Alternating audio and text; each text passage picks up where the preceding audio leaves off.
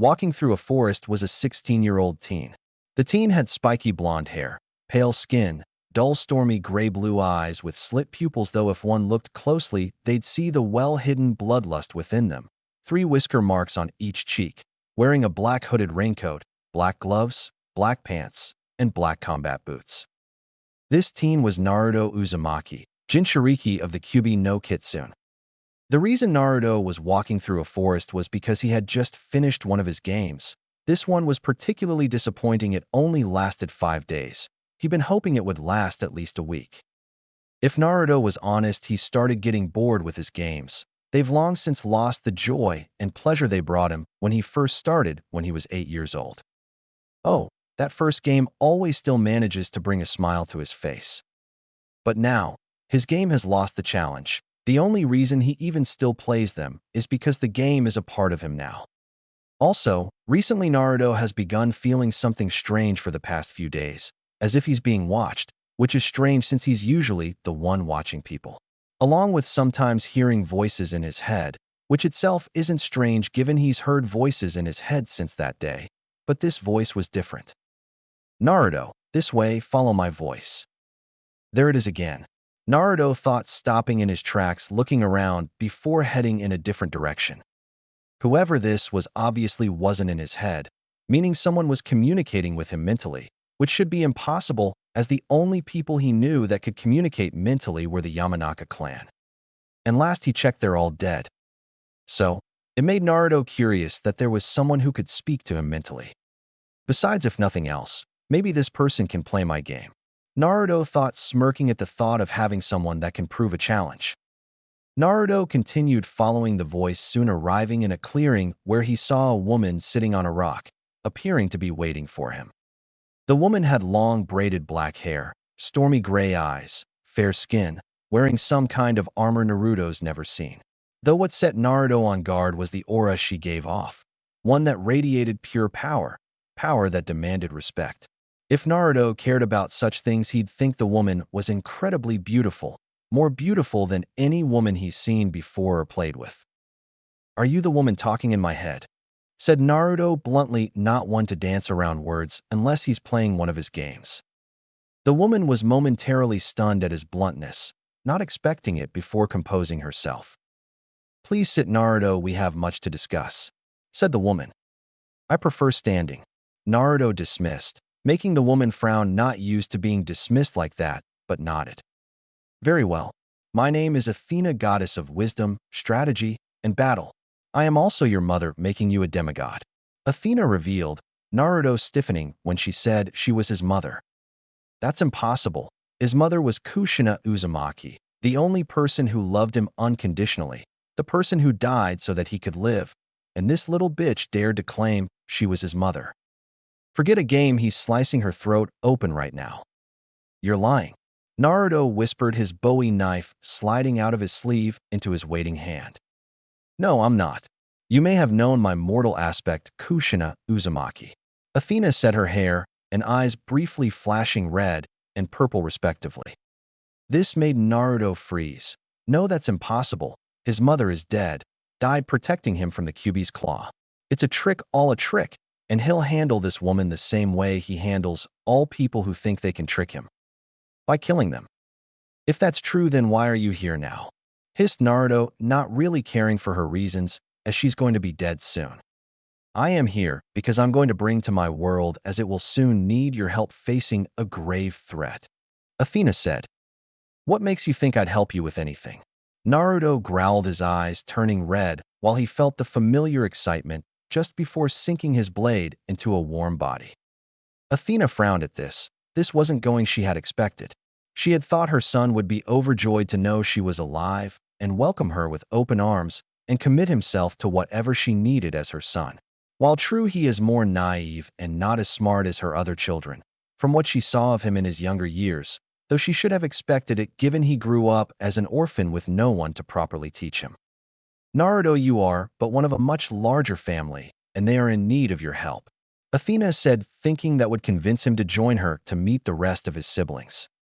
This, however, only increased his anger, that she had more children, one she apparently cared about more than him, and she thinks he'd actually help them, Not only was she stupid, she's delusional. Naruto was more likely to end their miserable lives one by one. You're under the impression I'll go anywhere with you, Naruto said. I'm sorry, my son, but you don't have a choice. Close your eyes, said Athena, not feeling the least bit remorseful. Right after I see if gods bleed, thought Naruto, preparing to slash her throat open. However, before Naruto could raise his knife, Athena began glowing brightly, forcing him to shield his eyes. When he opened his eyes, he found himself in a completely different forest. What? Shouted Naruto, looking around angrily. Go that way.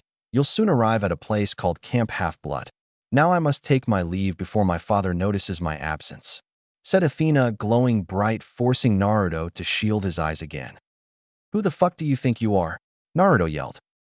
Athena thought her son was rather bold to talk to her like that before vanishing back to Olympus. Once the flash was gone, Naruto growled in anger. If that bitch thought he'd do anything she said, she was dead wrong. Turning in the opposite direction of the camp his mother told him to go to, though he did contemplate going there, if only just to slaughter anyone he finds there. But no, first he needs to learn everything he can about this apparently alternate world. Though among the anger he felt, Naruto couldn't help but grin evilly. Maybe this new world could prove more challenging than his own. He supposed he could thank his mother for that, right before he kills her. First things first, learning everything he can learn about this world. Then he will plan his greatest game yet. Time skip 7 years. A month had passed after the Second Giant War and Gia's defeat. The demigods of Camp Half-Blood and Camp Jupiter took action. The new alliance between Greek and Roman demigods had caused stir in their world. Monsters scattered, barely acknowledging themselves, and the demigods took this chance with full force. Demigods on both sides worked together, creating a nation of sorts. They built a city close to Camp Half-Blood called New Greece and began building forts and settlements all across the American nation. Businesses opened, trading, and new nation was built in less than 3 years. The demigods even managed to build a citadel in Alaska. The united camps on both sides had even made the Olympians act more mature, with Zeus agreeing to allow the gods to help build this nation. But like all nations, leadership was required to keep order and balance. So, a group of the most powerful demigods created what was referred to as the Demigod Council, which oversaw the protection of the Demigod Republic and Olympus. The council was made up of the most powerful and elder demigods alive, including Percy Jackson, Jason Grace, Annabeth Chase, Piper McLean, Leo Valdez, Frank Zhang, Hazel Levesque, Talia Grace, Reina Ariano, Nico D'Angelo, and the eldest and some considered best demigods, Kai Jin and Master Ambrose. The council, though didn't make the laws or rules, merely upheld them. That duty was still held by the gods, with Hermes delivering any updates to the council. Ever since the Republic was formed, things have been going very well for all demigods, with the gods and demigods calling it their golden age, with the council doing an excellent job in keeping the peace and order. That is until recently. Recently, several demigod settlements have been hit with a string of strange murders. Normally, this wouldn't be cause for concern, with most thinking it was just some monsters brave enough to attack and killing a few demigods before being sent back to the underworld. That is, if the cause of death were caused by monsters. When all the bodies were found, it showed the wounds were caused by a weapon, a knife to be specific, no by claws, teeth, or even being torn apart. So, whoever was doing the killings was not a monster. At first, the council didn't get involved, believing the militia of the first attacked settlement could handle it. That is until they found 5 more bodies, all in different settlements. With this, the council got more involved, investigating the killings themselves. At first, they'd find 2 or 3 bodies a week. Then they started finding 8, then 12, until after 2 months they had found 75 dead demigods, all in several different settlements, all either Roman or Greek. The council had no choice but announced that there was a serial killer on the loose.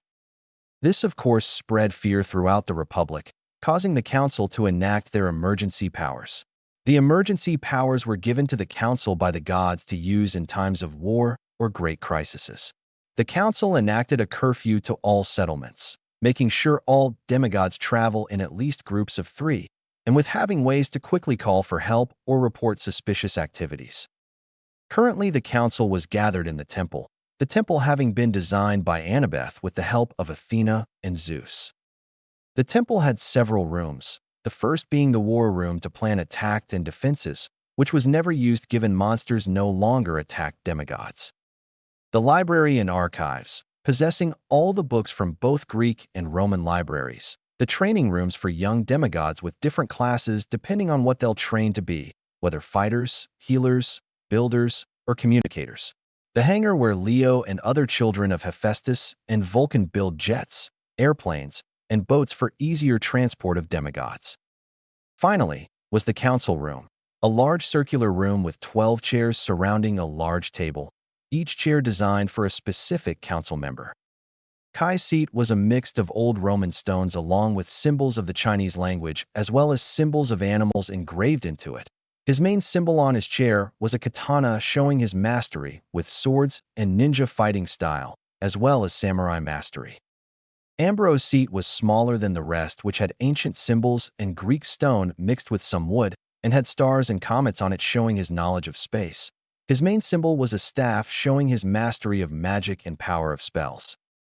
Talia's seat was made from wood and had animal skins on it with it glowing like the moon with silver metal glimmering in the light.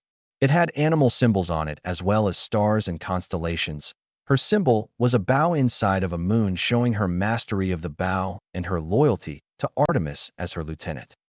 Rhaena's seat was made of Roman stone with images of swords and shields within it, as well as purple banners flowing from the sides, and the letters SBQR engraved on it, as well as symbols of wings and a Pegasus on it. Her symbol was a sword with the letters SBGR engraved on it showing her leadership skills and loyalty to Camp Jupiter and New Rome. Frank's seat was made of Roman stone mixed with a bit of Greek with a boar engraved on its side with a bow and spear engraved, as well along with purple banners with SBQR on it, which had swords and shields decorated it. His symbol was a symbol of a man mixed with a bear, bird, and wolf showing his ability to shape-shift as well as his leadership skills. Leo's seat was made of different metals, celestial bronze, imperial gold, Greek and Roman stone, and had symbols of a dragon, for Festus, and a warship, for the Argo too, engraved as well, and some flames. His main symbol was a forge and hammer, showing his mastery of smithing and crafting and his control over fire. Piper's seat was made of Greek stone with symbols of musical notes as well as roses and doves, but not only that, it had symbols of daggers, and a lightning bolt through a heart, and a Cherokee symbol. Her main symbol was a heart with musical notes around it with a dagger inside, it showing her ability of charm speak and her skills with a dagger. Hazel's seat was made of gems and jewels with Roman stone and gold, silver, and all other rare valuables. Her main symbol was of a ghost with mist surrounding it with gold coins at its feet, showing her ability to control the mist and her relation to Pluto and her ability to summon gems and jewels from the earth. Jason's seat was made of imperial gold with Roman stones and had some purple and orange banners flowing from it, as well as lightning bolts and storm clouds on it. His chair had a blue color to it and had a sword and shield symbol on it as well. He also had a symbol of a wolf as well as a peacock symbol, showing his position as champion of Juno and Hera. His symbol was over a lightning bolt with a sword showing his ability to control lighting and fly, as well as his position of being the son of Jupiter. Annabeth's seat was made of Greek stone as well as some Roman stone with symbols of books and owls and swords and shields. She also had a symbol of a trident for her relationship with Percy on her seat, as well as bolt of lightning and a picture of the golden fleece for her participation the lightning thief and sea of monsters quests. She also had a picture of the Athena Parthenos which she had recovered herself. Her symbol is a picture of an owl with a dagger in its claws as well as a building in the background showing her position as architect of Olympus and her loyalty to her mother Athena and her power as a warrior. Percy's seat was like a laid-back seat made of Greek stone and wood with symbols of fish and dolphins, as well as a trident with waves and whirlpools around it. It had Atlantean steel engraved in it along with an owl symbol for his relationship with Annabeth, and a picture of a cookie for the blue cookies his mom makes him. On its side there was also a picture of a Pegasus next to a hellhound for his two companions Blackjack and Mrs. O'Leary. It also had a fishing pole along with a Cyclops eye with a picture of the Empire State Building and the word Camp Half-Blood. His main symbol was a trident, which middle spike was a sword, showing his current position as the best swordsman alive in the last 300 years and the son of Poseidon, as well as hero of Olympus. Finally was Nico's seat, which was made of black Greek stones with Stygian iron and with pictures of ghosts, shadows, swords, and skulls, along with skeletons, a picture of a scythe, with the helm of darkness, and Cerberus with the symbol of a hellhound, the symbol for the Furies. The seat also had bones added to its sides with a seal of Pluto, showing his position as ambassador of Pluto. It also had a picture of a girl with a bow, her hair braided back with the word Sorella underneath it, for his fallen sister Bianca. His main symbol was a skull with shadows around it with rubies inside the eye sockets, along with a sword through the skull, showing his powers of death and shadows, and as a child of Hades. Currently, all 12 council members were present, while on the table were files of all the victims of their killer. Most of the bodies were found just lying around, the killer not even bothering to hide them. But there were also some bodies were put up on display in what were public places, as if the killer wanted to show everyone they were particularly proud of these victims. It sickened all of them that someone was this twisted to hang bodies up in display. Okay, so far what do we know? Asked Percy, rubbing his head, as they've been here for hours discussing any connection between the victims, where they were found, and what settlements they lived in. All the victims were found in different settlements, maybe 7 or 8 in each, before there's a break of at least 3 or 4 days before more bodies start dropping again. 65 of the victims were demigods, the other 10 were satyrs or nymphs. 10 were children of Hermes, 15 of Aphrodite or Venus, 5 of Hephaestus, 4 of Ares, 6 of Demeter or Ceres, 10 of Apollo, Roman and Greek versions, and 15 are of unknown parentage. Kai said in growl-like voice. Kai was a tall Chinese male with scars all over his body. He had tan skin along with tattoos of dragons and katanas on his body. He had no hair, and one of his eyes was scared from a battle with a hellhound. He always carried his katana wherever he went and wore dark brown monk robes and sat with an air of power and confidence. The council members whose parents were called looked down sadly at the deaths of their siblings. What about the unknown ones? Asked Hazel. We do not know. The bodies were too cut up to recognize any defining features, responded Ambrose sadly at all the deaths. Ambrose was small, smaller than a child, but looked old beyond belief. He had a long white beard that went to his chest and carried a wooden cane and green eyes that shines with years of knowledge. His robes were much like Kai's, but instead of being brown, they were tannish white. Talia, were you or any of the hunters able to pick up any tracks or clues left behind by the killer, anything that could get us a lead on them? Said Jason, looking to his sister, who clenched her fists. No. Whoever this is knows how to cover their tracks and scent, Talia said in annoyance, finding it insulting none of the hunters could find so much as a clue of who the psycho doing this was. The only thing left behind is this, said Leo, pointing to a drawing, and that's found at all the murder scenes. A picture of a ghoulish mask, drawn in blood. It reminded them all of the ghost face mask, only darker and more organic looking. They all guessed that must be what the killer wore to hide their identity. Not like it mattered, as anyone who's seen them doesn't live long to tell anyone, and they've never got so much as a picture. Just who was this maniac? Later, Annabeth groaned as she closed the door to her and Percy's apartment. They had both moved into the city surrounding the temple, as it'd be easier than traveling all the way there. It also helped that there was perfect replica of the college from New Rome built there. The apartment was a decent size for 2 people, having a kitchen, a living room, a second floor with a bedroom, bathroom, a balcony overlooking the city, a spare room, and a walk-in closet. What? She may not be a daughter of Aphrodite, but she's still a girl who loves clothes shopping. The meeting had lasted another hour before ending. Percy and most of the others decided to stay behind to try to find any connection between the killings. The only other who left were Talia, Jason, Piper, and Nico. Going upstairs, Annabeth walked into the spare room where a large board with dozens of postings and pictures were put up. This was everything she has managed to collect on the killings, wanting to do her own investigation. There were pictures of all the victims with their godly parent, where they lived, and in the center was a picture with question mark and the word killer over it, along with the mask symbol seen at the crime scenes. Who are you? Why are you doing this? Thought Annabeth, biting a pen cap. Call it the Athena in her, but Annabeth wanted to solve this crime on her own, if only to find out the killer's reason for it. Annabeth then turned her attention to the wall where pictures of the 15 unknown demigods were hung. This one really had Annabeth's interest, the reason being these 15 demigods were all the ones found put on display. Not only that, but the reason why they couldn't be identified was because there was nothing to identify them by. The fingerprints were cut up beyond recognition, the teeth were pulled out or smashed in, the faces slashed up, all the blood was contaminated with bleach, and the eyes pulled out. Why go through the trouble of making it so these 15 couldn't be identified? What makes them different from the rest? Annabeth thought. She had two theories. The first being the killer had a grudge against these specific demigods and wanted to show it through acts of cruelty. The second was the demigods had the same godly parent, and the killer went after their godly mom/dad by going after the children and cut them up so they wouldn't be able to tell whose children they were. Annabeth was cut from her thoughts when she took a closer look at the victims, seeing some similar features.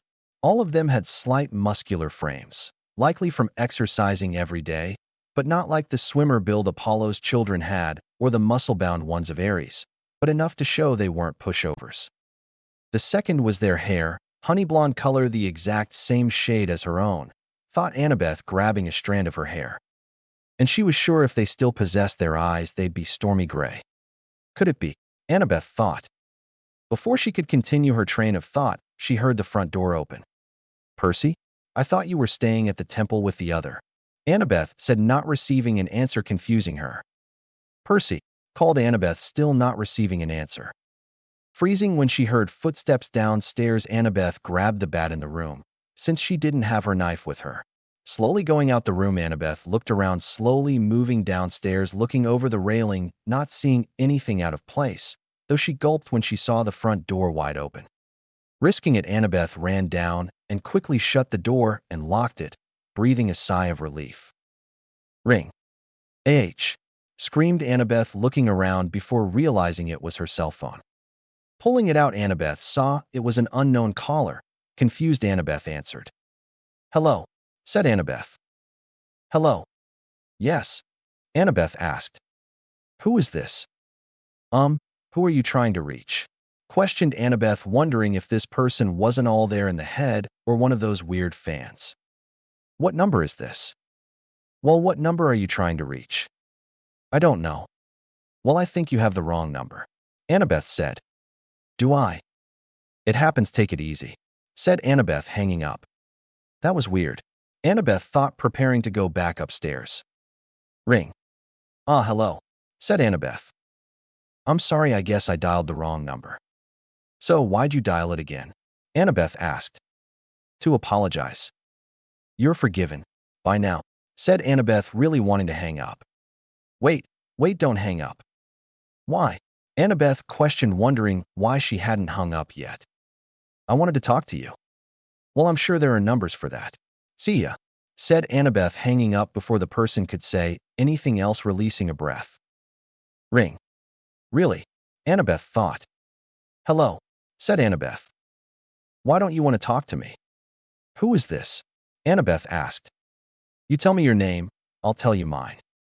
I don't think so, said Annabeth, now starting to get nervous. Come on, just talk to me. I promise I don't bite. Okay, fine. What do you want to talk about? Annabeth asked. What do you like to watch? I don't. Game of Thrones, scandaled, said Annabeth, walking around. How to Get Away with Murder. Yeah, that one's pretty good, I guess, Annabeth said, looking up the stairs. I like a strong female lead. You sound pretty strong yourself. I feel sorry for anyone who tries attacking you. Don't even joke about that, said Annabeth, not finding it funny with all the killing going on. I'm sorry. What else do you like? Comedy, horror? Definitely not horror. Real life is scary enough these days. I barely sleep anymore, muttered Annabeth. You do look tired. This made Annabeth freeze, looking at her phone, starting to get scared. What? Said Annabeth. You sound tired. Annabeth looked around before seeing a window open and walked quickly over to it. Who are you? Annabeth said.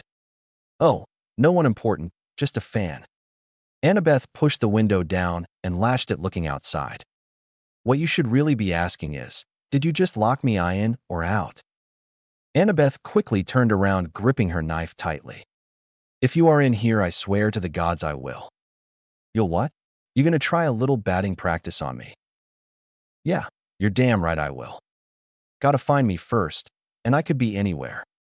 I've got your number, we will find you, said Annabeth. By all means, they'll reach a nice, confused man named Arden Maine, and no one will ever get here in time, so I suggest you talk. To me. What do you want from me? Annabeth asked. To show you the truth, Annabeth, about who you really are, and trust me, it's gonna hurt. You don't even know me, denied Annabeth. But I do, and that's the real horror show. I know that everyone is lying to you, using you. What are you talking about? Demanded Annabeth. Your two-faced friends, your fraud of a family, your whore of a mother. It all started with her, Annabeth, but it's gonna end with you. Also, word to the wise, you tell anyone about this, and the next bodies you find will be that nice little family in San Francisco. See you soon. With that person, the killer, Annabeth knew, hung up. Annabeth breathed heavily, looking around before hearing a thump upstairs from her murder board. Running upstairs, Annabeth gasped, seeing the entire room was destroyed, papers thrown everywhere, torn apart. Annabeth looked around in fear before seeing something pinned to the wall. Going over to it, she saw it was a picture of all the council members and the Olympians. It was taken after the completion of the temple. Death is too quick. So tell me, daughter of Athena, what is the most common crime that was committed in Greek mythology? Naruto smirked as he put his cell phone in his back after mentally torturing Annabeth, his so-called mother's favorite child. She has a special place on his list to destroy Athena. Closing his eyes as his clone's memories came back. Shadow clones, they make the game so much easier to be in separate locations at the same time.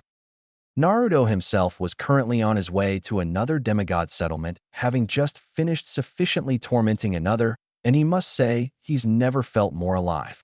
While these demigods aren't as skilled or as powerful as the ninja he killed back home, but this world has opened so many more possibilities for his games. In the elemental countries, he could only stalk his prey and leave threatening notes. Now he can contact them directly, get them nervous of where he is, make them paranoid of who he could be. It was all so exciting. Especially with the Hunters, a group of young immortal girls in service of Artemis, goddess of the hunt, the moon, childbirth, and chastity, and another person on his list. He encountered a few hunters already. He killed them, of course. Those were the bodies he made sure weren't found, not wanting an angry goddess after him. Yet, if he remembered correctly, he's killed 12 hunters. How he wished he could kill the rest. But no, first he had to take care of Artemis first. And her lieutenant. Naruto thought idly, raising a hand to his neck where an arrow had nicked him. While thinking, Naruto remembered the first kills he made in this world. Flashback. Naruto growled in annoyance, having been walking for nearly an hour, his bitch of a mother apparently finding it funny to drop him in the middle of a forest at night. Just another reason to kill her. Then he heard one of his favorite sounds, as it usually precedes screaming, teenage laughter. Smirking as he flipped his hood up, Naruto went forward, soon finding a campsite with a tent and a dying fire. In the tent, he could see two shapes inside. Perfect, Naruto thought, looking down before finding a decent-sized rock. Picking it up, Naruto threw it as a tree, seeing the shapes jump a little at the sudden sound. Naruto was still too far away to hear what they were saying, but did see one of the people in the tent get up and walk out, showing a male teen in just pants, making Naruto roll his eyes. Of course, hormonal teenagers, thought Naruto, beginning to think they just had no survival instincts. Hello, anyone out there? The guy shouted. Yes, yell as loud as you can, not knowing who can hear you. Naruto, though sarcastically, this time purposefully stepping on a twig, breaking it. Naruto ducked into the shadows as the guy started walking towards with a flashlight in hand. Anyone there? Said the guy, waving the light around. When he didn't find anything, he shrugged and turned around to head back to the tent. But when he did, he gasped, seeing Naruto standing behind him. Before he could utter another sound, Naruto's knife was buried in his throat. Naruto watched in enjoyment as the boy tried stopping the blood from flowing to save his own life. though Naruto knew it was futile, making sure to hit the carotid artery. He made sure to study up on human anatomy before he committed his first murder to know what to hit to ensure his victims can call for help. In a few seconds, the teen had bled out, making Naruto smirk before turning his attention to the tent where the other was. One down, one to go, Naruto thought. Walking up to the tent, Naruto heard the girl speak, thinking he was her boyfriend. Not responding, Naruto walked around the tent, hearing the girl's heartbeat increase as she moved away from him.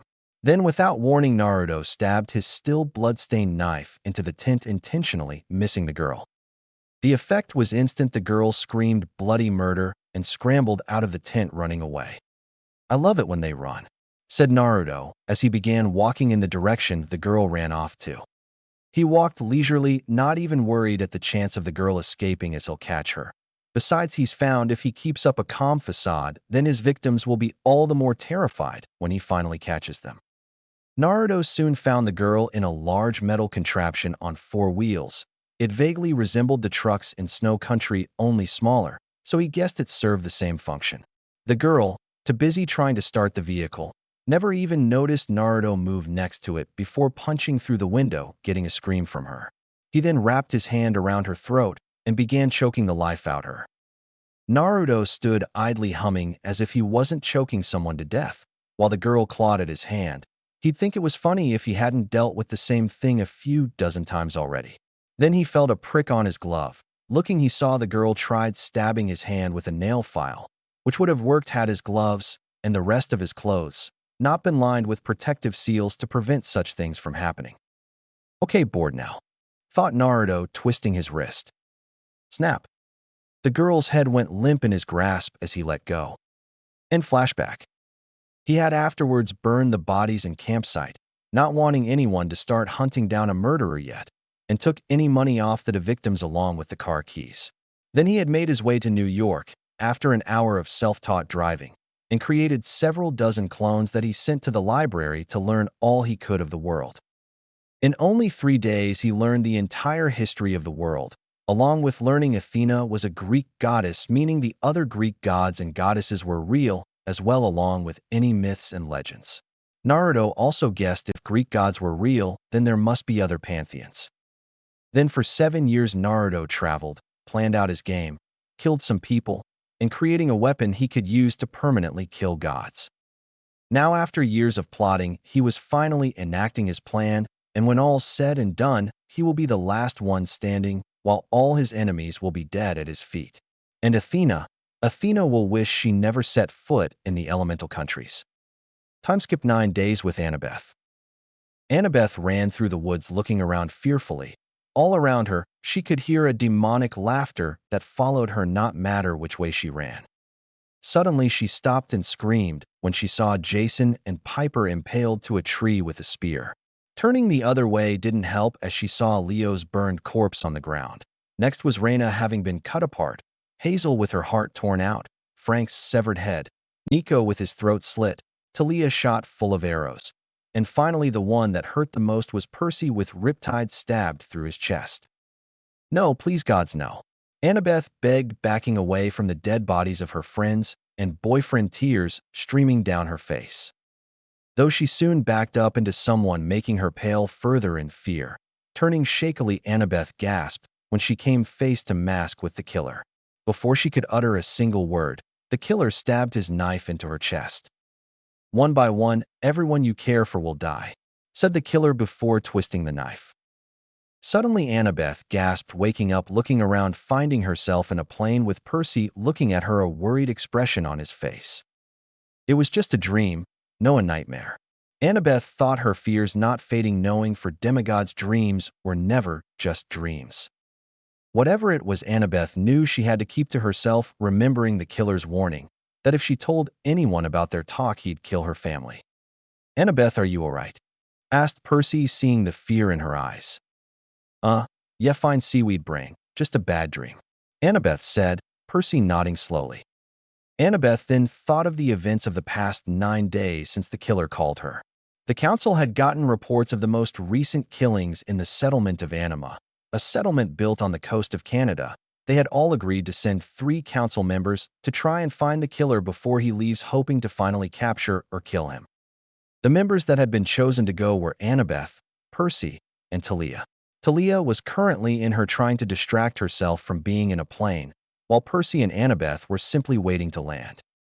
Soon they all felt the jet land, showing they had arrived, with Talia running out instantly thankful to be back on solid ground, Percy and Annabeth following at a more sedate pace.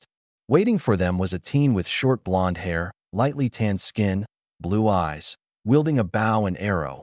All 3 could tell he was a son of Apollo from his looks. "Are you the militia leader?" asked Percy. "That's me, Jake Acosta, son of Apollo," Jake said, holding out his hand, which Percy shook. "So, what can you tell us about the killings?" Talia questioned after calming her nerves.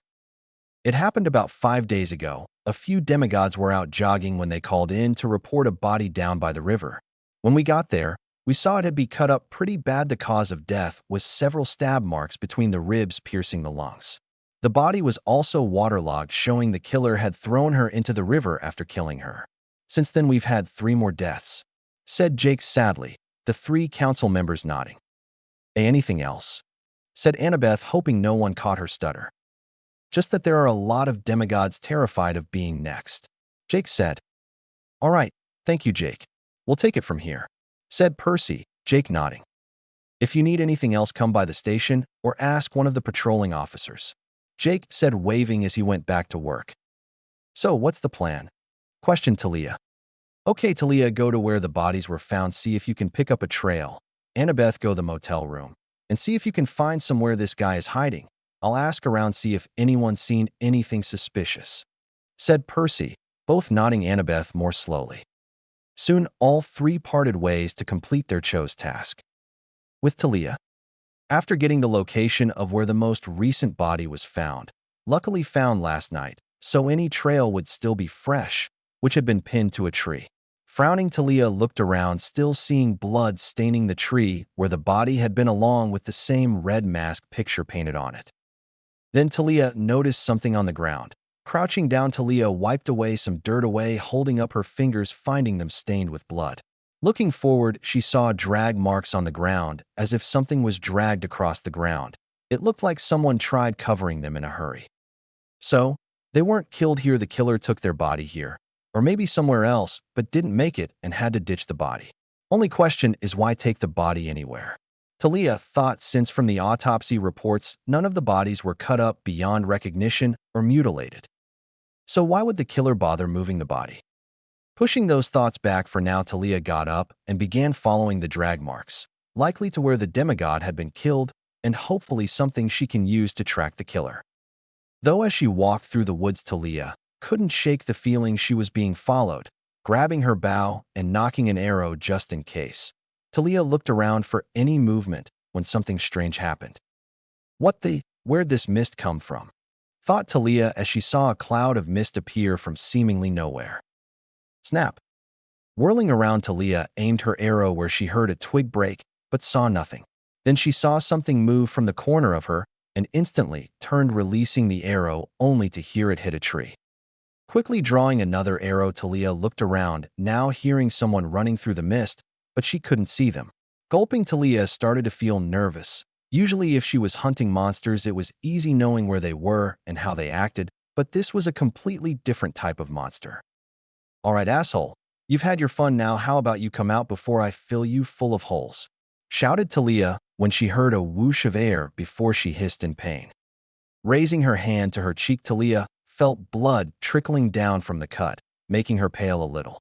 Looking, she saw the cause of the attack was a knife with a strange design with a ring at the base of the hilt. A kunai, Talia thought it was called.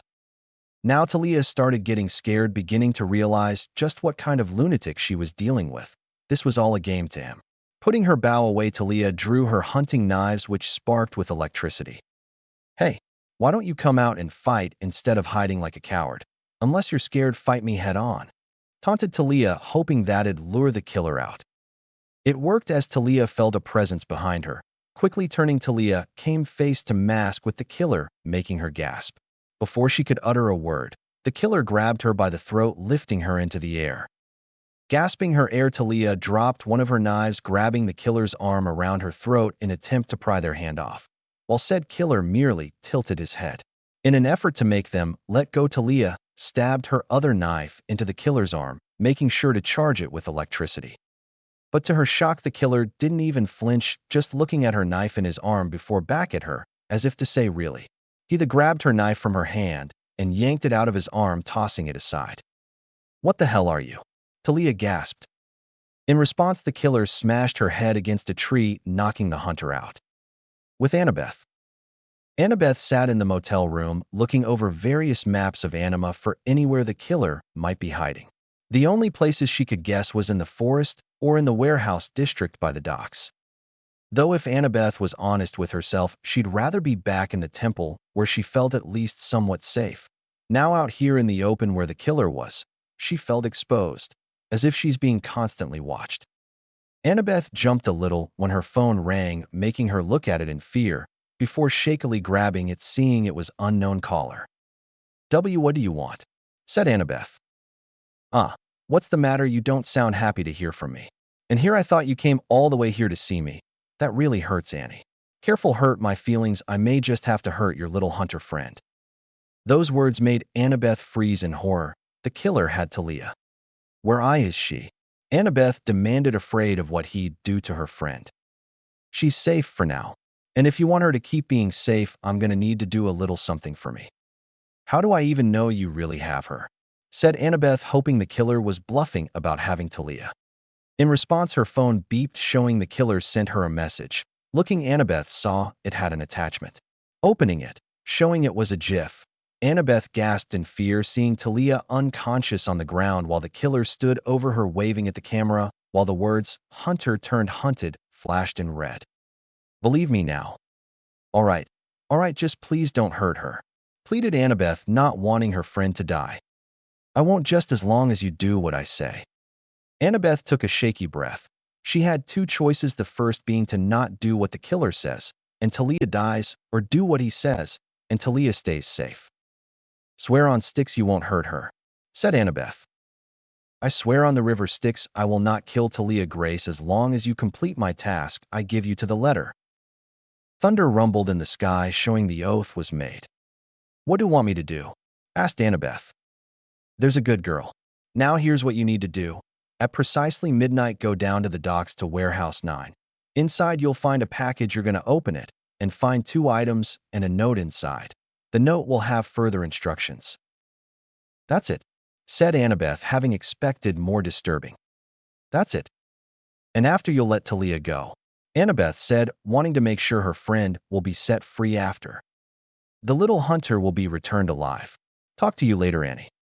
With that, the killer hung up while Annabeth tried desperately to calm her rapidly beating heart. The killer had Talia, and now she had to do what he said, or Talia would pay the price. Later midnight. Naruto stood idly watching Warehouse, waiting for Annabeth to show up, pulling out one of his burner phones, dialing a number, and waiting for the person to pick up. "Acosta. Hi. Yes, I'd like to report some suspicious activity down by the Warehouse district," said Naruto, making sure to disguise his voice. "What kind of suspicious activity?" "I saw a person sneaking into a warehouse. Not sure which one. They seem to be dragging large bundles inside with them." Naruto replied with a smirk. "All right, stay right where you are. The militia will be there soon to get a full report." "Better hurry, I see them coming back," said Naruto, hanging up and throwing the phone away while seeing Annabeth enter Warehouse 9. With Annabeth. Annabeth breathed deeply as she entered the warehouse, finding it completely dark aside from a single light bulb shining down on a brown package on the ground. Walking up to the package, Annabeth picked it up and opened it up, paling when she saw a bloody knife and the killer's mask inside, along with the note. Grabbing the note, Annabeth unfolded it, seeing what it said. "Put me on. Pick me up." Gulping, seeing what the killer wanted, Annabeth grabbed the mask, sliding it on over her face before picking up the knife. "All right, now what?" muttered Annabeth, feeling dirty wearing this mask. Then she noticed something else in the box. Looking, she saw more writing. "Smile for the camera." For a moment, Annabeth was confused before her eyes widened in realization. But it was too late as the warehouse lights went on and a camera began taking several pictures of Annabeth in the killer's mask and holding a bloody knife. But what had Annabeth's attention were the 5 dead demigods strung up by their hands. It was in that moment Annabeth realized the killer had set her up. Annabeth robotically pulled out her phone once it rang, already knowing who it was. Damn killer. Never knew you had such a dark side. I wonder what your friends would think if they saw these lovely pictures of you after brutally killing 5 demigods. You set you up. Annabeth hissed in anger. Of course, I did, but who will believe you? You can't tell anyone. I mean, how will you explain finding 5 bodies no one else could, or having my mask and my knife? And you can't tell anyone about these secret calls unless you want me leaving pieces of your family across America. Face it, killer, we're partners now. Also, you might want to get out of there as I just saw the militia arriving along with your little boyfriend. This made Annabeth pale, her anger replaced with fear at being caught like this, quickly taking the mask off, throwing it and the knife away, and ran out of the warehouse. Later, Annabeth made her way back to the motel room. After avoiding the militia members scouring the warehouse district, likely finding the bodies in Warehouse 9 by now. It had just been one bad thing after another. First, the killer called her again, revealing he had Talia, set her up to look like his partner. Probably was the one who called the militia, and worst of all, he still had Talia. All of it made Annabeth want to cry, with tears welling in her eyes. Once she reached the room, she stopped, seeing a note pinned to the door. Thinking it the killer, gloating, Annabeth tore it down, not reading it, and went in the room. Though she stopped when she saw Talia laying on the couch, her chest raising ever so lightly, showing she was alive. Shocked and relieved at seeing her friend alive, Annabeth looked at the note. A deal's a deal. Relief flooded Annabeth that the killer did as he said and returned Talia. Running over to her, Annabeth knelt down and shook Talia awake, wanting to make sure she was really alive. Talia, please wake up, said Annabeth, as Talia moved a little before her eyes opened, much to Annabeth's relief. Annie, groaned Talia, still disoriented, while Annabeth pulled her into a hug. Thank the gods you're alive, Annabeth whispered while Talia seemed to remember what happened. Annabeth, the killer. I saw him. He attacked me. Wah. How did I get here? Said Talia rapidly. It's okay. What's important is that you're here now, Annabeth said, as Talia began shivering. I actually thought I was going to die, and there was nothing I could have done about it, said Talia lowly, while Annabeth comforted her friend.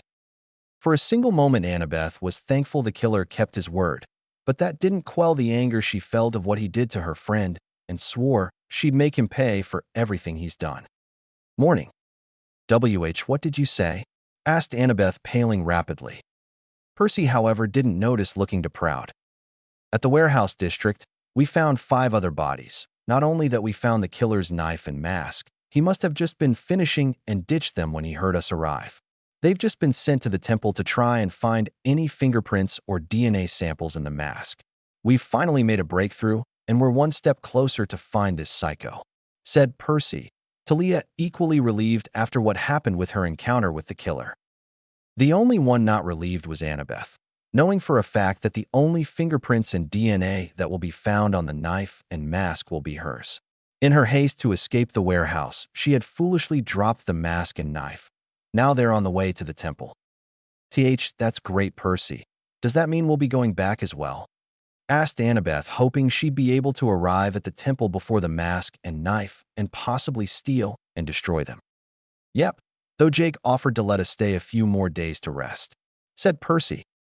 No, Annabeth shouted, surprising Percy, while Talia looked at her in confusion. I mean, no.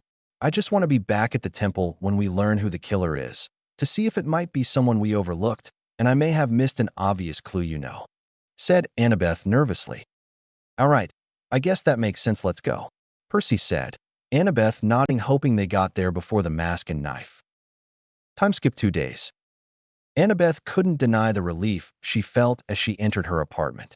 When they had arrived back at the temple, they were greeted by Jason and Leo, worrying Annabeth that the mask and knife had arrived and been tested. But in fact, they told them that the truck transporting the knife and mask had been ambushed, the guards and drivers killed, and the mask and knife gone. She already knew the killer was responsible, but doubts he did it out the goodness of his heart. He had a motive for doing. Before she could continue that train of thought, her phone rang, making her glare at nothing in particular. "What do you want?" demanded Annabeth. "Easy, killer. No need to be so hostile, especially after I returned your little friend and cleaned up your mess with the knife and mask. After all, what kind of partner would I be if I didn't help out?" "Okay, first, we are not partners. You set me up. Second of all, get this through, that demented little head of yours stay away from me and my friends. Stop calling me and leave me alone. I'm done with you," growled Annabeth, hanging up before the killer could say anything. Instantly, her phone vibrated with a message. Looking, she saw it was from the killer. "Then I'll just find someone else to play with." Unknown location. Talia groaned as she opened her eyes before closing them at the bright overhead lights. Opening her eyes slowly, Talia tilted her head to not stare directly at the lights, before her eyes snapped open as she registered laying on a metal surface and something in her arm. Raising her head, Talia's eyes widened when she saw she strapped to a metal table wearing a white gown instead of her regular attire, making her realize in horror that someone had stripped her of her clothes. Swallowing the bile rising in her throat, Talia looked at her arm, seeing and forebag. Hyperventilating, Talia tried calming herself down enough to create some electricity. But to her further horror, Talia realized she couldn't summon any lightning or wind. She couldn't use her powers. Just then she heard a door open, making her look around rapidly, trying to find it, but couldn't. Hey, who's there? Who are you?" shouted Talia, only getting deep, raspy breathing in response and loud, heavy steps. Soon the masked visage of the killer came into Talia's view, making her pale, realizing she had been captured. "What were you going to do to me?" said Talia, afraid he already did something to her while she was knocked out. In response, the killer raised a gloved finger to their masked mouth before pulling out a syringe and injecting it into the fore as Talia struggled in her restraints. No, no. Keep that away from me, I swear," said Talia, feeling sleepy from whatever he injected in her. Before sleep took, Talia felt the killer caress her cheek. For weeks. That's how long it has been since Annabeth had told the killer to leave her and her friends alone, and things have gone from worse. After the disaster trip to Anima, the number of bodies found have nearly tripled, with the killer now killing 10 to 15 demigods in each settlement. Annabeth couldn't help but feel guilty, thinking it was her fault for the increase in killings because of her telling the killer off. Not only that, but with the increase in killings, the council started holding more sessions. Not all of them were mandatory for attendance, which Annabeth was thankful for. But Percy went to all the meetings and often stayed longer with the others to try and locate the killer, making it so they were lucky to see each other more than 3 times a week outside of meetings. The only good thing Annabeth could see that came from the Anima trip was that she and Talia spent more time together, which the daughter of Athena was thankful for, as they haven't had much time together after Gaia's defeat, with Annabeth designing the temple and Talia as Artemis's lieutenant. But after being held captive by the killer, Talia has spent more time near the temple than at the hunters' camp, leaving one of the more experienced and older hunters in charge while Artemis was gone. Annabeth only wished it didn't require one of them to be kidnapped by a deranged killer to reconnect. Though another thing Annabeth noticed is for the past week, they haven't gotten any reports on new killings, which strange as the killer has never gone more than a few days in his killings. Annabeth shook those thoughts for now, continuing her way to the temple for another meeting, one of the few she now attends recently.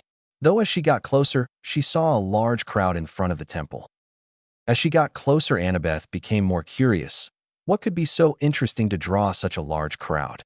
Moving her way through the crowd, Annabeth soon made her way to the front, and when she saw what everyone was staring, she gasped, covering her mouth in shock. In the front of the temple were 14 pillars, each bearing the likeness of one of the Olympians as a show of gratitude for their help in building the demigod nation. But now each of the statues, each twice the size of the Athena Parthenos at 80 feet tall, had been desecrated, each one covered in red paint in ways that would like blood leaking from their eyes, noses, ears, throats, and chests, insulting phrases painted on them, mostly in those who have several demigods. The one that stood out the most was a single word painted across Athena's head. Whore. while on each statue was a letter spelling out a phrase. Guess who's back? No. Annabeth thought, frozen in terror. He can't be. He can't be here.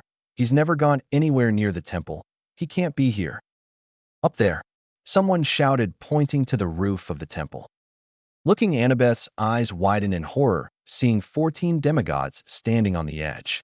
As everyone scrambled to get up to them and get them, Annabeth stood shocked, still knowing it was hopeless, as she saw something all the demigods had in common.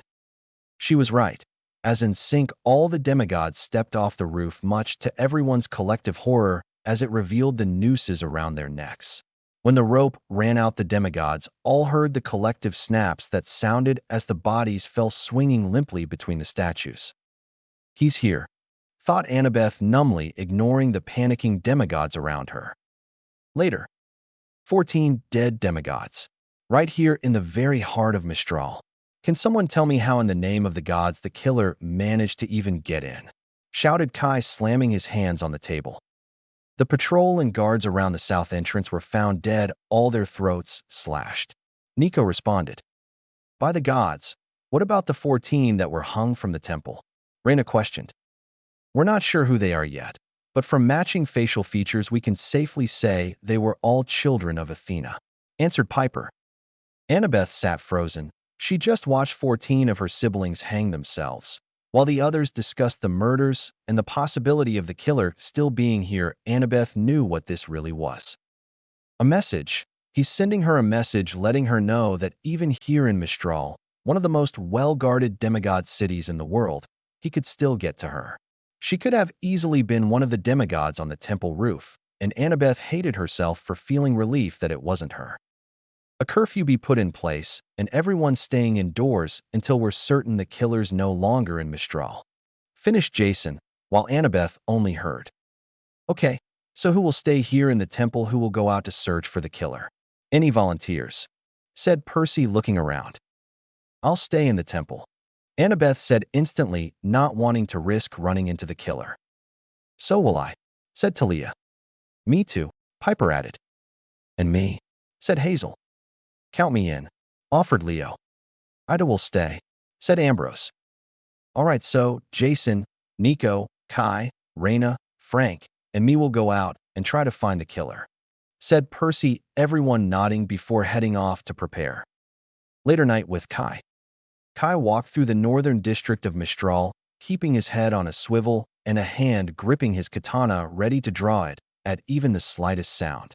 While some would consider him paranoid for constantly carrying his weapon, even when he slept and bathed, but Kai learned a long time ago that for a demigod, paranoia is what keeps you alive, always wary, always suspicious, and most importantly, constant vigilance, thought Kai, drawing his sword when he saw a figure stumbling around a corner.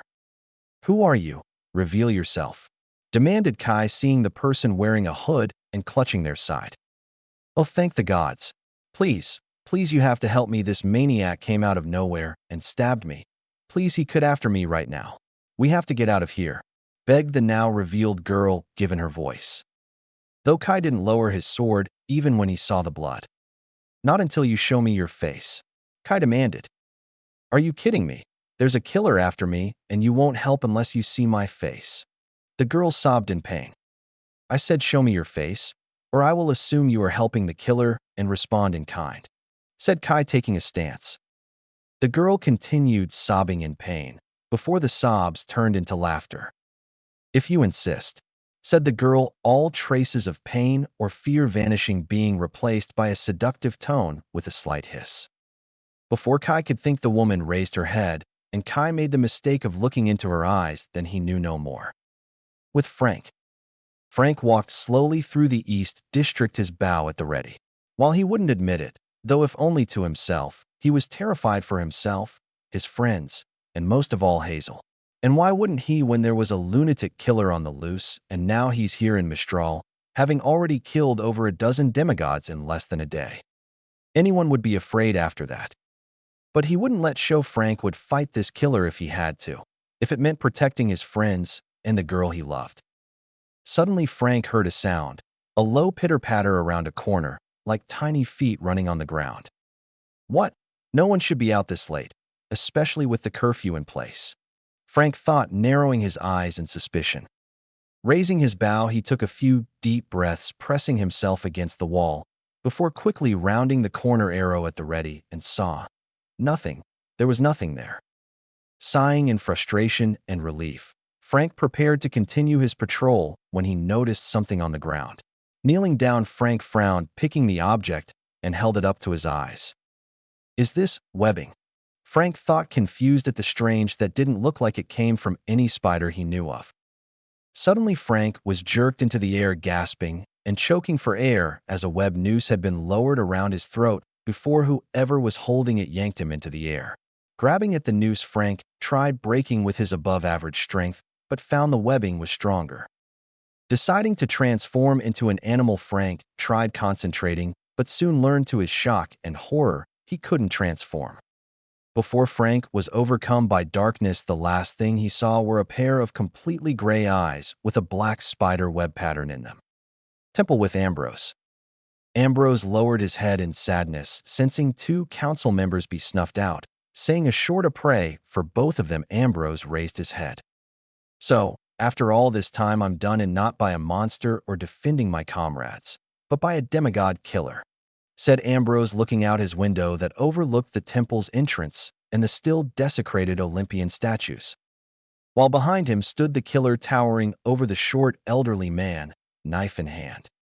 But before you do the deed, could you humor an old man and tell me, why cause such deaths and torment to innocent people who have done you no wrong? Questioned Ambrose. The killer tilted his head, contemplating whether just to kill the old man, before deciding to humor him before he dies. The killer pointed his knife at the statues of the Olympians, Ambrose humming in response. Ah, I see you are like the young Castellan. No, you are different. You do not have misguided goals of dethroning the gods. You simply wish to destroy them. Am I correct?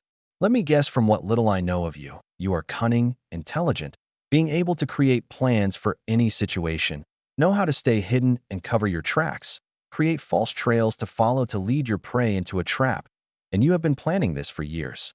You are a child of Athena, are you not? Ambrose deduced. In response, the killer angrily jerked Ambrose's head back, putting their knife to his throat, while the elder chuckled. I take it from your reaction, I'm correct, and you hate your mother. And here I thought it was Hades' children that held grudges. Very well then, do it. I accept my death. But know this, child, you will fail in your endeavor. Someone will rise to stop you, said Ambrose, looking into the killer's masked eyes. The killer said nothing before dragging his knife across Ambrose's throat, slowly savoring as he saw the light leave his eyes before dropping the now dead demigod. No one can stop what's coming, the killer thought, pulling out his phone, setting in motion the next phase of his plan. Time to show little Annie why it's unwise to anger him. With Annabeth, Talia, and Piper. Annabeth, Talia, and Piper sat in the lobby of the temple waiting for any news from the other council members. Leo had gone to his workshop in an effort to distract himself, and Hazel went for a walk around the temple. How do you think he got in? Asked Piper. Easy, he walked in like he owns the place, Talia said with a slight scowl. It was like the killer was mocking them, that no matter what defenses they have set up, what contingency plans are in place, they can't stop him. He was able to desecrate the Olympian statues and kidnap 14 demigods and make them kill themselves for Tartarus's sake. Annabeth remained quiet, trying to calm her nerves while looking at every dark corner, as if expecting the killer to suddenly pop out and kill them, which wouldn't be that surprising if she was honest. Suddenly a phone rang, making Annabeth jump, thinking it was hers. Sorry, that's mine, said Talia, pulling her phone out, frowning at who it was. Who is it? Asked Piper. It's Jason. I'm going to take this, he might need help, said Talia, getting up and walking away before either Annabeth or Piper could say something. This is bad, this is really bad, thought Annabeth, her entire body shaking. That was weird, don't you think? Jason needing help. No offense to Talia, of course, but Jason's not exactly a pushover, said Piper. Yeah, he's pretty strong, they all are. Hey, listen, Piper, I'm gonna get some fresh air for a little, it's getting a little stuffy in here, said Annabeth, said Piper, nodding. Yeah, sure, I'll be here waiting for to get back, Piper said, Annabeth giving her a grateful look before heading for the exit. When Annabeth was out of view, Piper's phone vibrated, grabbing it, and seeing she had a message with an attachment. Opening it, Piper gasped in horror when she saw her dad beaten and bloody, and tied up in the back of a car. With the picture was a message. If you want your old man in one piece, come out back alone, and don't about bringing a weapon or telling anyone. That is, unless you want dear old dad to become quite intimate with a blade. With Annabeth. Annabeth paced back and forth in front of the temple, breathing deeply. She still couldn't believe the killer was here. She half expected, half hoped this was all a bad dream. But she knew this was real. The killer was really here, and he could be killing her friends right now for all she knew. And it was all her fault. If she had just done what the killer asked, then her friends would be safe. But now they're all targets because she couldn't keep her temper in check. Just then her phone rang, and she shakily took it out and saw a DM from the killer. "Hello again, Annie." Annabeth shivered at seeing the killer call her Annie, a nickname she hated. Now she's afraid of it. Before sending a reply, "What do you want? Isn't it obvious? You didn't want to play? Now I'm making you play. You'll be choosing who lives and who dies." "No, I would never do that. And I won't play your sick game, you freak." "Yes, you will, or the next person I kill is your little boy toy." Annabeth just wanted to curl into a ball and cry. Now she either plays the killer's game or Percy dies. Why does it have to be me?" Annabeth mentally cried. Choose, the hunter or the lover. This made Annabeth's eyes widen. Hunter or lover, Talia or Piper. No, she can't choose between them. "No, please don't make me choose, please. Either you choose, or I do." Clock's ticking. Annabeth shook violently, putting her phone away and trying to think rationally. Okay, think Piper's still in the temple safe and has her dagger with her. Talia is with Jason, thought Annabeth, realization setting in. Jason didn't call Talia, the killer did. Without thinking, Annabeth ran down the temple steps and tried finding Talia. "Talia," shouted Annabeth, hoping she'll hear her. As Annabeth ran shouting Talia's name, she didn't pay attention to where she was going and ran into someone. Whoa, Annabeth, calm down," said a familiar voice. Looking, Annabeth saw Percy looking at her in concern. Instantly, Annabeth began rapidly about what happened, leaving out the killer's messages, not knowing what he'd do if she told someone. "Annabeth, calm down and talk slowly," said Percy, trying to get her to calm down. "Percy, you have to help quickly. Talia is missing. I think the killer might have called her pretending to be Jason to lure her away," said Annabeth, shocking Percy. "Okay, let's get back to the temple quickly, make sure everyone is safe, then we'll find Talia, I promise," said Percy, Annabeth nodding shakily. Percy ran ahead, Annabeth following behind him, but then she felt her phone vibrate with another message from the killer. "Time's up, choose." Annabeth took a shaky breath, not believing what she's about to do. "Do not hurt Talia." For a moment, he didn't respond, making Annabeth think she failed before she got a response. "As you wish." This lifted a little weight off Annabeth before realizing they had to hurry back to the temple to save Piper. With Piper had hurried to the back of the temple, looking around for her dad before spotting a black car a short distance away. "Dad," said Piper, running up to the car, and tried looking through the tinted window, but couldn't see in the car. Pulling out her phone, she sent a message to the killer. "I'm here. Where's my dad? And where are you?" "Right here." Hearing something, Piper whirls around, seeing the killer standing behind her. The killer hits Piper across the face as the demigod rights herself, backing away in fear before turning to run. "Help! Somebody help!" screamed Piper, hoping someone would hear her, while the killer slowly stalks after her. Running down an alley, Piper reaches a locked gate too high to get over. Looking, she pales in fear, seeing the killer approaching her, his knife clanging against the fence posts. "SSD, stay back," said Piper, attempting to use her charm speak, but the killer kept coming towards her. "I said stay back," Piper repeated in a stronger voice, as the killer didn't stop. "I said stay back, do not come any closer," ordered Piper, the killer not affected. Desperate to escape, Piper runs to an escape ladder and begins climbing it, the killer now hot on her trail after shaking off the charm speak. Piper continues climbing when she whimpers in pain, when the killer plunged his knife into her lower back before pulling it out and stabbing her again. Finally, the killer slashes the back of her leg, which hits a major artery, causing Piper to shriek in pain. Piper manages to climb to the roof and falls to her knees, gripping her leg as blood spurts out of the slash. Trying to stand up, Piper fell down again, sobbing in pain, crawling away before stopping at a skylight. Pulling out her phone, Piper tried calling for help. "Piper, what is it? What's wrong?" Jason. He's he here. The killer. The temple. He here," gasped Piper. "What? Are you all right? I'll be right there." Jason. "Yo, you have Tito SD, stop him, PL please." Piper begged. "Don't talk like that.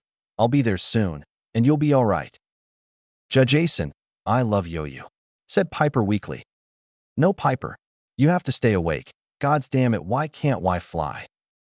"Jason," Piper whispered, dropping her phone. Piper. With Annabeth. Annabeth and Percy burst into the temple, looking around for anyone. "I'll find the others. Stay here," said Percy, running off. Pulling out her phone, Annabeth dialed Piper. Pick up, please pick up," Annabeth mentally begged before hearing something. Looking around, Annabeth recognized it as Piper's ringtone, trying to find the source before feeling something drip on her face. Raising a hand, Annabeth felt something warm and sticky on her face. Looking, she was horrified, finding it was blood. Looking up, Annabeth's fear shot through the roof, seeing a body lying on the roof. "Piper!" shouted Annabeth, running out and getting up to the roof. When she got up to the roof, Annabeth covered her mouth, choking on a sob, when she saw a trail of blood leading to Piper's motionless body. No, begged Annabeth, slowly approaching the body, seeing Piper's lifeless eyes. I'm so sorry. I didn't mean to choose. I didn't mean to," Annabeth cried, falling to her knees. Though she then heard something hit the roof. Looking, she saw it was packaged with a note. "Thought you might like something to remember me by." Looking in the box, Annabeth felt a new wave of tears hit when she saw it was the knife and mask the killer tricked her into using. Time skip 5 days. Annabeth laid curled up on her bed, a blank look on her tear-stained face. 5 days have passed since Piper, Ambrose, Kai's, and Frank's death. They had found Ambrose with his throat slit, Kai turned to stone, and Frank hung with spider web, his fire stick shoved through his chest. In a single night, 4 council members and 4 of the strongest demigods alive were dead. And not only did they have killer on the loose, they were working with Medusa and Arachne. If Kai turned to stone and Frank hung in spider webs was anything to go by. Everyone was hurt by their deaths, Hazel and Jason taking it the hardest, with it being their boyfriend and girlfriend, respectively, who were killed, with Nico and Talia being there for their siblings. But Annabeth felt the worst, knowing it was her fault they were dead, though logically she knew there was nothing she could have done to save them. She did know she was responsible for Piper's death. She had choice, and now she had to live with the consequences.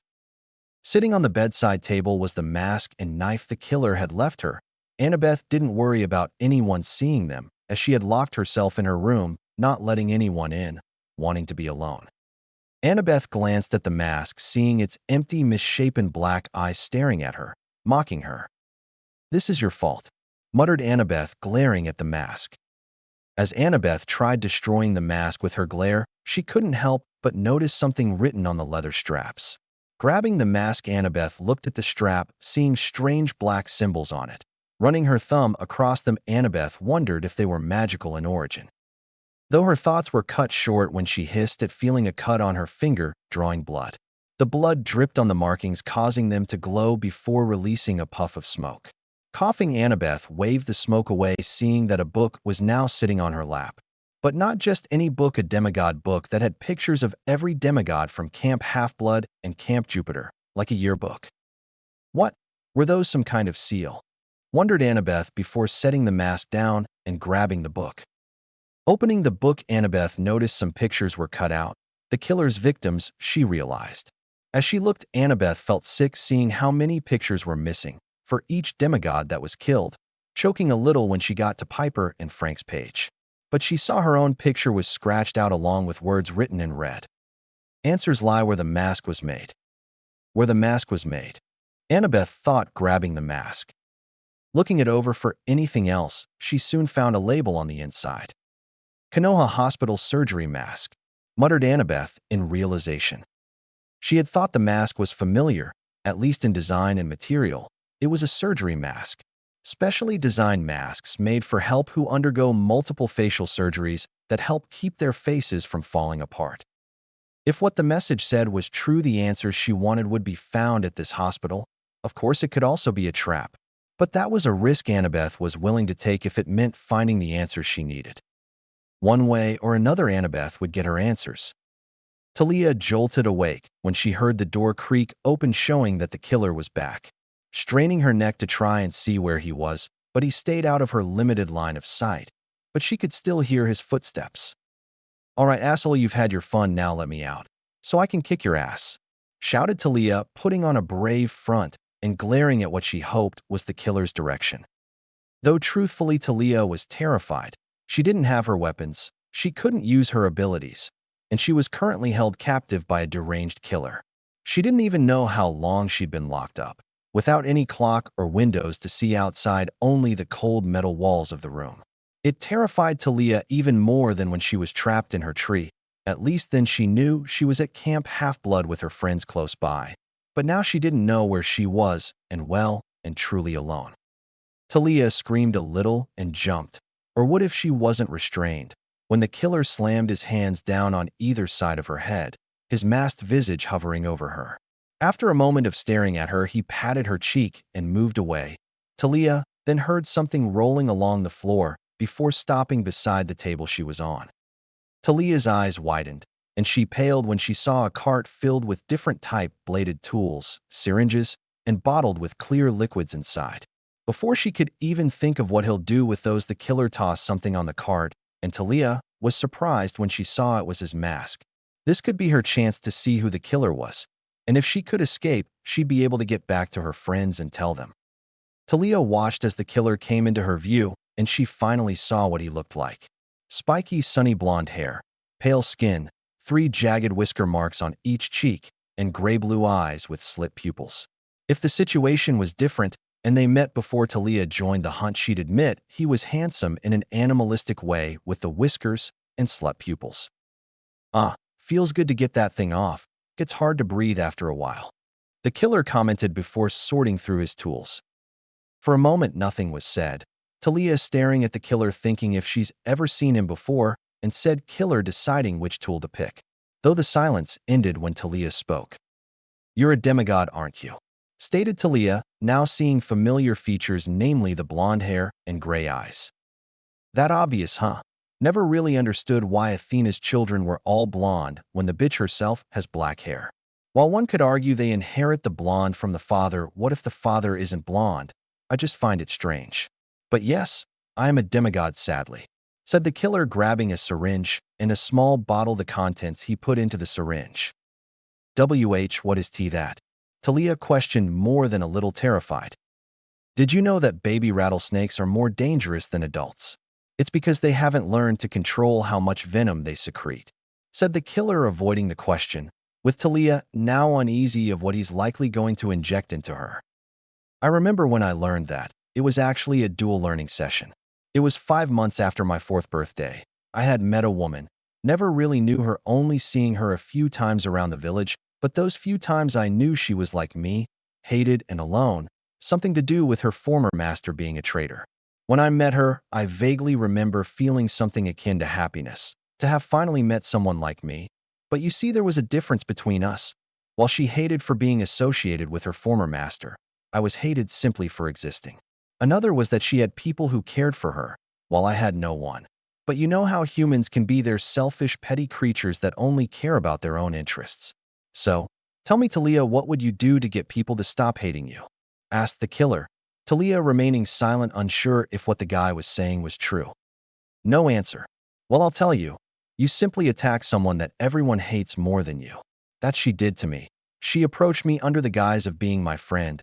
I, still being a naive child starved for affection, accepted. In return, she knocked me unconscious, tied me up, and threw me into a snake pit filled with hundreds of venomous serpents, all while she and dozens of villagers laughed at my pain as the snakes bit me, injecting their venom into my blood. It took me 6 hours to untie myself, and another 7 to climb out. I broke my fingernails off climbing out and 5 of my ribs from falling back in. The killer said. While Talia wasn't sure if this true, it still horrified her that anyone could do that to a child. You know what that experience taught me?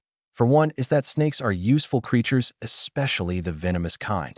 The second was that the only person I could trust was myself. I eventually got my revenge on the woman, but only after killing everyone she cared for, taking away her goal of revenge against her master, and showing her that no matter how she acted, who her friends were, if people trusted her, she'd always be nothing but a snake whore, said the killer, preparing to stick the syringe in Talia's arm. No, no, no, please don't, Talia said. Don't worry, this won't kill you. I made sure of it. But you'll wish you were once it works its way through your system. If it's any consolation, once this over, you'll start seeing things my way, said the killer, injecting the venom into Talia's arm. The screams that followed made Naruto smile evilly. With Annabeth. You sure this is it? Talia said as she and Annabeth drove up to what looked like an abandoned hospital. Yes, this is at Konoha Hospital, replied Annabeth. After getting that message from the killer, Annabeth had looked up the Konoha Hospital, where the mask was made. Though there wasn't much information on it, just that it was an old hospital closed a few years ago. Ironically enough, it was located in Alaska. After getting a location, Annabeth had gone to Talia, telling her about the message, wanting to come with her, not wanting to risk running into the killer alone. Talia agreed, wanting to get her own payback on the killer for when he jumped her. So, Annabeth and Talia had snuck away to go to the hospital, and now here they were. Getting out of the car, Talia grabbed a crowbar from the back seat, making Annabeth stare in shock. "Oh, what's that for?" asked Annabeth. "Well, a bow or spear wouldn't really work in narrow hallways, and last time I met that masked freak, he apparently can shrug off being stabbed, so I'm going a little old school," Talia said. "You wouldn't happen to have anything else, would you?" said Annabeth, as Talia smirked. "Got you covered here," said Talia, handing her a stun gun. "Do you want to know why you have a stun gun?" Annabeth said. "Probably not. So ready?" questioned Talia, Annabeth nodding slowly. "As I'll ever be," Annabeth replied. With that, both girls entered the abandoned hospital, unaware that someone was watching them. "This place is huge," said Annabeth, surprised. "Maybe we should split up," Talia offered, Annabeth shoving her a little in response. "Hey, that's not even remotely funny," said Annabeth. "Just a suggestion," defended Talia. "A bad one," Annabeth said. "Just messing with you," said Talia. They continued their search, walking down a hallway before looking down, seeing a trail of dried blood on the floor. "Oh gods," muttered Annabeth. "It keeps going," Talia said, seeing the trail go past a door. Following the trail, Annabeth flinching when she heard a rattling noise. When they stood in front of the door, they saw the killer's mask symbol painted on the door. "He's been here," said Annabeth. "What do you want to do?" Talia questioned, Annabeth breathing in deeply. "I want to find that son of a bitch," Annabeth replied. "Me too," said Talia. They pushed past the door, seeing a bloodstained tarp. Moving the tarp aside, they saw more tarp hung up, blocking the room. Pushing past the tarps, they stopped, seeing something covered by a blood-stained sheet, flies buzzing around it. Moving around it, they traded looks before nodding, and Talia tore the sheet. Under the sheet, they saw a headless snake and a cut, open owl corpse. "Oh gods, that's disgusting," Talia said, covering her mouth, before Annabeth noticed something. "The heart's gone," said Annabeth, seeing the heart missing, while Talia looked at her strangely. "So's the head," stated Talia, motioning to the where head should be. "Ugh, help me find the lights," Talia said, looking away from the corpses. Looking, Annabeth found a light switch behind her. Flipping caused the screens lining the walls to hum to life, showing off several x-rays. "What the hell are these?" said Talia. "They look like x-rays for a patient," Annabeth replied, looking at a few. "I can see that. I mean, why are they here? Wouldn't they have been taken when the hospital closed or something?" Talia clarified, as Annabeth examined the x-rays, finding the name of whose they were scratched out, while taking a few pictures to look at later. Yeah, you're right. In fact, look at the difference between pictures and everything. They look almost new.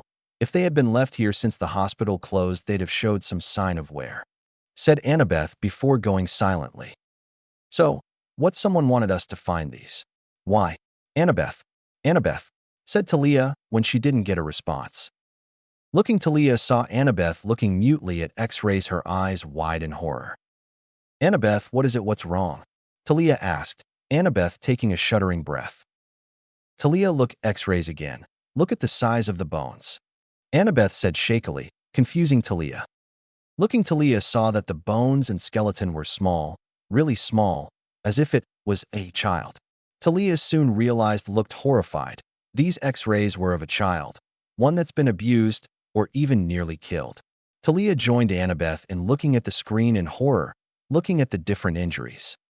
"You don't think this kid was a demigod, do you?" said Talia quietly. The thought made Annabeth pale.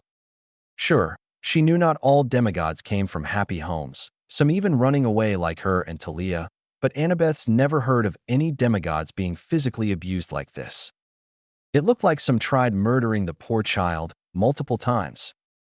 "Wait, there's something else," said Annabeth, seeing another picture at the end. Going over to it, they saw it was a pregnant woman's sonogram. "Look at the name, Kushina Uzumaki.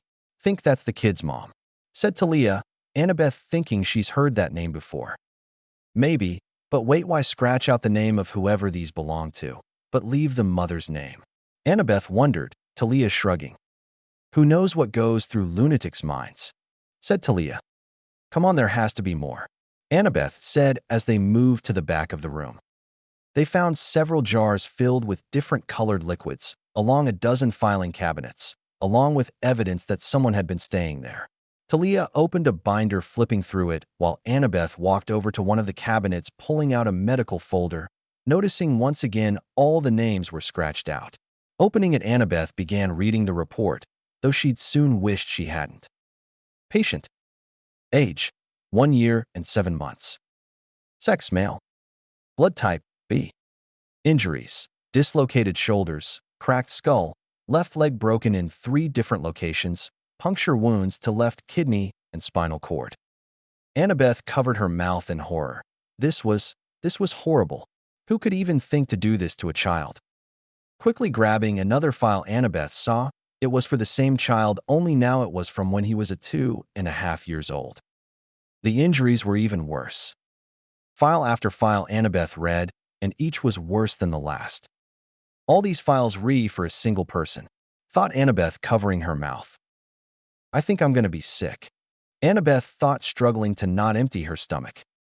Annabeth, check this out. The mask the killer wears, they were custom made for this kid after each of his surgeries. Talia said. "There's more than one," said Annabeth. "Guess that explains why the killer was so willing to give her one." "Wait, the killer was the one who gave me one of those masks. Masks made specifically for this child after his surgeries. Then that would mean this boy, he's the killer," Annabeth realized. If it's true and the killer was the boy, all these injuries, these attempted murders, were inflicted on, part of Annabeth could understand why he's the way he is now. Not that it excused the people he's killed. "That's not all, look at these," said Annabeth, handing Talia one of the files. When Talia read the few Annabeth had, the latter not being able to stomach reading even a full drawer of them, she resisted the urge to empty her stomach, while also figuring out the same thing Annabeth had.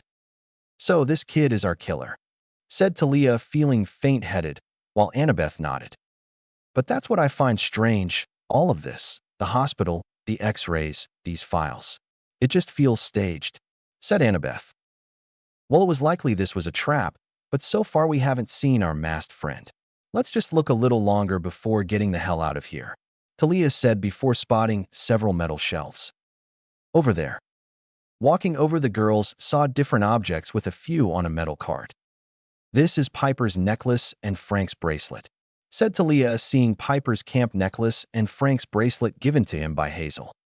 This is my necklace," Annabeth said, grabbing her camp necklace that had gone missing a few weeks ago. "Bastard kept souvenirs," growled Talia before seeing something above them, aiming her flashlight up. Annabeth," Talia said, getting her attention. Looking where Talia was, Annabeth saw dozens of photos hanging by strings from the ceiling. "The missing pictures," stated Annabeth. "And you're the star," Talia added, seeing several pictures of Annabeth. Suddenly, they heard the intercom system come on as a haunting melody began playing.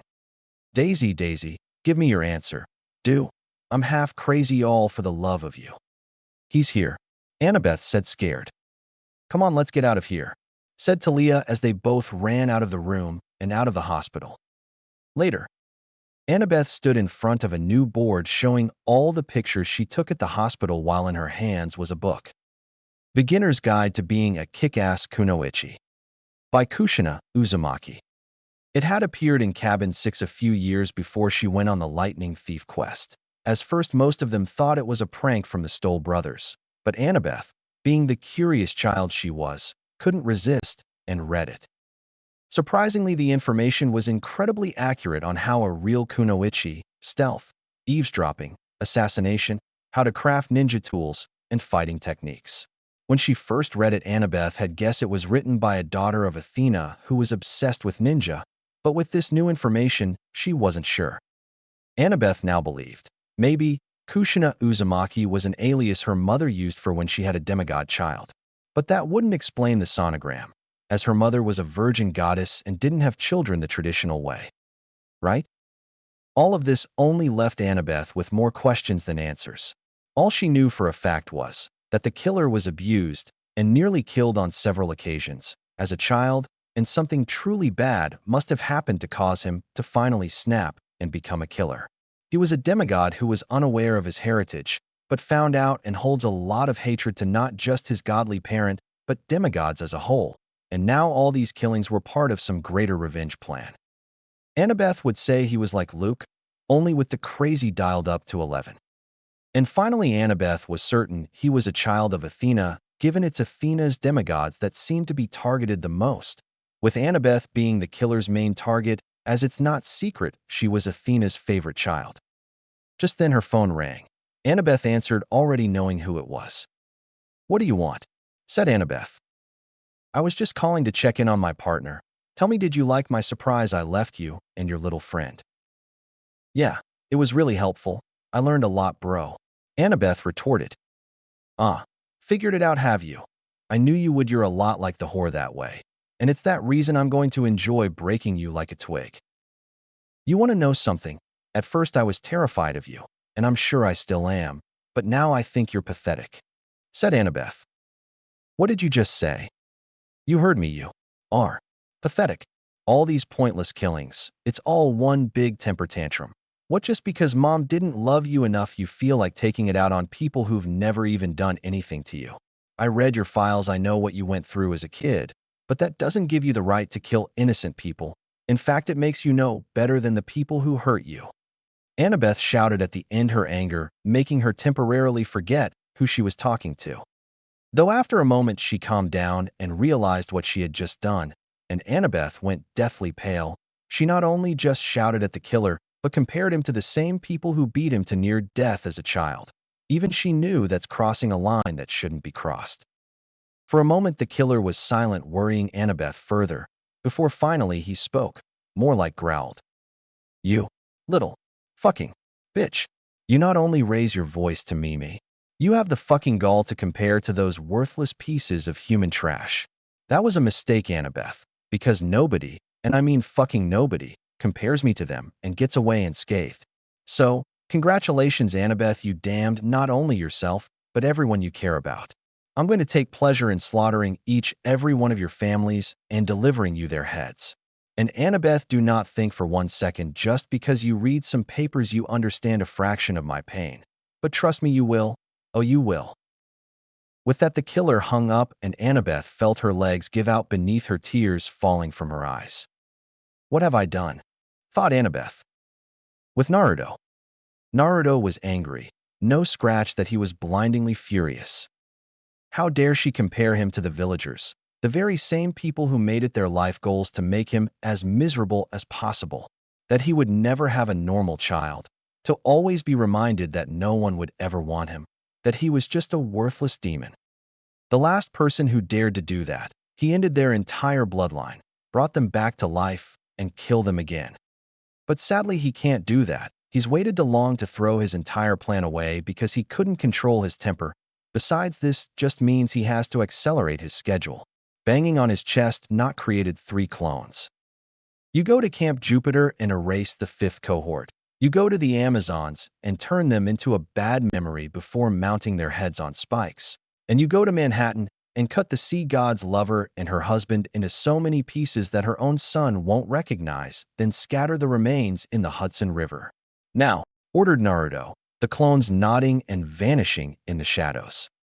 Pulling his mask down over his face, Naruto vanished to his own location. If the demigods thought he was bad before, he's going to make sure they'll never sleep peacefully ever again after this. Chase residences. Naruto didn't bother sneaking and simply smashing down the front door. He'd already put up a barrier, silencing seals, and an illusion to make everyone ignore him. The minute the door fell down and he with the frightened screams, walking he saw Annabeth's stepmother, father, and half-brothers. First, he appeared in front of the stepmother, stabbing his knife up and through her mouth, making the boys scream in horror. Before they could try running, he reappeared behind them, grabbing one by the head and twisting it 180 degrees, before the punching clean through the other boy's chest, gripping his heart, which he tore out. Finally, he grabbed Annabeth's father by his throat, slamming him against WHY. The man choked, Naruto dragging his knife across his cheek, leaving a shallow cut before lifting his mask. For certain victims, he lets them see his face, wanting them to know exactly what their killer looked like. Your daughter did something she shouldn't have. This is me showing her what happens when I'm angered. Your family, they were the lucky ones because I killed them quickly. But you, I'm going to take my time tearing you apart, growled Naruto. For the next 5 hours, the only thing heard in the house was Frederick Chase's screams of agony and Naruto's deranged laughter. Time skip. Please, please, please, please, gods, mom, anyone, please let me make it in time. Annabeth mentally begged, running through the streets of San Francisco, not caring who she bumped into. After the killer's threat against her and her friends' loved ones, she immediately ran to the hangar, taking the fastest plane there was and flown to San Francisco as fast as she could, hoping to reach her family before the killer could.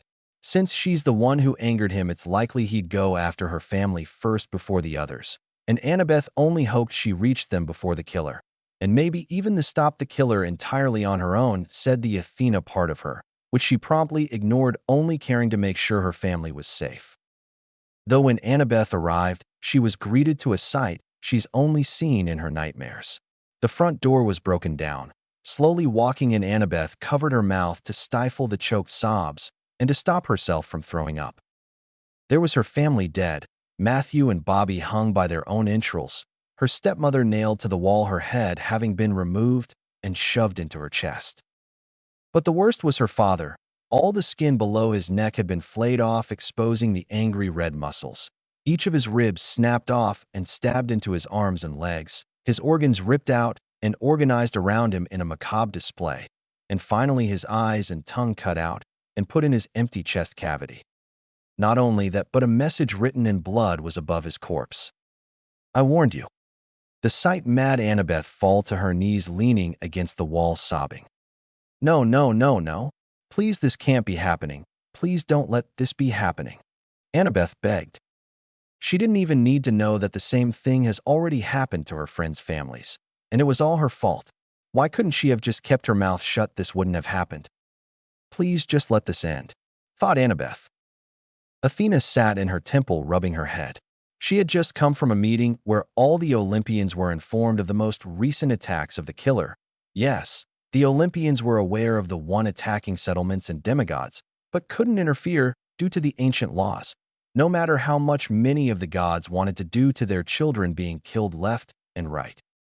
The most recent attack had caused a massive uproar, with Poseidon being stuck between rage and despair at Sally Jackson's death and remains thrown into his domain, Ares at the complete destruction of the Amazons, and lastly the destruction of the 5th cohort, which Athena wouldn't admit but felt vicious pleasure in the deaths, still holding a grudge against Romans. Not to mention Frederick Chase and his wife and children, While it saddened Athena the father of her daughter was dead, she was more focused on the reason behind these large amounts of deaths. Really, you're not even going to comfort Annabeth when she just lost her entirely family, or even shed a tear.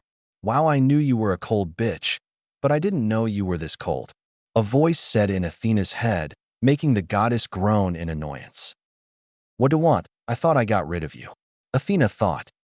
Nope, I just didn't feel like talking to a bitch, and I sense you're literally the only person I can to I chose to stay quiet, said the voice. You would do well to show me the proper respect, demanded Athena mentally. Or what? You gonna kill me? I'm already dead, bitch. What about turning me into a monster that seems to be your answer to everyone you think deserves it? The voice snarked. No, but I can erase you from my mind entirely, and you'd cease to exist. Athena threatened. The voice laughed mockingly. Yeah, right. If you could do that, you would have the minute I showed up. And even if you could, you still wouldn't, since your pride wouldn't let you erase even the smallest piece of knowledge you have, including me. Taunted the voice, Athena growling lowly, knowing the voice wasn't only right, but gave a logical explanation. Which I expected, considering the voice was her, or at least different version of her. Maybe, but that doesn't mean I can't just ignore you, Kushina. Athena thought. Then I'll just have to talk louder, shouted Kushina from within her little corner of Athena's mind. Athena groaned in frustration as she remembered how the accursed woman came into existence. It had started with Aphrodite giving one her pointless "love is the greatest thing ever" speeches to Athena and Artemis, both whom ignored her, with the latter just returning to her hunters, leaving the war goddess to deal Aphrodite. Athena had simply ignored her, so Aphrodite switched tactics and began making fun of Athena's lovers, say that none of them really loved her, since her children were born by joining her mind with the mortal men. Aphrodite continued saying how she could never get a man really fall in love with her, with Athena taking this as a slight to her pride and said she could get a man to fall in love with her. This led to both goddesses making a wager that if Athena could get any mortal man to love her for herself, then Aphrodite wouldn't bother her or Artemis for 2 years. But if Athena couldn't get a man to love her, then she'd have to give up her virginity to a man of Aphrodite's choosing. Not one to back down from a challenge, Athena accepted, only realizing the consequences after the wager was made. So, Athena used a loophole in the bet she would be reborn as a mortal, making it so it was still technically her, but also not. But she also couldn't disappear for who knows how long to live a mortal life. So she simply split her presence, with the split half going to the elemental countries to be reborn as a mortal, namely as Kushina Uzumaki. Over 20 years later, in the elemental countries, which was only a few months on Earth, Athena had regained all the memories of her mortal half and had smugly told Aphrodite not only did she get a man to love her, but had a real child with him as well. So, Athena enjoyed 2 years of Aphrodite not bothering her. What she had considered was her mortal half suddenly re-emerging. It shouldn't have been possible, as she should have simply faded away, but instead was very much alive. Instead, Kushina was very much alive and even attempted to take control of Athena's body to go back to her son. But Athena had kept control and instead forced Kushina back to a corner of her mind where she would hopefully fade away. Sadly, Kushina stayed very much alive, and since she couldn't take control, instead began mocking and insulting Athena whenever she could, making it so the goddess could never focus on anything.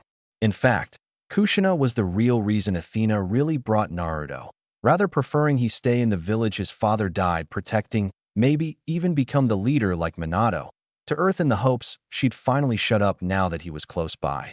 It had the opposite effect, and Kushina was even angrier. But recently Kushina had remained silent, which Athena was thankful for, but now she's back, and even more annoying, as surprising as it is. Thinking about it, Athena couldn't help but wonder where Naruto is, since he never went to Camp Half-Blood and hasn't been seen by anyone since she brought him to Earth. She could only guess he found some way back to the elemental countries on his own, and thus chose to focus on more important things. Unknown to Athena, Kushina had a smirk on her face. While she couldn't take control of Athena's body, yet she still had access to all her senses and her own sensing abilities. So, Kushina knew that Naruto was still in fact on Earth, and that he was the one killing demigods, since she could also sense demigods' unique energy signatures, and whenever one of them dies, Naruto is right there. Not that she'd ever tell Athena this. While stuck in her head, Kushina had gone through all the information she had access to, and she was honestly disgusted with these so-called gods. Murder, rape, destroying entire cities, turning innocent people into monsters. Kushina would honestly, these gods were worse than the titans before them, the only exception being the goddess Hestia, who literally doesn't have a mean bone in her. The ones Kushina hated most were the king, the queen, and Athena. Zeus, in that he's just like, and not worse, than his own father Kronos, being paranoid, power-hungry, swallowing his first wife Metis, and seducing or raping any woman that catches his attention. On second thought, definitely worse than Kronos. Kushina thought, having not come across any information of Kronos cheating on his wife or raping any women. Kind of sad that the guy who swallowed his own children was faithful to his wife, while his sons can't seem to ever keep it in their pants. Hera was one Kushina particularly hated for the single fact that she's a petty bitch, cursing or killing all of Zeus's demigod children and their mothers, even when they're innocent, who never did anything.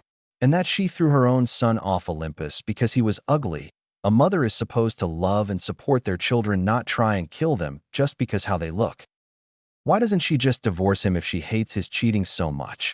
Thought Kushina, since if she found out Minato had so much as flirted with another woman, she'd leave him fast enough to make his head spin after castrating him with a rusty spoon. Him damning her son to a life as a Jinchuriki would have ended the same way, only with him being very dead. Athena was self-explanatory. She had abandoned her Naruto, leaving him with a village Kushina knew would hate him. Other reasons included Medusa, a priestess of Athena, and Arachne, a very talented weaver, both of whom were innocent women cursed into monsters. Medusa, she was with Poseidon in Athena's temple, and Athena cursed her into a monster. While Arachne was a talented weaver from a small village, famous for creating masterpieces, though she was arrogant, believing she was better than Athena herself. So Athena challenged Arachne to a weaving contest, with Athena's depicting the gods in all their glory, with mortals worshipping them, while Arachne's showed the failings of the gods. Arachne won the contest, but Athena was enraged and destroyed Arachne's tapestry and turned her into a monster. Funny how being stuck in a goddess's head can reveal facts from fiction. Thought Kushina, having found out what really happened than the bullshit stories gods and mortals told. Medusa was in fact not Poseidon's lover, but rather a victim in the sea god's vendetta against Athena. What really happened was Poseidon, being bitter at losing Athens to Athena, attempted to seduce Medusa, Athena's priestess at the time, but when she didn't fall for him, Poseidon instead raped her in Athena's temple before leaving her. Rather than comfort her, priestess Athena turned her into a monster. Arachne was a poor orphan girl who had lost her family and had no friends or money, and made tapestries as a way to support herself, and because she loved weaving. She wasn't arrogant in her abilities and was rather humble that people loved her work so much. Athena being jealous and challenging Arachne is pretty much the same, along with the tapestries they made. Though Arachne knew the minute Athena arrived, whether she won or lose, she'd still die, knowing how petty the gods were, though the girl chose to do her best and made the tapestry depicting the gods as they were, arrogant and petty. Arachne had still won the contest, but knew she'd still die and held her head up in an act of defiance even when Athena destroyed her work, but rather than die, as she thought Arachne was turned into a monster by Athena. The only true thing Kushina could really see was both Medusa and Arachne's deep-seated hatred for Athena for what she did to them, targeting the goddess's children in retaliation.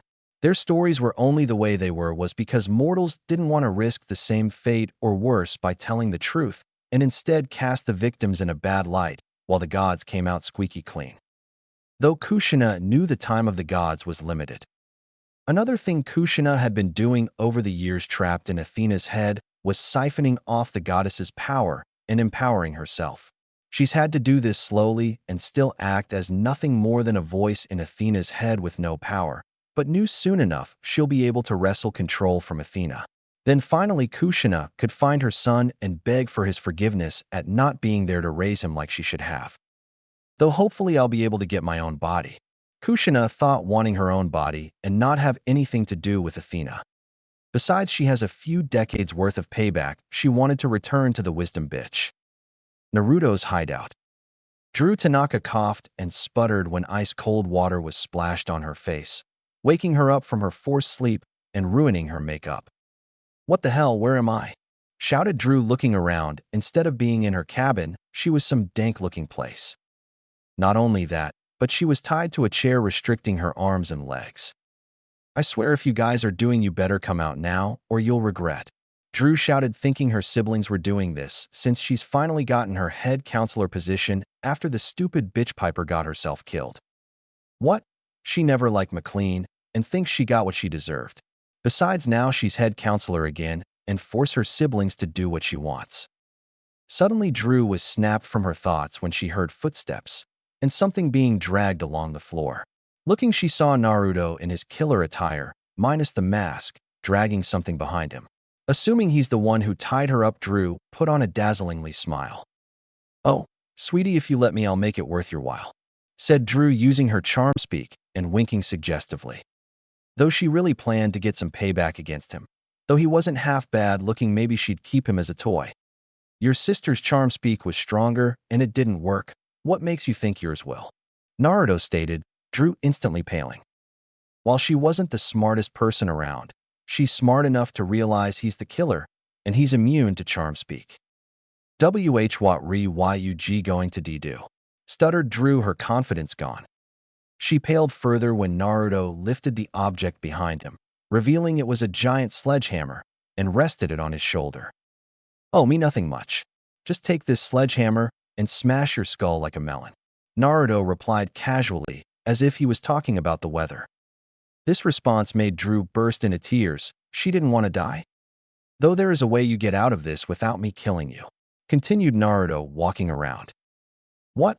I'll do anything, said Drew, looking down at her body, thinking that's what he wanted. Good, because you have something I need.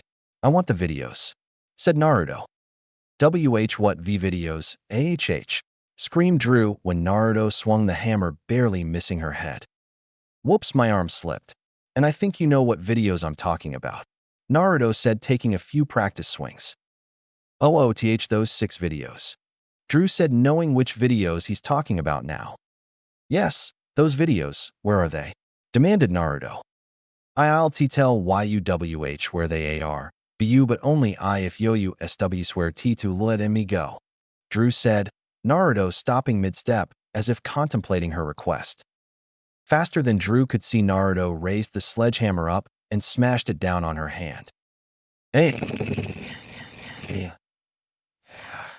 screamed Drew in agony from having her hand smashed. "That was a warning. Next will a leg." "No, tell me, where are the videos?" Naruto shouted.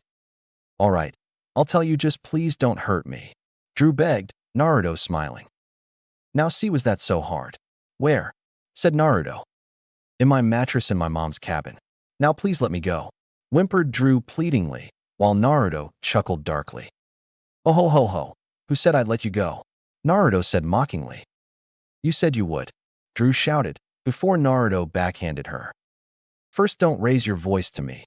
Second, I said I wouldn't kill you, not let you go. I also didn't say I wouldn't hurt you," said Naruto, a crazy grin on his face as he raised his hammer again, this time bringing it down on her kneecap. With Annabeth. Annabeth sat against the wall, her legs pulled up to her chest, her eyes red and tears streaks going down her face. The reason being the council meeting that happened yesterday. Flashback. "Who was it?" shouted Jason, slamming his hands on the table, shocking most of the members at the normal calm Jason's anger. The only one who didn't react was Percy, who hadn't even flinched, having been like this ever since the news of this mother and stepfather's deaths. Who was what, Jason? Talia asked, still in shock at Jason's outburst. This attack wasn't just random or planned. This was personal. The killer attacked friends and families of council members. That can only mean someone on the council pissed the killer off enough to do this. So, I'll again, who was it? demanded Jason, looking around at everyone in suspicion, even Talia. Annabeth was sweating nervously. What was she supposed to do? Tell everyone it was her fault their friends and family are dead? Looking, she saw they were all looking at each other in suspicion, not knowing whose fault it was. She then noticed Talia was about to stand up, making her eyes widened. No, I'm not letting Talia take the blame for my screw-up, thought Annabeth. It was me, Annabeth said, shooting up from her seat, discreetly shaking her head at Talia. Explain now, Jason said with a glare, making Annabeth's back shrink as all the attention was now on her. It was if after the key killer attacked the T temple, he has sent me a book of all the demigods with the ones he's killed and a me message of wh I could get an answers. After he called me and nis said some things that mom made him angry. This was his real retaliation, stuttered Annabeth, seeing more glares directed at her. While Talia looked at her surprised, she didn't mention her help. Percy shot out of his chair hard enough to knock it down and stormed out of the council chamber, slamming the door behind him. Annabeth quickly got up, running after him. Percy, please wait, said Annabeth, but he wouldn't listen and kept walking. Please just let me explain, Annabeth begged, running in front of him. What's there to explain, Annabeth? You kept this to yourself, and look at what's happened. The 5th cohort, the Amazons, my mom, are all dead now, Percy shouted, Annabeth flinching at the anger, hurt, and betrayal in his voice. You're what? You're sorry. That won't change anything. It won't bring back everyone that was killed. It won't fix anything, yelled Percy, as tears streamed down her face. We're done, Percy said, Annabeth looking at him in shock. What? Said Annabeth, hoping she heard him wrong. We're done. Over. I'm dumping you. I might have been able to forgive you keeping information to yourself, but this, no, said Percy, walking past a frozen Annabeth. And flashback. Afterwards, Annabeth had been summoned back to the council chambers and told not only was she off the case to find the killer, but she was also off the council. She had then returned to her apartment, finding that Percy had already come by and taken all his stuff and left. Now she just felt numb after a few hours of crying. She just sat in her room. All her friends had turned their backs on her, except Talia, who came by to check on her, and the killer had got what he wanted. He'd taken everything from her.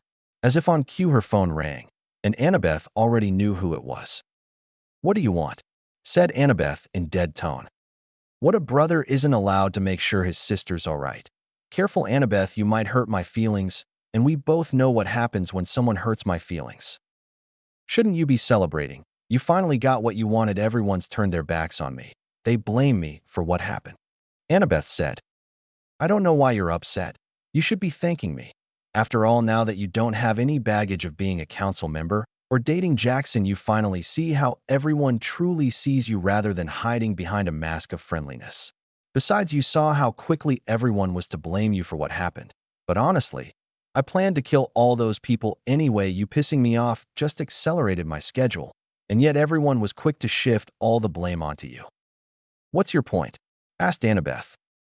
My point, dear sister, is that no matter what you do, despite everything you've done, the people you help, the minute you don't meet their expectations, they will turn their backs on you, treating you like the monsters they kill. Humans, gods, titans, they're all the same, only caring for themselves and stepping on anyone that gets in their way.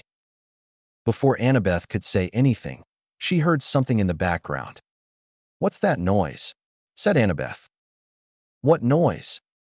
That noise in the background. Where are you? Annabeth said, standing up. That noise.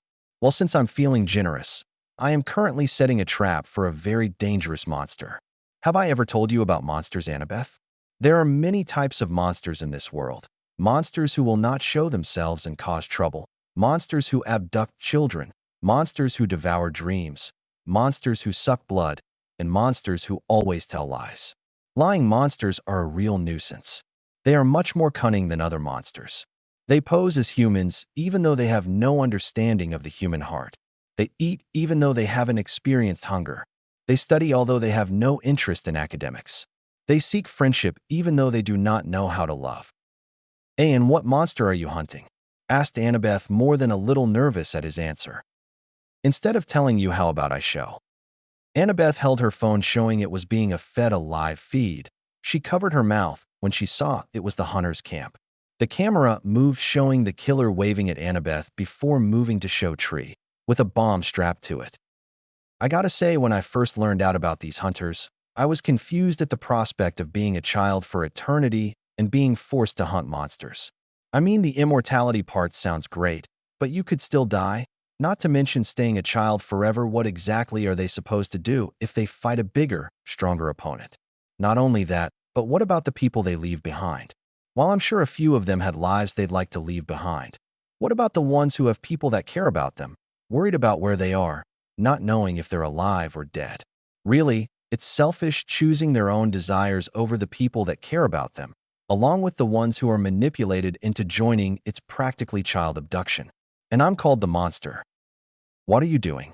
Said Annabeth fearfully, though relieved Talia's still in the temple. Don't worry, I'm not going to kill any of them. I already have someone that'll do it for me. No, I am simply setting a trap for a monster. Can you guess the type of monster I'm trapping, Annabeth? Annabeth paced back and forth trying to think of what the killer said about the different types of monsters, and he's at the hunter's camp. Monsters who abduct children. Practically child abduction. Annabeth stopped her pacing as her eyes widened in shock. Artemis, Annabeth whispered. Ding, ding, ding, we have a winner. Yes, I'm going to capture a goddess. Why, what has she done to you? Said Annabeth. It's not what she did, but her whore sister did. You see, Annabeth, I want to hurt our whore mother in every sense of the word. Me capturing her favorite sister just so happens to fall into that category. And what better way to draw the huntress out than to target her precious hunters? It won't work. She'll be able to stop you. Annabeth countered. You'd be surprised at the mistakes someone can make when they're driven by anger and revenge. I believe me attempting to blow her hunters into a few million pieces will be enough to make her angry. Here's how I see it'll go down. I activate these explosives I planted around the camp. The huntress finds out, comes down here, chases me. I lead her on a wild goose chase, into a trap I set up ahead of time, and then I get a new playmate. Why are you telling me all this? Who says I won't tell someone? Said Annabeth. Who's going to believe you? All your so-called friends have turned their backs on you. Your stab-happy friend would never get here in time. And finally, I just flipped the switch. Annabeth's eyes widened when she heard several explosions go off, followed by screaming. Nothing beats the sound of screams of terror and fear. Now, if you'll excuse me, I have a goddess to capture and break. Wish me luck. The killer then hung up as Annabeth's phone fell from her grasp. Later, Artemis was beyond angry. She had quickly learned that the one going around killing demigods just attacked her hunters. When she was informed of this, the goddess quickly teleported to her hunter's camp, and after making sure no one was seriously injured, left to pursue the killer and hopefully tear him apart or turn him into a jackalope and feed him to her hounds. Artemis had managed to find the killer, but he proved to be able to avoid her, but she managed to keep him sight. When Artemis had gotten close enough, she shot an arrow through the killer's head, but was surprised when he simply vanished in a cloud of smoke. Before another killer showed up, and she ran after him. The goddess could only guess the killer knew a form of magic that allowed him to create copies of himself, and she had been chasing and destroying these copies for a few hours now. If Artemis had been in her right mind, she would have noticed that the clones seemed to be leading her somewhere. Sadly, the only thing Artemis had on her mind was finding the real killer and making him suffer for daring to attack her hunters. You know, if it makes you feel better, I didn't kill any of your minions, the killer's voice echoed throughout the forest. I'm going to make you regret ever going near my hunters. Do you hear me? Shouted Artemis, shooting another copy, getting mocking laughter in response. You'll have to forgive me if I'm not scared of empty threats. I mean, how can you make me regret it if you can't even find me? Taunted the killer. I will find you, and when I do, dash. You'll what, turn me into a jackalope? Maybe have me torn apart by your mutts. How about shooting me full of arrows? I swear you need to get new material. It's all the same with gods killing or smiting anyone that so much as breathes in your direction the wrong way. The killer said. You dash, growled Artemis. I mean, if you need tips on threatening someone, I'd be more than willing to help. Here, I'll even give you this one free of charge. Once I get my hands on you, I'm going to break your mind, body, and spirit. I will make you watch as I kill each and every one of your hunters. When I'm done with you, Huntress, you will be nothing but my loyal slave, and I will forever savor the look on your family's faces when they see what I have done to you. That is how you threaten someone," said the killer. Artemis would deny it, but she actually felt a small sliver of fear at what the killer said. That will never happen, because I'm going to kill you, her, and now," said Artemis, looking around when she didn't see any more clones. "Ah ha ha ha. How can you kill me when you don't even realize you've walked into a trap?" said the killer, making Artemis' eyes widened in shock. Before she could react, a four-sided crimson barrier rose up around her, and Artemis felt herself become weaker and soon realized to her horror she couldn't feel any of her godly power. Four red yang formation, combined with suppression seals designed to suppress a god's power. At the moment, you're as defenseless as any human, said the killer, stepping out from behind a tree outside the barrier. How? Artemis said weakly. "What can I say? I have friends that'd love nothing more than to see you gods brought to your knees, and I'm more than willing to oblige. Now do me a favor and be unconscious," said the killer, making a hand sign as Artemis screamed in pain from crimson electricity, shocking her before falling unconscious. The killer walked towards Artemis as an opening was made in the barrier before it closed. Crouching down, Naruto patted Artemis's head, pleased that another part of his plan went perfectly. "I love it when the bad guy wins," Naruto thought. Groaning, Artemis opened her eyes slowly, her vision blurry. At first, she was confused of where she was and felt herself laying on a metal table before it all came back to her. Her hunters, the killer's attack, chasing him, being trapped, then nothing. That made Artemis snap to attention as she tried getting up, but found herself restrained, and worse, she couldn't feel her godly power. Not only that, but she wasn't wearing her usual attire, instead a plain hospital gown, making her nauseous that the killer saw her naked and did God's knows what. Damn it all to Tartarus. How could I have let myself tricked and captured in such a way? Artemis cursed, mentally struggling against her binds. Suddenly, she heard a noise, making her look around too at her limited space, thinking the killer was here. "Come out, coward," shouted Artemis, refusing to show just how worried she was. Instead of the killer's masked visage, Artemis was confused and shocked to instead see her lieutenant. "Talia, what are you doing here?" Artemis whispered loudly in case the killer was nearby, Talia shushing her. "Quiet, he could come back any minute now," said Talia, Artemis still confused. "But how are you here?" Artemis repeated, since she knew for a fact Talia was at the demigod temple, or at least she thought she was. "The bastard grabbed me in anima. I've been trapped here for God's knows how long. And before you ask, the me you think is at the temple isn't me, it's a clone he made from my blood. Now let me get you free, then we can get out of here," said Talia, Artemis nodding in agreement, though silently wanting to stop and hopefully kill the bastard before leaving. "And just where do you think you're going?" Naruto said a few feet behind Talia. "Talia, quickly run now," shouted Artemis, at least hoping for her lieutenant to escape and get help.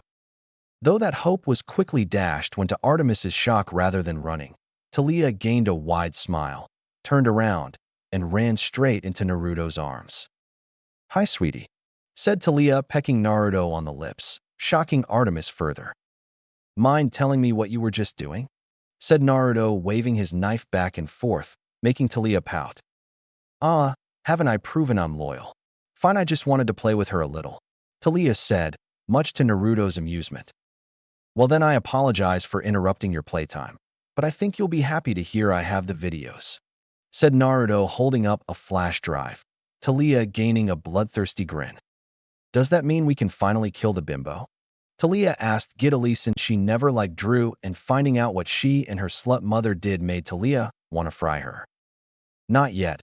Remember, once little Annie sees the truth, she'll take care of Drew," denied Naruto, make Talia pout more, crossing her arms. "What have you done to her?" Artemis demanded, reminding them of her presence. "Oh, right, you're still here," said Naruto boredly, angering Artemis. "I said, what have you done to Talia?" repeated Artemis. "Me? I haven't done anything to her. Well, nothing she hasn't asked for," Naruto replied with smirk, his arm wrapped around Talia's waist. Liar, Talia would never ask you for anything. You're controlling her. Artemis retorted, glaring at Naruto. Naruto tilted his head back and forth a little, as if thinking her words over. Walking over to the side of table Artemis was strapped to. Before faster than the goddess could react, he stabbed his knife deep into her abdomen. "Ah!" screamed Artemis as the metal burned her insides and seemed to drain her sealed power. Stygian iron. Artemis thought through the pain. I suggest if you don't want to lose your tongue, you'll keep your pretty little mouth shut. Hissed Naruto, pulling the blade out, wiping the ichor off. Oh, how did you get Stygian iron? Said Artemis, gasping for air. That'd be my doing. A female voice said, getting Artemis's attention. Looking, she saw a young woman rise out of the shadows. The woman had deathly pale skin, as if all the blood had been drained out of her, with the same blue tint found on the lips of the dead, jet black hair falling past her shoulders, black-colored lips set in a dark smile. Wearing black high-heeled boots, tight black leather pants kept around her waist by a chain belt, a black tank top that strained against her ample bust, and a leather jacket that reached just above her abdomen, and metal spikes on the shoulders. What stood out the most were her eyes, pitch black eyes darker than the void, and dark gold-colored pupils. Melano, said Artemis, shocked at the goddesses. Hello, Artemis. I must say, I love the new look, it suits you. Melano said, walking around the table. What are you doing here? Don't you know who he is, what he's done? Said Artemis. Oh, I know exactly what he's done, and I couldn't be any prouder of my cute little grandson. Said Melano, putting her elbow on Naruto's shoulder as they shared matching slasher smirks, while Artemis stared in shock at them. What? Gr grandson? Artemis said. Yep, Artemis, meet Naruto, my daughter's son, introduced Melano mockingly. Artemis could only look between the two, more shocked to know Melano was working with the killer than he was her grandson. Why would you side against your own family? Your father won't take this betrayal lightly, said Artemis warningly, hoping Hades' wrath would be enough to get Melano to help her. Melano, however, scoffed, pushing off Naruto's shoulder, sauntering over to the table, looking down at Artemis. Daddy dearest can go fade for all I care, him and my bitch of a mother. My parents never gave a damn about me, just because I looked like this, said Melano, her left side briefly taking a blackened and mummified appearance. Persephone never acted like a mother, and Hades prefers his bastards, while keeping me locked in the underworld. So yeah, the choice to side against them was rather easy. Besides, when the time comes, I'm going to make Hades watch as I grind D'Angelo and Levesque's skulls to dust, right before I rip out all his power for myself. Said Melano sadistically at the thought of her father's face when he sees his precious golden children dead. That's impossible, you can't take away a god's power, you're delusional. Artemis said when suddenly a large black, curved blade was slammed down beside her head, embedding itself in the table. Looking, Artemis's eyes widened and pale as she saw the blade was in fact a scythe, a very large and deadly scythe, one she had thought destroyed. But theirs was in Naruto's hands, her grandfather's scythe. You know, one of the many good things about having a burning hatred for the Olympians and demigods, you become great-grandpa Kronos' favorite grandson, said Naruto, resting the scythe on his shoulder. How did you get that? Artemis stuttered, seeing one of the few weapons that could permanently kill a god. What of this? This, including his blessing, was a gift from Kronos. You really thought he'd risk his scythe being destroyed in case he lost? Nope, the scythe you all thought was his was nothing but a fake. This is the real deal though, but if you don't believe me, I'd be more than happy to show you, said Naruto, the blade hovering over Artemis's throat, said goddess, breathing heavily. But don't worry, you won't die. No, I'm gonna do to what I did to dear Talia here, Naruto said as the scythe shifted back into his knife. I'll never submit to you, said Artemis defiantly. Though inwardly she was terrified.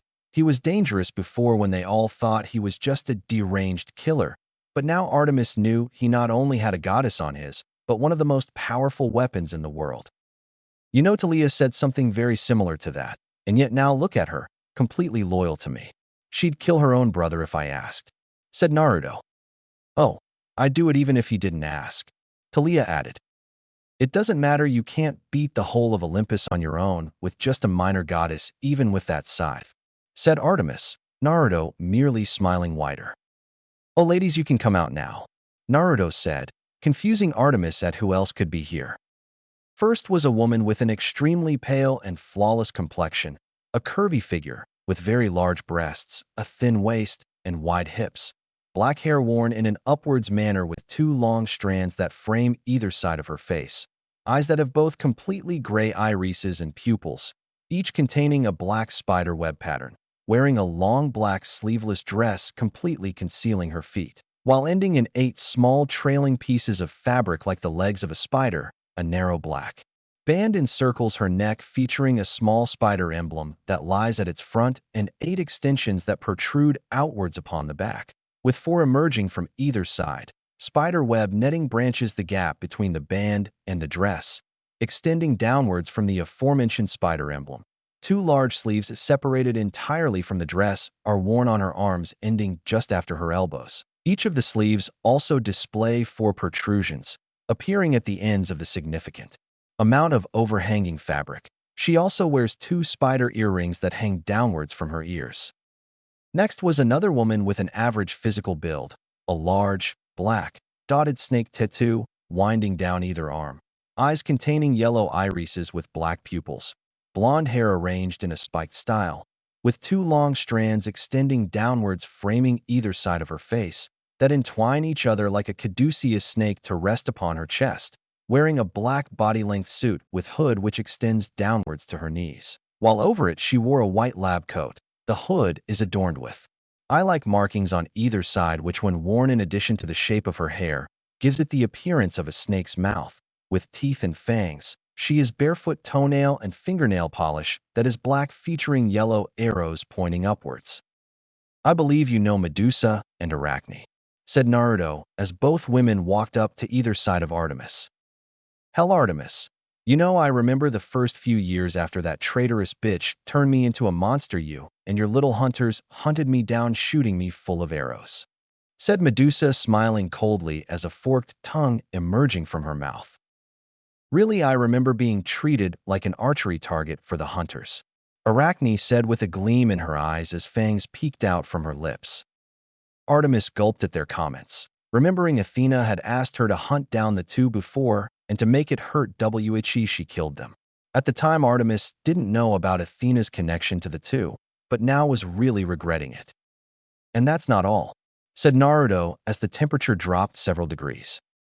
In a swirl of snow, Artemis saw another woman appear, with a long mane of lush black hair, coffee brown eyes, pale skin the color of snow, wearing a snug-fitting white dress with a midnight blue fur cloak with gray fur lining it. Kion, said Artemis, shivering from the cold. Yep, when this cutie here showed up with the offer taking down Olympus, I jumped at the chance, especially when he mentioned the chance to take my father's power and turn that fire spawn into a lovely sculpture. Kion cooed, wrapping her arms around Naruto's neck. Last one, and I'm sure you'll love this huntress, said Naruto with a particularly sadistic smirk. Hearing approaching footsteps, Artemis looked and gasped in shock and horror. Approaching was a teenage girl with long dark brown hair, lightly tanned skin, dark-colored eyes that briefly flash red, a wolfish smirk on her face, wearing cut-off jean shorts that stopped just above her knees, black combat boots, a black shirt with a crescent moon on it, and a silver circlet on her head. Hey Artemis, long time no betrayal, said the teen, crossing her arms with fake friendly smile. Callisto, gasped Artemis.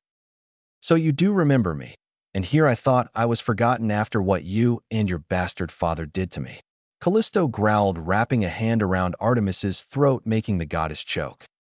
Ho, how are you all alive? Artemis gasped. You can thank Lady Melano and Naruto. They offered me the chance to get some well-earned vengeance, and I took the chance. They also told me that you dared give my circlet to one of your little bitches. Callisto growled, her nails extending into claws, while Talia slowly moved behind Naruto while shivering at the memory when she and Callisto first met. Safe to say the former hunter was not pleased to see Talia in possession of her circlet. You knew this circlet was the only thing I had left of my mother, and yet you had no problem giving it away," said Callisto, her eyes turning red in anger. Zozoe ear earned it, choked Artemis when Callisto increased her grip. "Oh yes, let's talk about your new favorite, the little Hesperid who killed me. Tell me, how long did it take you to replace me? A week? A month? Or maybe you did right after turning your back on me. In fact, did you send her after me hoping she'd get rid of the disgraced hunter for you? Answer me," roared Callisto, her features becoming more wolf-like as her canines extended to fangs. "You broke your vows," wheezed Artemis, close to passing out from lack of air. Suddenly, Callisto let go, allowing Artemis to take several deep breaths of air. When she looked at her former hunter and best friend, Artemis could see nothing but a deep-seated loathing and hatred in Callisto's eyes, all directed at her. "And there it is. You were so eager to condemn me, you never bothered hearing my side of the story. If you had, you would have known I wasn't seduced by Zeus. The bastard raped me because I chose my loyalty to you over any charms he used on me. Of course, you should know what type of people the men in your family are. If they don't get what they want willingly, they'll take it, not caring about the consequences. But you know that, don't you? You who are so quick to condemn any male that so much as looks at you, even if they're in the wrong place at the wrong time. Yet you ignore the horrid acts your own father and twin commit. You, Artemis, are a hypocrite," said Callisto, Artemis feeling like she'd just been punched in the stomach. The worst part was everything Callisto said was true. She never bothered hearing Callisto's side of what happened, too blinded by her anger and betrayal that her favorite hunter broke her vows, with Artemis's own father no less. And yes, Artemis was aware of the cruel acts the male members of her family did against each other, humanity, and the young maidens Artemis claims to protect, yet she turns away when they're violated by other gods, even her own father and brother. Why? Because she didn't care that they weren't part of her hunters, or she didn't see the act committed? The answer was simple. It's because they weren't her family. Even Callisto, someone Artemis once gladly claimed as a sister/daughter, she condemned her for what her own father, Zeus, did to her against her will. "This is why I'm going to take the greatest pleasure when I make you watch as me and my wolves slaughter each and every one of your hunters," Callisto said, snapping Artemis from her thoughts. "Your wolves?" said Artemis, fearful for her hunters, while Callisto smiled darkly. "That's right. You remember my father, don't you?" "Lycan," Callisto replied, holding up her clawed hand, a growl reverberating from her throat. "Let's just say our reunion wasn't the best. He wanted to live, and well, I didn't," continued Callisto, her fangs poking out as she smirked, as Artemis paled at the implication. "Then that means," Artemis began. "I'm the alpha now," Callisto said, her eyes glowing bright red. "Do you see now, Huntress? You Olympians preach how righteous you are, while you ignore the enemies you yourselves create. Enemies you've never had to fear because they were never strong enough to stand against you.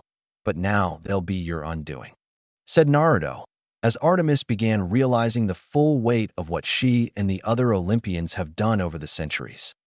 "You're really going to do it, aren't you? You're going to destroy Olympus," Artemis said, realizing the hopeless situation.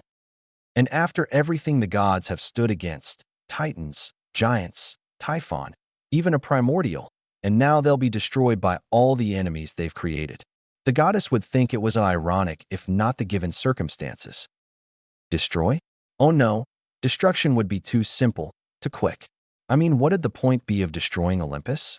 No, what I have planned for the gods will make you wish I did something as kind as destroying you," said Naruto, Artemis now very fearful of what he has in store.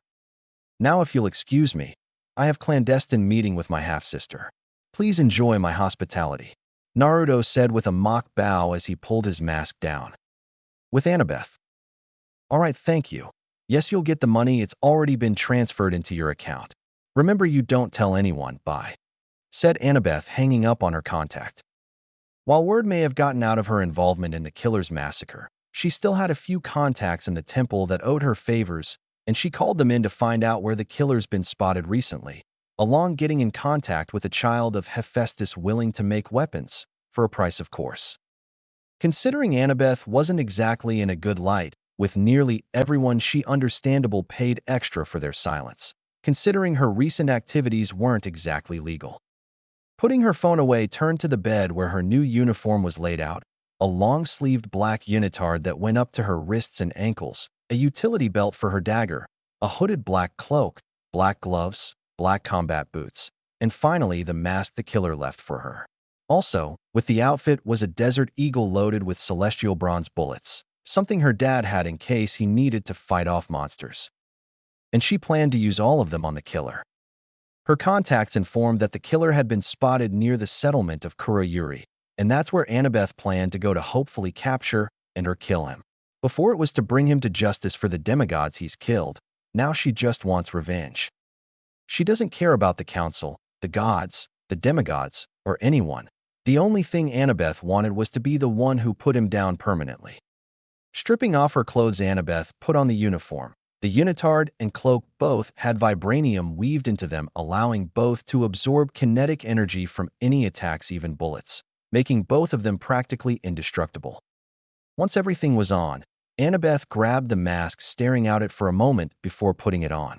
Looking at herself in the mirror, Annabeth couldn't help but feel like she's doing exactly what her brother wanted her to do, and she didn't care. You want to play Big Brother? Fine, then let's play, Annabeth thought. Time skip 1 week. Kuroyuri.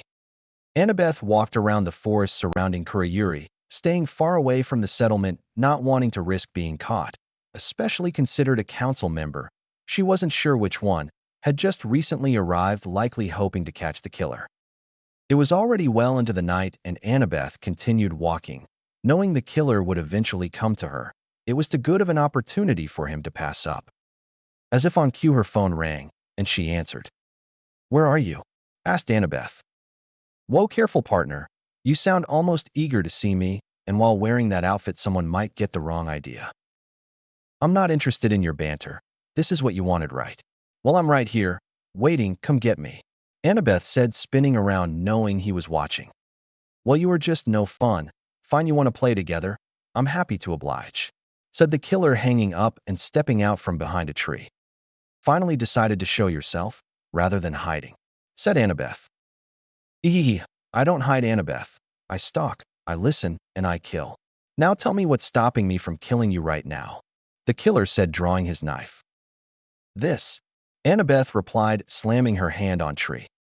Naruto was shocked, truly shocked, when he saw a seal light up on the tree before a barrier formed around him and Annabeth. Then he started feeling very weak. That's when he realized he could no longer feel his chakra. Well, shit. You can thank our mother for that. She left this handy little book filled with all kinds of fun tips and seals to trap and kill a ninja," said Annabeth.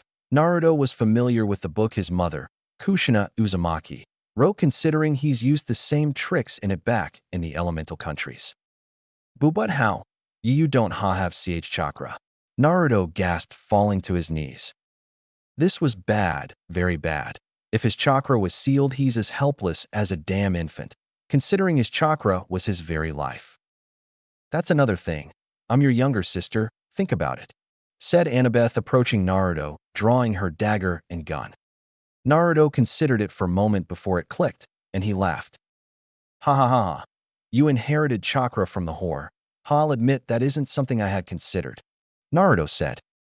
"Yep, and the reason I'm not as weak as you are is because you've had chakra your entire life. You depend on it, while I only recently unlocked mine," said Annabeth before slamming her dagger into his shoulder. "Gah, fuck," screamed Naruto. "So you can feel pain. Good, that makes this even better," Annabeth said, cocking her gun and shooting him in both his kneecaps. "Damn it," Naruto shouted. "That's for my family," hissed Annabeth, shooting him in his other shoulder, getting another grunt of pain from Naruto. "I gotta admit, this I never would have expected you to be able to use chakra or be able to learn something as complicated as Fuinjutsu. And the pain, I'd nearly forgotten what it felt like," Naruto said, stalling for time as he sensed Arachne's children approaching a seal. All it'd take is one disturbed line and the entire barrier would shut down. "Yeah, well, get used to it, 'cause I'm far from done," said Annabeth, twisting the dagger still in his back. "Ugh, yeah, that's right, little Annie, get your revenge. Come on, I killed your family, cost you your boy toy, and made everyone turn their backs on you. So come on," taunted Naruto, grinning crazily beneath his mask, as Annabeth pulled her dagger out and stabbed him repeatedly in the back, making sure to avoid anything important. Annabeth then kicked him in the side, sending Naruto tumbling to the ground as she stomped on his chest. "Aha!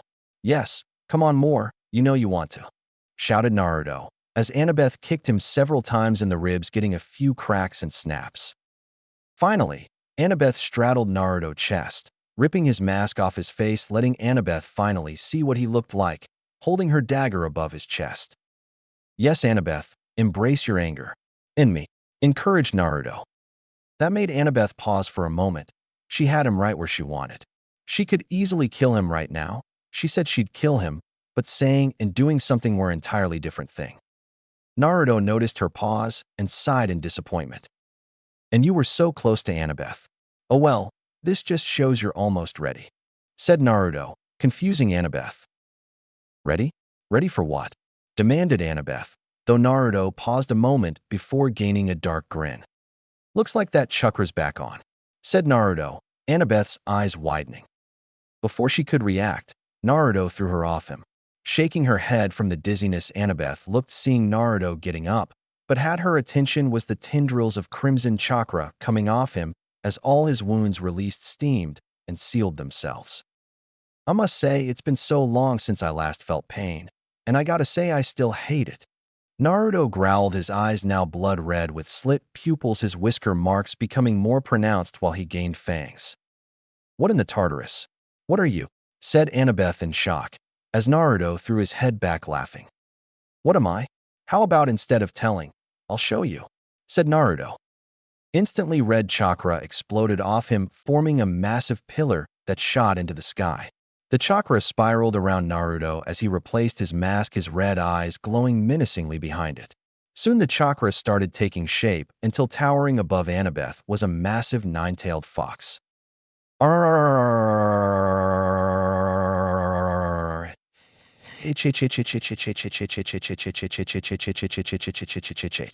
The fox roared, shaking the ground.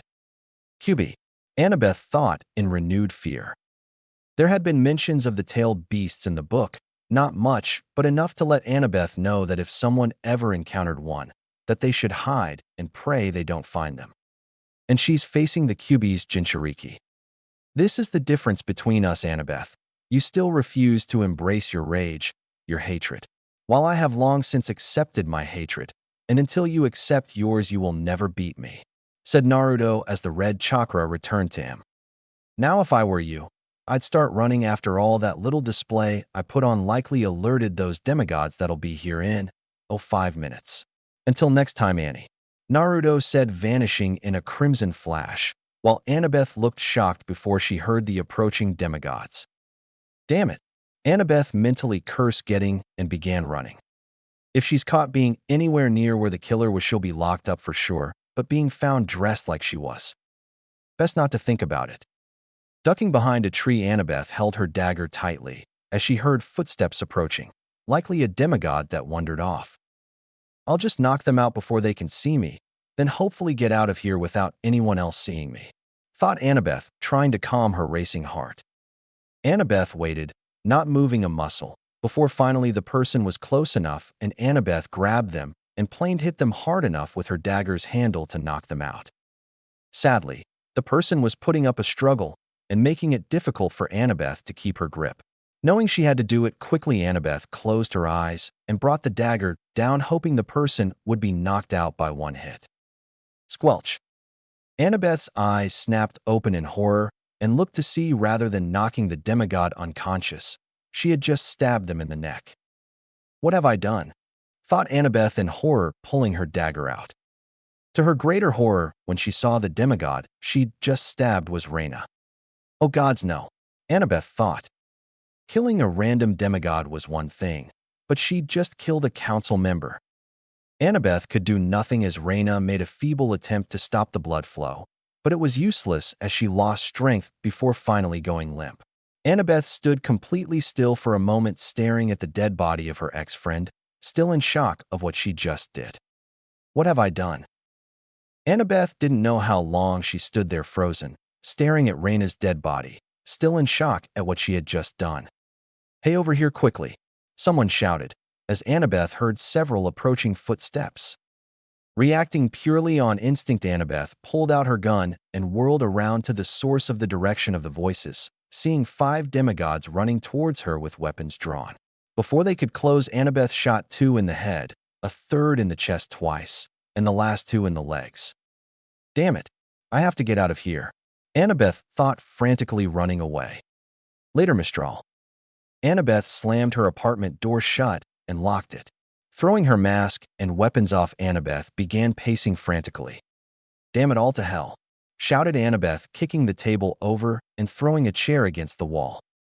This continued for several minutes as Annabeth threw things or tipped them over, all while thankful that the walls were soundproofed. This wasn't supposed to happen, Annabeth thought. She was supposed to track down the killer and kill or capture him. Now she's killed 4 demigods, one of which was a council member, and injured 2. The only saving grace was no saw her face. Suddenly her phone rang. Already knowing who it was, she answered. Leave me alone, shouted Annabeth, hearing the killer laughing on the other end. Ah ha ha ha. I'm sorry, this is just a good. I mean, you surprised me with the seals and chakra, but you actually killed a council member and 3 other demigods. Guess this means we're officially partners now, and I gotta thank you for saving me the trouble of killing that Reina girl myself. Though I'll have to ask you not kill any other council members. I got people that have called dibs on some of them. Is this all just some game to you? Annabeth demanded in disgust at how casually he talked about killing people. Yes, that's what I've been saying from the beginning, Annie. This all a game, and no need to toot my horn. Oh, who the hell am I kidding? I'm winning and loving every damn second of it. By the way, if I were you, I'd get out of Mistral as soon as possible. Never know when an anonymous call could point the council in your direction. With that, the killer hung up. Annabeth paled while knowing the killer was right. She needed to get out of here, as knowing him, he likely would make an anonymous call and send the council after her. Damn it, Annabeth cursed mentally before going to pack. The quicker and farther she got away from Mistral, the better. With Naruto. Naruto smiled contently as he hung up on Annabeth, though his content didn't last as he instantly crushed the phone in his hand. Damn it, shouted Naruto in anger, throwing the crushed phone against the wall as he began pacing angrily. He didn't think, or even consider, the chances that Annabeth could have chakra or know about seals. Naruto was lucky to have escaped, and that Annabeth hesitated when she had the perfect chance to kill him. Years of planning would all be for nothing. Though I suppose it has its upsides, thought Naruto, calming down slightly. The experienced Naruto, he'd been getting arrogant, too sure of himself, considering he hardly, if ever, comes across someone he can't play, manipulate, threaten, or blackmail into doing what he wants. That had been the first time anyone had ever come close to catching him. But if Naruto was honest, it had been exciting. Seeing Annabeth finally showing her ruthlessness, it just showed she was doing just what Naruto wanted. He was even a little impressed at her ingenuity. Didn't mean he was any less pissed off. Shaking those thoughts for now, Naruto turned on his heel. He had a goddess to attend to. Olympus. All the Olympians, minus Artemis, were gathered discussing or arguing the massive power surge they'd all felt. The only Olympian not taking part in the discussion was Athena, who portrayed a calm and collected appearance, though on the inside, she was freaking out. The reason being the power they'd all sensed was one she was familiar, considering the same power had been sealed inside her mortal aspect, so she'd recognize the QB's chakra anywhere. It made Athena realize Naruto was in fact the killer. The only reason she didn't tell the rest of the Olympians is because they'd then wonder how he got to this dimension, and she couldn't reveal that she brought him here. Considering all the demigods he's killed, there's no telling what the other gods would do to her. But it also made Athena realize Kushina was aware the entire time Naruto was the killer. Why else would she remain quiet for so long, but suddenly start talking again? Once the meeting ended, Athena teleported back to her temple and immediately entered her mindscape. Opening her eyes, Athena saw Kushina sitting at a table reading a book. Well, look who finally decided to visit. And here I was thinking I was forgotten, Kushina said sarcastically without looking up, infuriating Athena further. Without a word, Athena grabbed Kushina and slammed her against the wall. You knew, growled Athena, Kushina having a mocking smile despite the situation. You'll have to be more specific, I know lots of things. Kushina said. You knew this entire time Naruto was the killer, Athena said, glaring daggers at her mortal half. Oh that? Yeah, I knew the entire time, kind of obvious when you think about it. You bring my son here, then suddenly demigods start dropping like flies, said Kushina. Why didn't you ever say anything? Demanded Athena, Kushina looking at her like she's stupid. Why so you and the other so-called gods could kill him or turn him into a monster? Oh wait, you already turned him into a monster, said Kushina, glaring at Athena. What are you talking about? Athena questioned, as Kushina laughed mockingly. You really don't know, or care for that matter, do you? I don't whether you're delusional or just plain stupid, taunted Kushina. Get to the point, said Athena. You never bothered looking into all my memories. The only ones you were interested in was Minato falling in love with me, Naruto's birth, and anything you deemed useful, everything else irrelevant. If you had looked in my memories, you would have seen what my life was like when I first went to Konoha. I was an outsider that nobody cared about. Add on to the fact I was Jinchuriki added for a pretty terrible childhood. I only stayed sane because I had people that cared about me. Naruto never had that. Nobody ever cared about him, only seeing him as a demon or a weapon. And the only person that was supposed to love him unconditionally left him to the wolves. Kushina said, glaring furiously at the stoic Athena, who didn't feel anything from the little speech. Is there a point to that little speech? Said Athena, Kushina laughing again. Wow, thank you. You just proved something I've been contemplating ever since I was forced back in your head, said Kushina. And what's that? Athena asked with narrowed eyes, as Kushina leaned close. You don't care. None of you gods care. You all claim to care about your children, but you don't, do you? None of you have ever cared about them. I bet none of you even see any of them as your kids. Only extension of your own, well, that you can tug back and forth like puppets on strings. Demigods are your way of seeing who had the biggest ego. If a demigod completes a quest, then you have bragging rights until another come along. And if they die, well, what's one when you have a few dozen spare? That's how it is. That's why you have demigods to stroke your own egos. Maybe that's also why none of you bother to visit your children, not because of some bullshit rules, but because you don't see them as your children, but as tools to be used how you see fit and disposed of when their use runs out. Dash. Shut up, Athena screeched like an owl. What's the matter? Did I strike a nerve? You want me to kiss it better? Kushina cooed mockingly. You know nothing about the gods, how we feel living for centuries, being turned into nothing but myths and legends. We only live on our children, said Athena, glaring angrily. You know I see your lips moving and words coming out, but all I hear is excuses, remarked Kushina. Finally, losing her patience, Athena threw Kushina across the room or slammed into the wall, but all she did was laugh. Ah, wow, I actually made the calm and collected Athena get angry. I guess there really is a first for everything, laughed Kushina, Athena sneering at her. You're insane, Athena spat. What can I say? It runs in the family, said Kushina. Laugh while you can, but once I find Naruto, I will kill him, then I will find a way to be rid of you forever, Athena said, leaving the mindscape, never seeing Kushina's eyes flashing red. Once Athena left, Kushina got up, dusting herself, all the while smirking. Stupid bitch, she didn't even notice there was no force behind her holding me or throwing me. Just goes to show how arrogant she is, Kushina thought. The reason being she's close to having taken enough power to take control of Athena's body, and after that comment about killing her baby, she isn't planning on being gentle. I wonder what I should first once I get control. Maybe pop in her cabin and slaughter her demigods, or maybe locate all her ex-lovers and kill them and their families. Oh, the choices, thought Kushina, a bloodthirsty grin on her face, showing where Naruto got his murderous tendencies from. With Annabeth. Annabeth finished gathering her belongings in her car and prepared to get as far away from Mistral as quickly as possible, but she stopped once she got in. The reason being the GPS navigation system that Annabeth knew for a fact wasn't there before.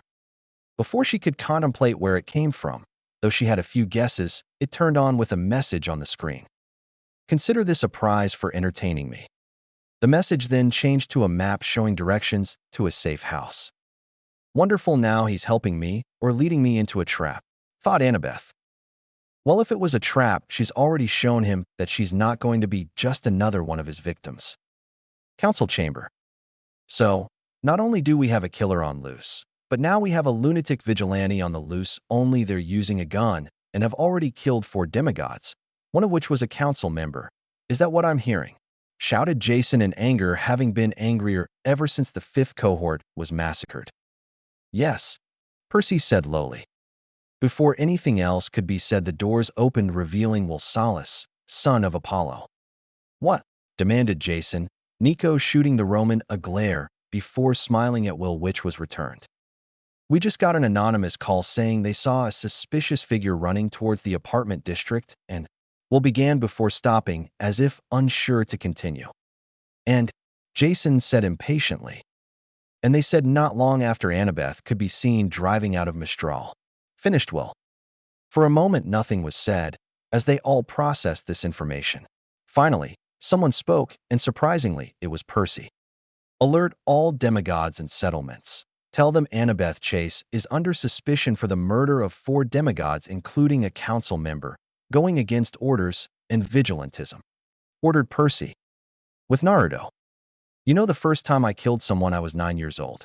Even to this day, I still remember it with crystal clarity.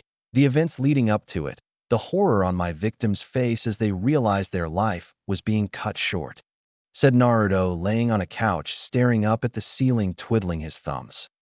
All the while, Artemis screamed in pain as Talia put Stygian iron needles in several of her pressure points. Before that, the thought of killing, let alone injuring, someone had never even crossed my mind. The only thing I cared about was becoming Hokage, stuffing my face with ramen, and earning the villagers' respect. Looking back, I can't help but wonder just how brain-dead I had been, possibly due from nurses constantly dropping me on my head in infancies. Oh yeah, did I forget to mention I have photographic memory. I remember every little detail from the first moment I opened my eyes, said Naruto, looking at Artemis. Anyway, the moment when I first thought of killing someone was after my most recent mob beating. I also remember that as well. It was the worst, as the ones before only consisted of drunk civilians. This time, there were shinobi. I was stabbed, punched, kicked, pretty sure I was also set on fire. Not sure when, as I blackouted partway through. But it was the end that I still remember. A chunin came to the front holding a kunai, his eyes shining with madness and sadistic glee. And he said to me, "It's time to go back to hell where you belong, demon. Time for you to pay for our friends and family you killed. And no one will care because no one could ever love a worthless demon like you." After that, he took his kunai and carved my face up to the point even I wouldn't have recognized myself in the mirror. Then he stabbed me 9 times in the heart. Even to this day, I still wonder sometimes why or how I survived. Naruto said. When I came through, I was in the hospital and I was wearing that mask, said Naruto, pointing to his mask. Well, not that mask, but one of several masks that needed to be made to hold my face together after the dozen or so surgeries the Hokage forced the doctors to perform to keep me alive. When I first saw the mask over my face, I laughed. I laughed so hard tears fell down my face. Do you know why I laughed? Asked Naruto, only getting another scream in response. It's because I finally realized something. No one would ever care about me. No one loved me. I truly had nothing to lose. But the people that hurt me, they did have something to lose, said Naruto, his eyes darkening. When I got out of the hospital, I tracked down the chunin that stabbed me. I monitored him for weeks, learning his schedule, where he lived, his friends, everything. I learned he had a wife and son who was enrolled in the academy. I learned everything about them as well. When I learned all I needed, I enacted my plan. I waited outside the chunin's home and waited for them to go to sleep. Once they were asleep, I snuck in and drugged them to keep unconscious for a good long while. I then dragged them to a secure location and restrained them. When they had come through, I wasted no preamble. I injected them with a slow-acting acid that began to eat them from the inside out. I gave the chunin and his wife 2 kunai with 3 choices. Either kill me to get their vengeance and maybe, just maybe, escape to get help, kill themselves to end the pain, or kill their son to not watch him suffer, said Naruto, smiling at the memory. The wife took the easy way out, stabbing the kunai in her throat. The chunin, though, chose to instead kill me. I got out of the way, and he instead ended up stabbing his son in the chest. I remember the horror etched on his face at what he had done, the helplessness and despair in his son's eyes realizing he would die at his own father's hands. While the Chunin cried over his son's corpse, I slit his throat, all the while looking into his broken eyes. I remember it all, said Naruto before turning to Artemis, who was now whimpering. You know, you could at least say something. I mean, I'm pouring my heart out here right now. Naruto said. No, no, just going to lay there and whimper through the pain. I swear none of you have any manners, said Naruto. Anyway, I then systematically killed everyone who had ever been part of the mobs that attacked me, along with their families, sometimes even making them kill their families. It was a true learning experience. It helped open my eyes that given the right circumstances, someone would kill their own children if it meant saving their own skin. Kind of like what most of you gods do, Naruto added. But of course, all good things come to an end. It wasn't until a few years later that I realized the doctors that performed my surgeries put a poison in me, slowly killing me over the years, and would have succeeded if I didn't have a guardian demon that absolutely loved my games. But that's a story for another time, said Naruto sitting up. You know, after that story, how about we see what's on the TV? Naruto said, grabbing a remote and turning a large TV set up in front of Artemis's table, not that she could see. Yes, my favorite show is on. It's called Hunters Become the Hunted. I think you'll love it, said Naruto, pressing another button, causing Artemis's table to tilt up enough for her to see the screen.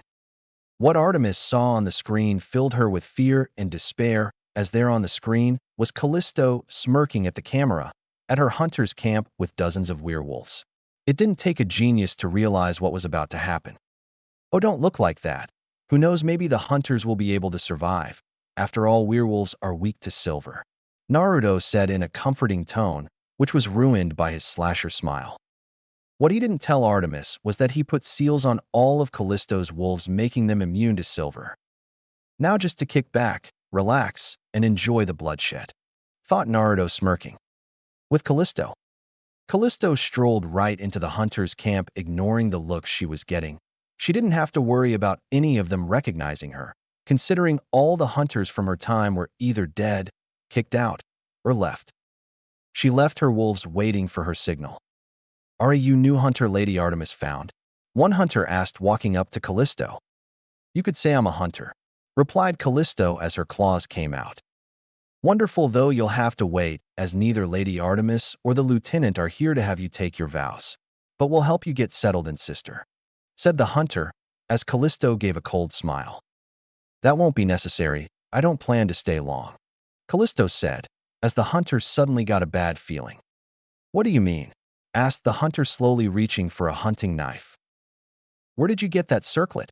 Another hunter shouted as they all finally took notice of the silver circlet on Callisto's head.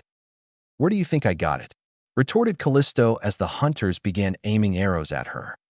What have you done to the lieutenant? Demanded another hunter. You should be less worried about Talia and more worried that I'm about to kill you all, Callisto said. Before any of the hunters could react, Callisto slashed the throat of the hunter in front of her with her claws. Now, before I get on to tearing the rest of you apart, let me introduce myself.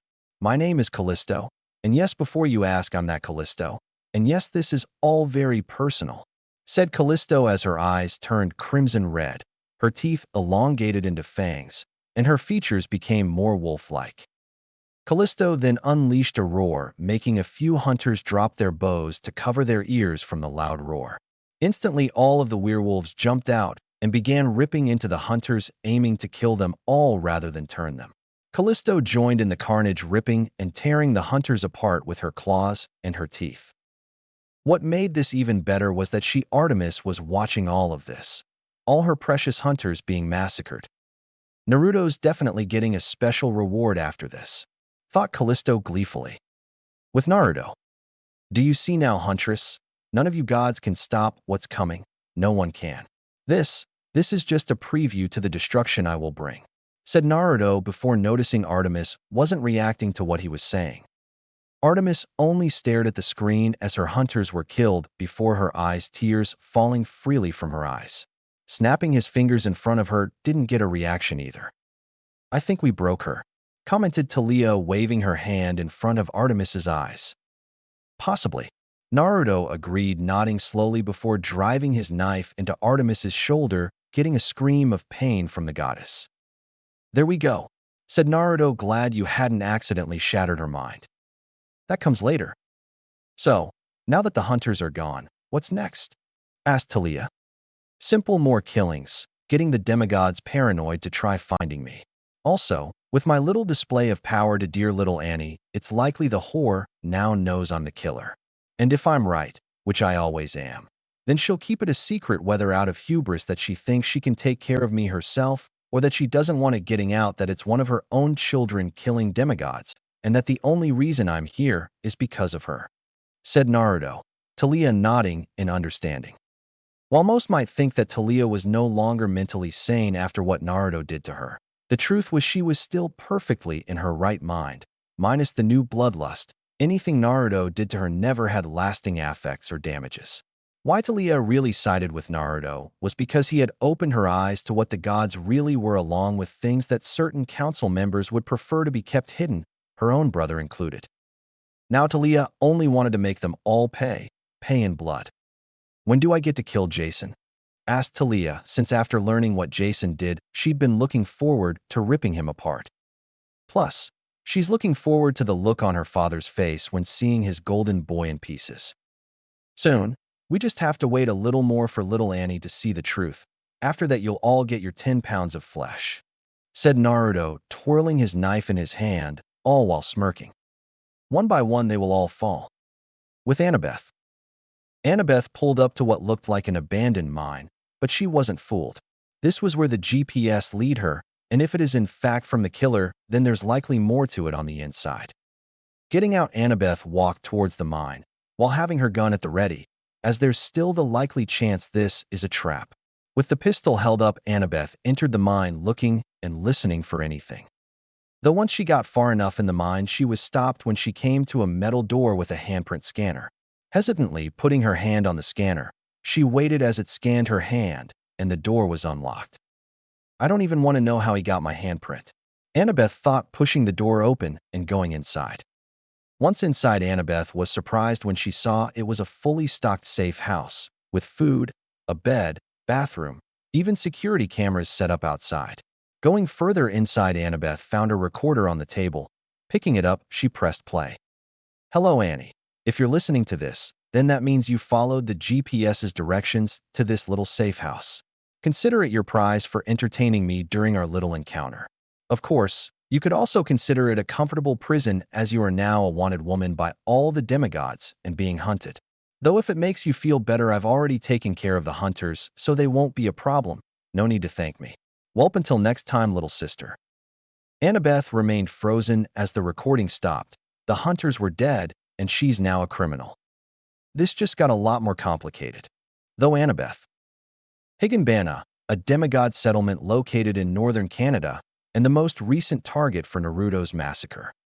The streets were currently deserted, no one wanting to risk being the killer's next victim. Though if one looked outside, they'd see two black-cloaked figures, one running and the other walking at a leisurely pace. Annabeth cursed as she ducked into an empty fairgrounds behind a games booth. She had just arrived in Higanbana, and her brother had already killed 10 demigods. Annie, come out wherever you are, Naruto called out, spinning his knife between his fingers. Note to self, bring extra cartridges. Thought Annabeth, having run out of bullets, as apparently he learned from their last encounter to let her trap him in a single spot. Along with making sure to not stand still after their previous encounter ended with him nearly being bifurcated from the ninja wire she somehow managed to acquire. Come on, Annie. I promise I won't hurt you much, said Naruto, sounding much closer. Cursing again, Annabeth looked around for a possible hiding spot, eventually finding it in the House of Mirrors, making Annabeth want to facepalm, knowing going in a House of Mirrors with a killer after you is never a good idea. Annabeth, come out right now, you little bitch, so I can gut you, Naruto demanded loudly. But I don't really have a choice. Annabeth, though, making a run for the House of Mirrors. There you are, said Naruto, spotting her going into the House of Mirrors. Running inside, Annabeth made several turns, occasionally bumping into a mirror before stopping, feeling like she had significantly lost him. That is until his voice came from the intercom. "Did you really think you'd be safe here? Really? Have you never watched a horror movie before?" Naruto questioned. "Yeah, well, what can I say? Dealing with you has made me do a lot of things I never thought I'd do," retorted Annabeth. "Careful, Annie, that sounded like a compliment," said Naruto. "Take it however you want, you deranged lunatic." Annabeth replied. "And back to the insults, I see. By the way, I've been meaning to ask, you have chakra from the whore, and you've advanced surprisingly well without a teacher. But I gotta know, do any of our other siblings possess chakra as well?" Asked Naruto, wondering if he'd have to worry about other chakra users. Though if there are, he's likely already killed most of them with the number of his half-siblings he slaughtered. Annabeth contemplated telling him where he can shove his question, but decided to humor him. "There are others, but they're rare, though most don't embrace it, and I'll admit I was one of them. That is until the founding of New Greece," replied Annabeth, though if she's honest, she wasn't sure if any of her siblings did possess chakra. I'll have to take care of them, but for now." Naruto trailed, worrying Annabeth as everything suddenly went quiet. Though it didn't remain like that for long, as Naruto smashed through a mirror with a yell and grabbed Annabeth, making her scream as he slammed her against a mirror. Annabeth screamed, with Naruto starting to scream as well before he started laughing before pulling his mask off. Well, here we are at last. No friends, no traps, no weapons, just a scared little girl," Naruto said, leaning in closely until their faces were inches apart, and he saw the fear and resignation in her eyes. "Well, go on, do it. Rape me and get it over with. That's what you said you were going to do. What is the most common crime that was committed in Greek mythology? That's what you said, remember? So just do it." Annabeth said while she was terrified of that happening, she wouldn't give him the satisfaction seeing just how scared she was. In response, Naruto, before to Annabeth's confusion, he let her go and stepped back. "While true that was once my original intention once upon a time ago, as it'd be the biggest fuck you to Athena to see her favorite daughter defiled in such a way. But over these past few months, I've come to see you as more than a future victim and more as a partner in my quest for revenge," said Naruto as he replaced his mask and began walking away. "You're crazier than I thought if you think I'd ever join you," Annabeth said with a glare, Naruto laughing in response. "Oh, I think you will start seeing things my way before long, especially once you find out a secret your so-called friends have been keeping from you, specifically your former boy toy," said Naruto mockingly. What are you talking about? What secret?" Annabeth demanded. "Let's just say like father, like son. See you soon, Annie," Naruto said, shining away. Clenching her fists, Annabeth angrily slammed her fist against the mirror she was just held against moments ago, smashing it, before leaving in the same manner as her brother, with a single thought running through her mind. What secret is he talking about? Time skip 3 days. Demigod Council. They slipped through our fingers again. How do they keep escaping? Percy shouted, slamming his fists on the table. We don't know. We've said this before, none of us know how they're escaping us. They aren't using magic, they aren't using any vehicles, and we've searched all the settlements and 2 miles of surrounding area for them. We don't know," yelled Hazel, sick and tired of Percy reminding them of their failures of capturing the killer, and more recently Annabeth. "Percy, what about Rachel? Has she seen anything in regard to the future, like if we're going to capture them eventually?"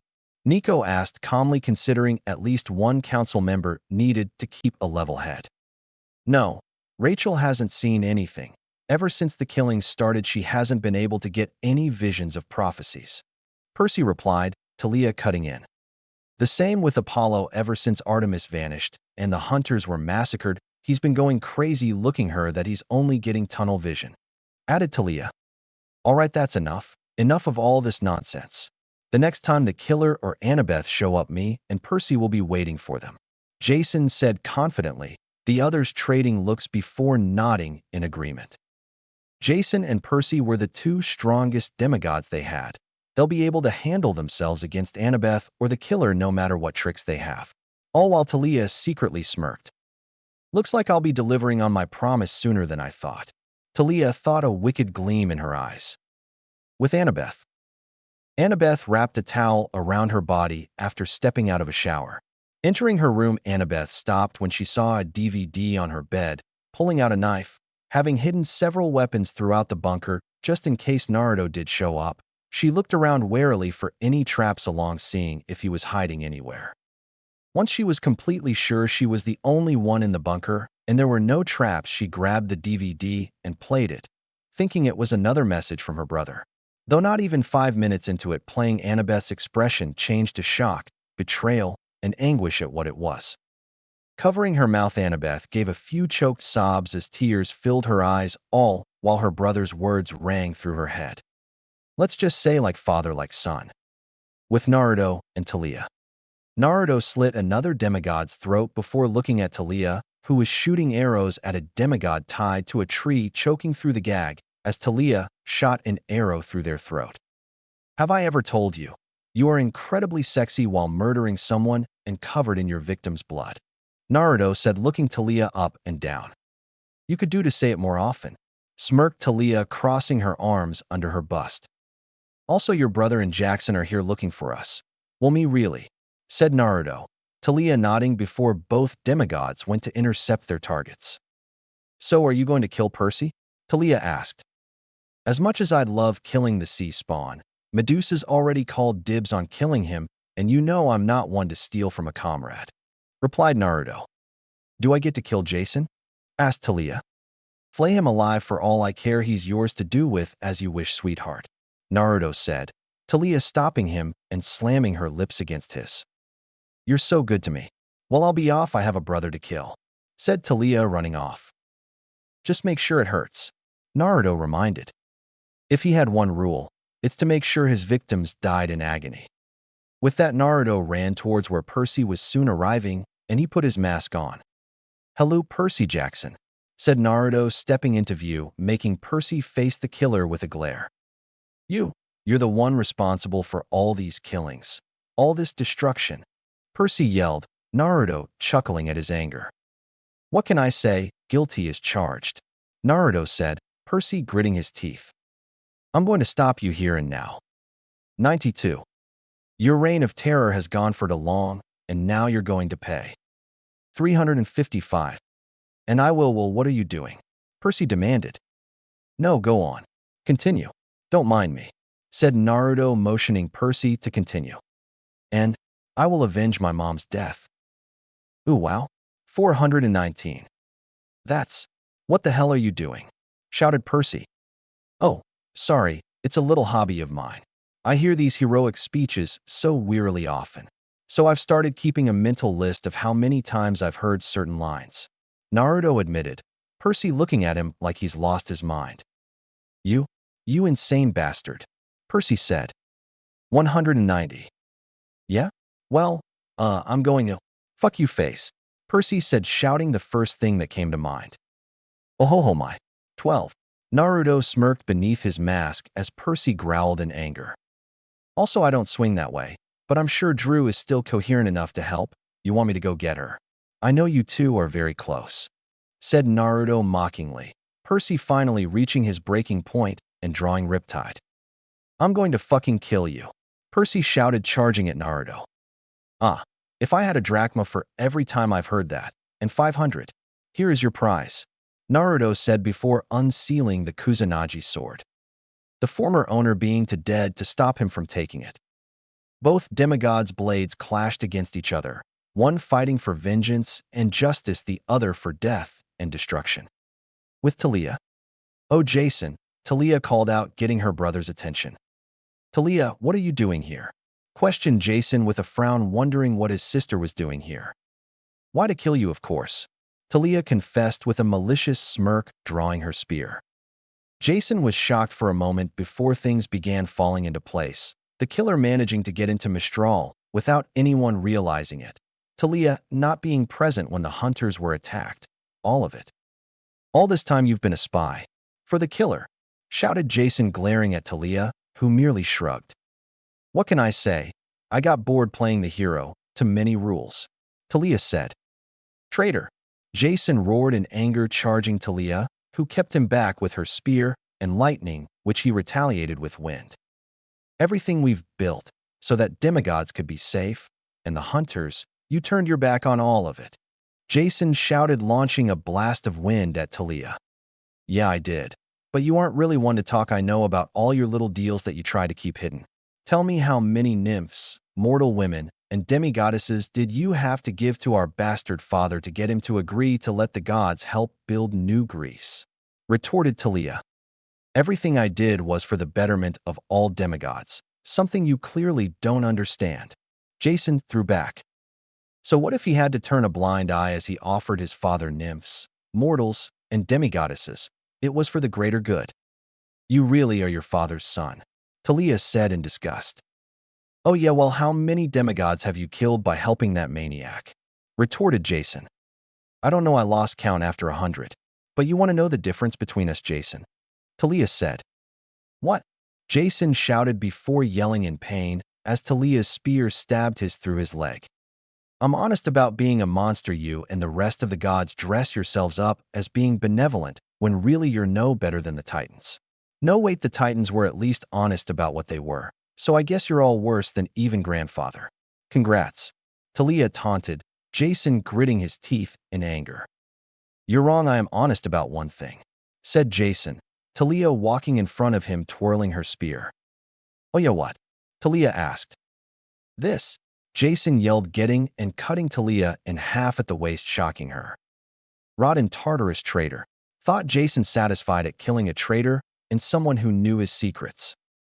Though he was soon shocked when Talia suddenly vanished and yelled in pain, feeling something stab into his back. Looking, Jason was further shocked when Talia stepped out from behind a tree with her bow. How? Jason demanded weakly from the arrows embedded in his back. A wind illusion pushed the wind together and lighting to add color, and boom, a lifelike decoy. Perfect for sneak attacks.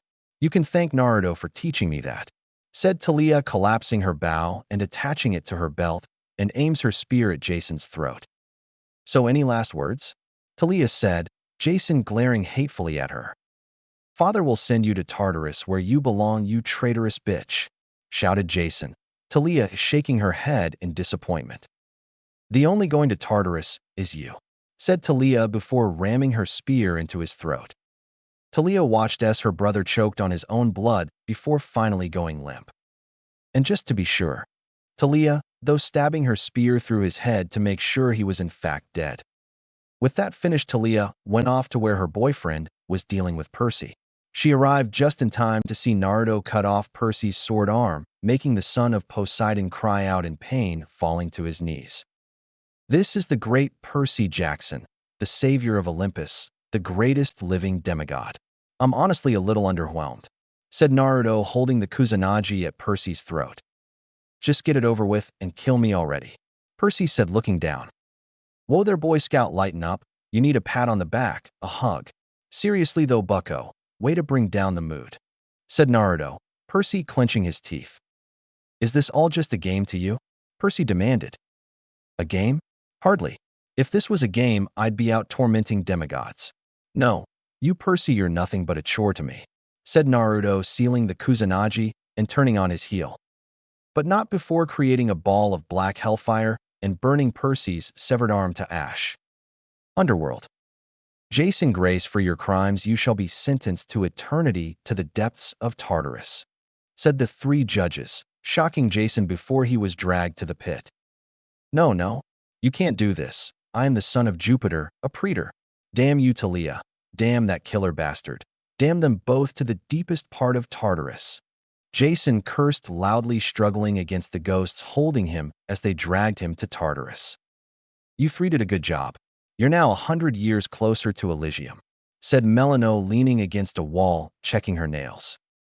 Thank you, Lady Melano. But even if you had not asked us, the boy still would have been sent to Tartarus for his crimes. One judge said. I know, but Naruto doesn't like leaving things to chance. Keep up the good work, and once I'm queen of the underworld, you'll have earned your place in Elysium, said Melano, melting into the shadows. With Naruto, with a satisfied smirk on his face, entered his bathroom for a shower, but stopped once he saw it was already on and someone already inside. Well, this is a pleasant surprise. Naruto stated, getting the person's attention as they turned, showing it was Talia with a lustful gleam. "Do you like your surprise?" Talia said seductively, walking towards him with a sway in her step. "Very much. But may I ask the reason? Not that I'm complaining," said Naruto, eyes roaming her figure. "I thought I'd give you a special reward to celebrate. Now shut up and fuck me," Talia said. "With Annabeth." Annabeth was curled up in her bed, not having bothered to put clothes, so still only covered by her towel, still crying her heart out into a pillow after seeing what was on the DVD Naruto had left her. She tried desperately to deny that it was true, but after watching the video for a third time, Annabeth couldn't deny it, that what was on was completely true. The video showed her the truth of what her mother did to Medusa and Arachne, that they were victims of petty grudges and jealousy, turned into monsters by her own mothers. But that wasn't even the worst of it. The other part of the video made Annabeth feel like her heart was ripped out and stomped on. She knew the gods were petty, but that one of them would go this far. Annabeth remembered when New Greece was still being planned and designed. She would admit she was excited to help create it, but at the same, she wanted to live a normal life without monsters, gods, or world-ending threats, after all the craziness she and her friends had been through the past couple of years. Percy, on the other hand, was completely for building New Greece as a safe haven for demigods. Annabeth tried to get him to go away with her to live normal teenage lives, but he was set on finishing the nation. They argued about it for weeks, very nearly breaking up, Annabeth even staying with her dad for a while. Eventually they made up, and Annabeth agreed to stay to help build New Greece, and she thought that was the end of it. But apparently one petty and vain goddess didn't like that they nearly broke up. A goddess who Annabeth now hated with her entire being. Aphrodite. Annabeth knew Aphrodite enjoyed messing with people's loves lives, demigods in particular, especially those of people who catch her attention. Her and Percy just happened to draw the short straw in that their love life was one Aphrodite was particularly invested in, and the love goddess didn't appreciate the fact they nearly broke up. So during the time when they were separated, Aphrodite sent Drew to seduce Percy and sleep with him, all while recording it to be used against Annabeth if she ever did break up with Percy, to hurt her that Percy slept with another girl and never told her. That was the other thing on the video, Percy and Drew having sex. It filled Annabeth with hatred, sadness, and despair that Percy let himself be seduced by that bitch Drew and slept with her. She was once again reminded of her brother's words. Let's just say like father, like son. She mourned that bitch's daughter, blamed herself for Piper's death. Now though, I wish I killed her myself, Annabeth thought in anger before guilt washed over. Piper was her friend. She didn't know her mother and sister's plot. Or maybe she did know. Maybe all of Aphrodite's children knew. Annabeth knew Drew wasn't one to hide anything she could use against people, and they never got along. Annabeth glanced up when she felt someone sit down next to her, seeing it was her brother without his mask. You knew, didn't you? Annabeth stated lowly. I had my suspicions, knowing how petty the gods can be when things don't go their way. I only found out after torturing the information out of some of the slut goddess's children. I only found out where the video was kept after torturing the slut's daughter, said Naruto, putting a hand on Annabeth's shoulder. Annabeth looked her brother straight into the eye, and instantly Annabeth felt something inside her snap beyond repair. Before Naruto could react, Annabeth threw herself at him, slamming her lips against his, forcefully shoving her tongue into his mouth. She no longer cared about her friends, her family, her mother, or anything. She only cared about revenge. Annabeth finally separated from her brother, staring at him lovingly with a deranged smile on her face. Thank you for showing Annie the truth in Aizen. Annie wants to help her precious and Aizen destroy the bad gods, because Annie is a good girl, Annabeth said in a childlike tone, emphasized by her breaking into a fit of giggles, while Naruto saw that she had finally snapped, making him chuckle. That's good to know, Annie. But for now, sleep, and tomorrow meet me at the hospital where you found my old mask. Then we'll start our plans, and I'll have a present for you, said Naruto. Yay, and Aizen has a present for Annie. Annabeth cheered like a child, kissing him again. Suddenly Naruto, dispelled, revealing it was a clone, making Annabeth pout before dozing off with a smile on her face, dreaming of her precious Aizen and the destruction they'll cause together. With Naruto. Naruto smirked as his clone's memories came to him of the conversation with Annabeth. "Welcome to the family, Annabeth," said Naruto, wrapping an arm around Talia, who had a fucked stupid smile on her face. Everything was coming together perfectly. Olympus, Athena's temple. Mindscape. Athena blinked in confusion, a rare occurrence, as she found herself in her mindscape. What am I doing here? I know I didn't will myself into my mind. Athena thought with a frown, annoyed she'd taken from her search for Naruto.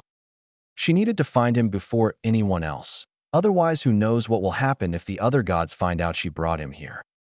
Yes, sorry to disappoint, but you won't be finding my baby or leaving here ever again, Kushina said with a smirk, crossing her arms, making Athena sneer at her. What do you want? Trying to take control of my body again. It'll end the same as last time, said Athena, summoning her spear and shield.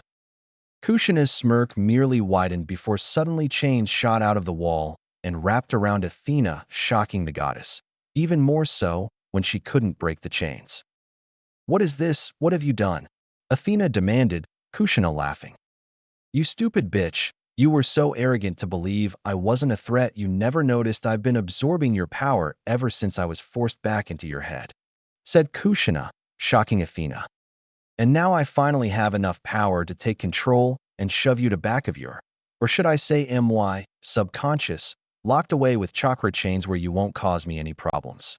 Also, don't try breaking those chains, they're strong enough to restrain the QB, a creature that makes you look like a newborn infant, Kushina said, angering Athena as she struggled against the chains. You won't get away with this. The other gods will realize something's wrong and stop you, Athena said, Kushina laughing again. By the time any of those morons notice something wrong, I'll be long gone and hidden from them. Now get lost, Kushina said, waving her hand dismissively, all while Athena screeched at her like an owl before being pulled into darkness.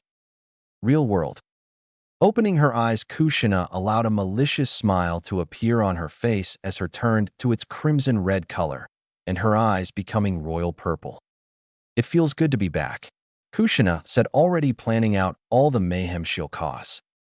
Naruto whistled as he stood outside the abandoned hospital waiting for Annabeth to arrive. Looking the building over, Naruto still remembered when he built it. Yes, he in fact built an entire abandoned hospital for his plan.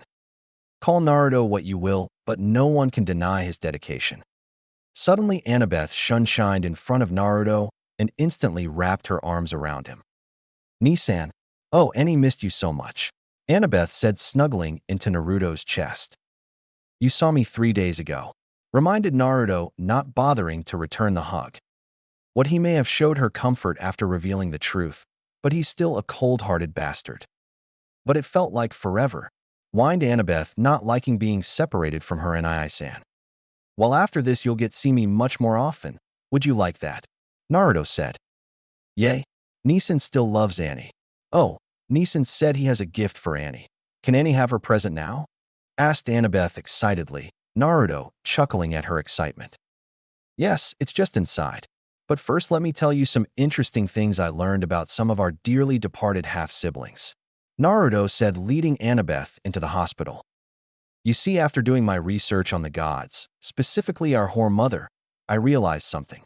They only ever talk about the famous demigods who went on to accomplish things. They never mentioned any demigods that turned out like me, said Naruto, smirking darkly. So, after a little research, do you know what I found? Naruto asked rhetorically, Annabeth shaking her head, curious what he learned. The Zodiac Killer, the Axeman of New Orleans, the Phantom Killer, and Jack the Ripper. Some of the deadliest killers, all with a few things in common. No one could identify who they were. They all were never caught, and they're all sons of Athena, Naruto revealed, much to Annabeth's shock. But how did no one find out? Asked Annabeth, since Athena would have at least made sure her other children knew this, so none of them turned out like those killers. Oh, that's simple, Athena killed them, answered Naruto, furthering Annabeth's shock. After Athena found out her sons were killers, she hunted them down and killed them, wiping away any evidence they were her children so to not have the gods' anger directed at her, Naruto said, Annabeth confused. Why would the bad gods care if some of Athena's children were killers or not? Annabeth asked. Simple. All of their victims were demigods. They targeted demigods of the other Olympians specifically in the hope that they'd turn their anger on Athena for bringing them into the world and causing the deaths of their children. Unfortunately, Athena got to them all first before it could be revealed they were her children. And I'm sure if she's given the chance, she'd do the same to us, said Naruto, Annabeth's hatred for Athena growing. Ah, we're here, Naruto said as they arrived in the back room Annabeth recognized as the one with the X-rays. Entering the room showed someone tied to a chair with a bag over their head. Here's your gift, Annie, Naruto declared, walking over to the person and pulling the bag off, revealing a beaten, bloody, and gagged Drew Tanaka with tears and blood streaming down her face.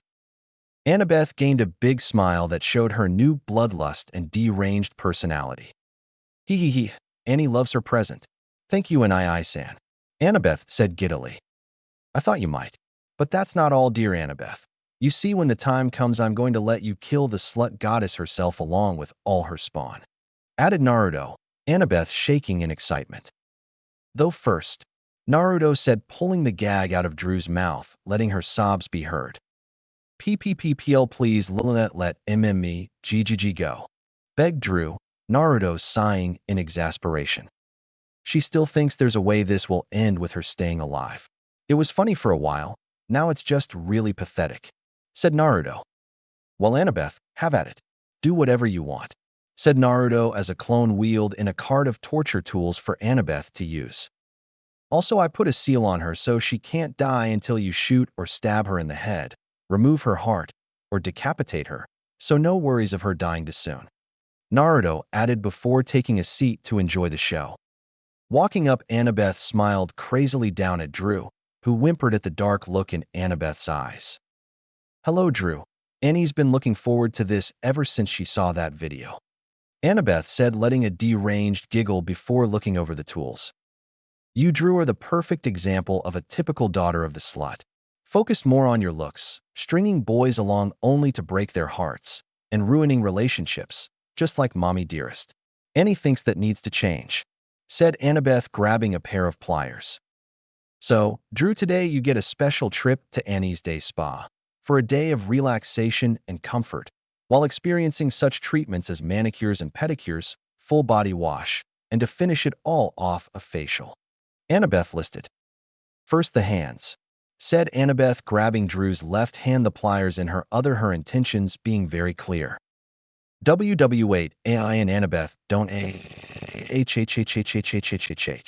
Drew screamed when Annabeth ripped off one of her nails. What can Annie say, Drew?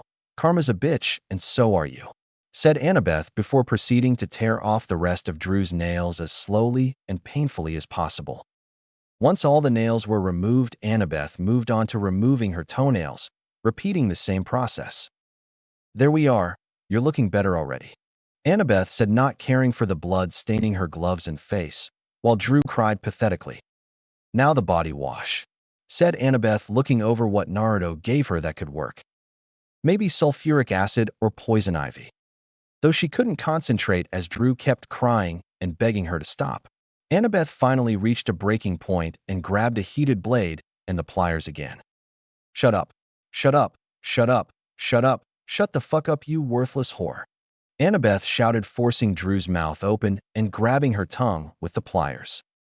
Without hesitation, Annabeth cut Drew's tongue out, the wound being cauterized shut to avoid her bleeding to death. Hyperventilating, Annabeth began giggling, dropping the pliers and knife. Oopsies, Annie got ahead of herself, said Annabeth, crossing her arms and pouting. Oh well, Annie supposes they can continue the facial, Annabeth shrugged. Grabbing Drew's face, Annabeth looked deeply into Drew's tearful eyes. Annie really doesn't like those eyes. Guess she'll just have to take them, said Annabeth, immediately jamming her thumbs into Drew's eye sockets. Drew screamed silently as Annabeth viciously pulled her eyes and without hesitation tore them from her skull. This was fun. Annie hopes she gets to have more fun with the slut goddess. Oh well, die, Drew, Annabeth said, taking out her knife, stabbing it into Drew's chest, and began carving her heart out. You always loved tearing people's hearts out. Let's see how you like it, hissed Annabeth. Once opening her chest cavity, Annabeth reached in and it took certain pleasure in having her hand wrapped around Drew's still beating heart. Then she ripped it out, finally killing the girl. Naruto clapped, slowly drawing Annabeth's attention. That was by far one of the most beautiful things I've ever seen. While you're still a little rough around the edges, you'll get there eventually, said Naruto, looking Annabeth up and down. Finally, just how sexy she looked in a skin-tight suit. Annabeth noticed Naruto looking her up and down and felt giddy at the thought of her brother ravishing her. She's really thankful she was still a virgin rather than giving herself to the sea spawn. However, before either could act on their thoughts, Naruto's phone rang. Scowling in annoyance, Naruto answered. "This better be important," said Naruto. "Mistral." "Yeah, I think we may have a problem," Callisto said, standing on top of a roof looking at the literal pile of bodies in the center of Mistral. Later, council chambers. "So, not only do we have another lunatic on the loose, but now Jason is killed, with the killer having yet another accomplice. Did I get that right?" Nico asked, looking around at the remaining council members, which were now down to him: Leo, Hazel, Talia, and Percy. "Yes," Percy muttered, looking down at the table, having fallen into a depression since the loss of his arm. When the pile of bodies were discovered, they would have liked to blame the killer. Hell, they would have preferred it was the killer. But the killings weren't the killer's MO. They didn't drag their victims' bodies all the way to Mistral, simply leaving them where they're found.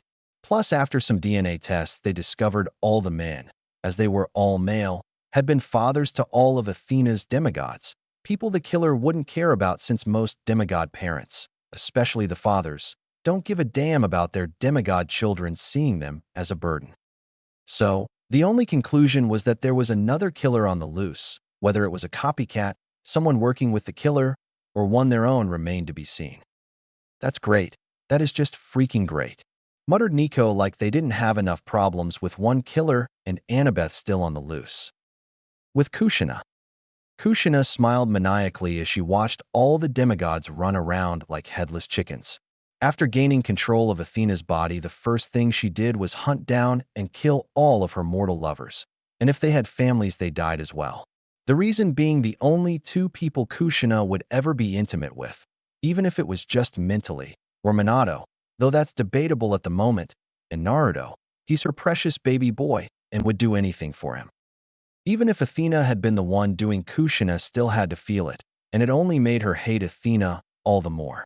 Though while Kushina was sure Athena wouldn't care about her past lovers being killed, it sure as hell made Kushina feel better killing them. Who should I kill next? The bitch's children. No, Naruchan's already targeted them. The other gods' mortal lovers, depending on if they still care about them. Decisions. Kushina thought. With Naruto. Naruto in his base, tapping his fingers on the table while Medusa, Arachne, Melano, Callisto, Talia, Kion, and Annabeth stood around him. Artemis was also there, still strapped to a table. Most of them stood some distance away, afraid of his possible outburst. Considering they've all seen the aftermath of his anger, the results weren't pretty. He was currently thinking over the newest problem, the problem being someone killing all of Athena's past lovers and leaving them on display in Mistral. While Naruto could honestly care less about some mortals, seeing them as less than an ant beneath his boot, that didn't mean the gods would let something like this go. Not the killings. No, Naruto's sure they gave less of a damn than he did about a few dead mortals. Not he's talking about the disrespect of leaving those bodies in the heart of the demigod nation. I have to accelerate my plan again. Naruto thought, annoyed, not liking when he has to change his plans when someone messes them up. Pulling out 3 daggers, he tossed them to Melano, Kion, and Callisto. "It's time for the grand finale," Naruto announced. All of them gaining dark grins, especially the 3 he gave daggers, as they knew what they meant. "Melano, take care of Thanatos and Persephone. With their powers combined with your own, it'll be easier to subdue your father. Callisto, Talia, go after Hercules and send his head to Zeus. Kion, deal with your brothers and father," ordered Naruto, all of them nodding. Melano vanished into the shadows, Kion teleported in a swirl of snow, and Talia and Callisto disappeared in a bolt of lightning. "What should we do?" Medusa asked, motioning to her and Arachne. Walking up to them, Naruto wrote several names down on a piece of paper before handing it to them.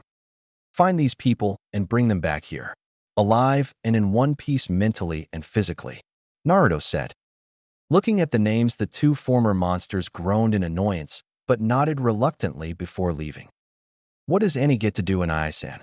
Asked Annabeth with a pout, seeing as all others got to do something exciting while she didn't get anything.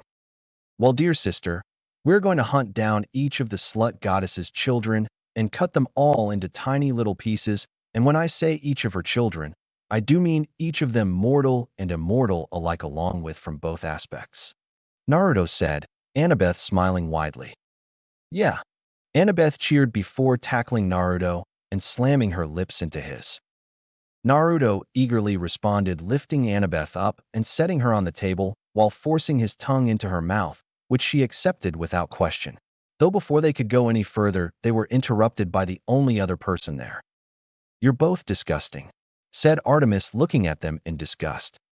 Annoyed at the interruption, but also amused at her choice of her words, Naruto walked up to the bound goddess hovering over her. Really? That's the best you could come up with? I don't think you can really talk considering the amount of incest going on in your own family. Your dad marrying his sister, your uncle marrying his niece, your other uncle also fucked his sister and his own grandmother. So, you can't really talk about what I do, or should I say who I do? Naruto said mockingly before realization overcame him. Or maybe you aren't disgusted, maybe you're jealous. Is that you're always such a high-strung bitch that you can't release all that sexual tension without breaking your little oath. Is that it? Asked Naruto, Artemis glaring up at him before spitting in his face. You little bitch. Naruto yelled, backhanding Artemis across the face, wiping the spit away. Naruto was about to hit her again when he saw something that now amused him to no end. Are you blushing? Naruto said in amusement. What? No, of course not. Denied Artemis vehemently, Naruto throwing his head back laughing. Oh, Kami, you are. You're actually blushing. Don't tell me you actually liked getting hit. Naruto laughed before seeing her blush intensify, and he then smelled something rather familiar, which only made him laugh harder. You did, and it made you aroused. Are you kidding me? The virgin huntress is a masochist. Laughed Naruto, Annabeth joining in the laughter when she heard that. After a moment of get his laughter under control, Naruto smiled wickedly down at Artemis. You have no idea how much fun I'm going to have with that bit of knowledge, said Naruto to the embarrassed Artemis. But her embarrassment soon turned to horror and mortification when Naruto, without hesitation, tore her gown straight down the middle, leaving her completely exposed. This is it, he's going to rape me, Artemis thought fearfully, though refusing to let it show. Only to be confused when he walked over and grabbed several objects and walked back over. Oh, you thought I was going to rape you just now? No, that'd be too simple. No, for ones like you, I only touch you like that after I have you begging for it, Naruto said. That's just as bad as raping someone, said Artemis before yelping when 2 clamps were put on her nipples. No, if I raped you, I wouldn't stop until you were nothing but an empty, broken shell of your former self. This way I'm at least giving you chance, you have a chance to at least keep your free will. Tell you what, if by the time I get back you don't beg me to screw your brains out, I'll let you go, simple as that. And I'm nothing if not a man of my word, Naruto said before showing Artemis an egg-shaped device that made her eyes widen in fear, having heard enough of Aphrodite's rants to know what it was. No, no. Artemis yelled, her pleas falling on deaf ears as Naruto shoved the vibrator into her pussy. Don't worry, it didn't go in deep enough to break your hymen. Just deep enough you'll feel it, said Naruto, smirking as he made a hand sign, causing the nipple clamps and vibrator to begin vibrating, Artemis unwillingly moaning at the stimulation. For the record, I put seals on this stuff so that just when you're about to climax, they'll stop and go back on once your high dies down, and then it'll repeat this process until I stop it. Enjoy, Naruto said before putting a ball gag in Artemis's mouth, stopping any protests she might have. All right, Annie, let's go, said Naruto. Bye, Artie, Annabeth said, waving at the bound goddess. Artemis's last coherent thought being she's so fucked, literally and figuratively. With Kion. Kion sauntered over to her downed father, idly stepping over the bodies of her brothers, having already ripped away their power and added it to her own. She had then proceeded to brutalize her father, being able to overpower him with her brother's added power and Naruto, gifting her a portion of Kronos' power within his scythe. He wasn't dead, yet as Kion still had one last thing to say to him. I just want you to know, this is very personal. Kion said, driving the dagger Naruto gave her into his heart. By the way, mother says hello, whispered Kion as she felt her father's power transfer to her. That was another reason she sided with Naruto to kill her father, in revenge for kidnapping her mother and forcing her into being his immortal wife. Once she took all his power, Kion let Boreas' now lifeless corpse fall to the ground while she tested her now power and control over the wind. Then again, why stop at just the north wind when I can have the other three as well? Kion thought in glee. While it wasn't part of the original plan, she's sure Naruto wouldn't mind her dealing with her uncles as well. With Melano. Melano knocked on the door to her mother's chambers in the underworld, it being the time where she was required to return to the underworld. Luckily, her father was on Olympus attending a council meeting. She'd already dealt with Thanatos, knowing between him and Persephone, he was the bigger threat. Mother, Melano said, entering the room. What is it, Melano? Persephone asked without looking from her mirror, angering Melano at once again being ignored. I thought we might be able to spend some time together, as mother and daughter, Melano said. Even if it was just an act to get close to her, Melano at least wanted some identification her mother cared about her. Right before she drove a dagger through her chest. Not now, Melano. Go bother Cerberus or Sharon. I'm tired and wish to rest. Dismissed Persephone, dashing Melano's hopes along with any regret she might have had for doing this. Well, that's just too bad. Melano said, the dagger sliding out of her sleeve, Persephone seeing it in her mirror at the last second. But she didn't have enough time to react before Melano drove the dagger into her chest. Do you feel that, mother? That twisting pain in your chest? That's called empathy, said Melano, leaning down right next to Persephone's head as the dagger transferred all her mother's power to her. With her own power on top of Thanatos and Persephone's, Melano was now just below the younger Olympians in terms of strength. Though soon I'll be stronger once I deal with Daddy Dearest. Melano thought, burning her mother's body with hellfire once she took the last of her power. With Callisto and Talia. Callisto smirked as she twirled the dagger in her hand while looking at the restrained Hercules, who even now was struggling against Talia and her wolves. Looking around, Callisto frowned in sadness, seeing a few wolves that died during the fight to subdue the minor god. Would you hurry up and stab him already? Talia said, using all her strength to keep Hercules still with her spear impaled in his abdomen. In a minute, I just want to savor this moment, said Callisto, loving this that she was about to kill her rapist's favorite son, not only kill him, but take away his power and beloved strength. You stupid bitch. When I get out of this, I'll rip you both apart, and then do the same to everyone you love. Hercules roared, neither of the girls looking scared. No, you won't. Because you aren't living past this day, Hercules. You're going to die, your legend will die, everything you are will be taken. And in your final moments you will realize. Callisto said, stabbing Hercules in the chest, making him gasp as he felt himself becoming weaker. You are nothing, whispered Callisto, looking him straight in the eye. His struggles became weaker and weaker until finally the might Hercules went still. Breathing in deeply, Callisto enjoyed the feeling of her new power. She felt stronger, even more so than when she joined the hunt and killed her father. Quicker than Talia or the werewolves could see, Callisto raised her right leg and kicked Hercules' head right off his body. They looked as the head bounced and rolled across the ground before coming to a stop. That felt good. Really, really good. Callisto said, walking over and grabbing the head with a grin. The perfect souvenir. Time skip 5 days with Naruto and Annabeth. Naruto watched in amusement as Annabeth shot yet another child of Aphrodite. That's what, 69 dead now. Naruto thought, snickering at the irony of the number.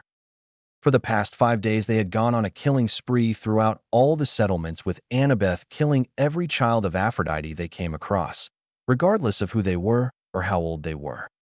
Though so far they've only been able to kill one immortal child, Naruto thought, idly looking at the golden bow and arrows strapped to Annabeth's back.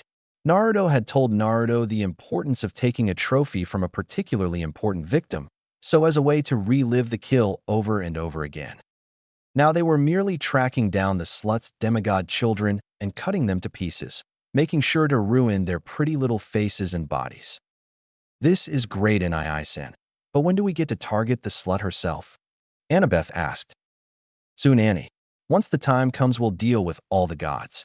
Reassured Naruto, knowing when the time comes to deal with the gods, it'll be something that will be remembered for ages to come.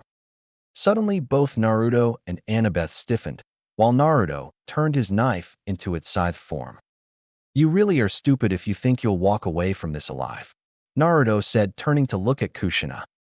Naruto, said Kushina lovingly, seeing her son again after so many years. Clenching his fists, Naruto glared in pure hatred at her, his eyes turning blood red with slit pupils, his whiskers thickening, and his canines elongating. I'm gonna enjoy carving you up, Naruto said, aiming his scythe at her. Kushina just smiled at them both. Before Naruto or Annabeth could react, darkness consumed them. Mindscape. Naruto blinked in confusion, looking at his hands and not find his scythe or knife. He also found himself and Annabeth, who was also missing her weapons, in a dark prison with Kushina standing in front of them. If you think I'm helpless just because I don't have a weapon, you obviously stupider than I originally thought, Naruto said, smiling sadistically. While he prefers a weapon, he has no problem killing someone with his bare hands.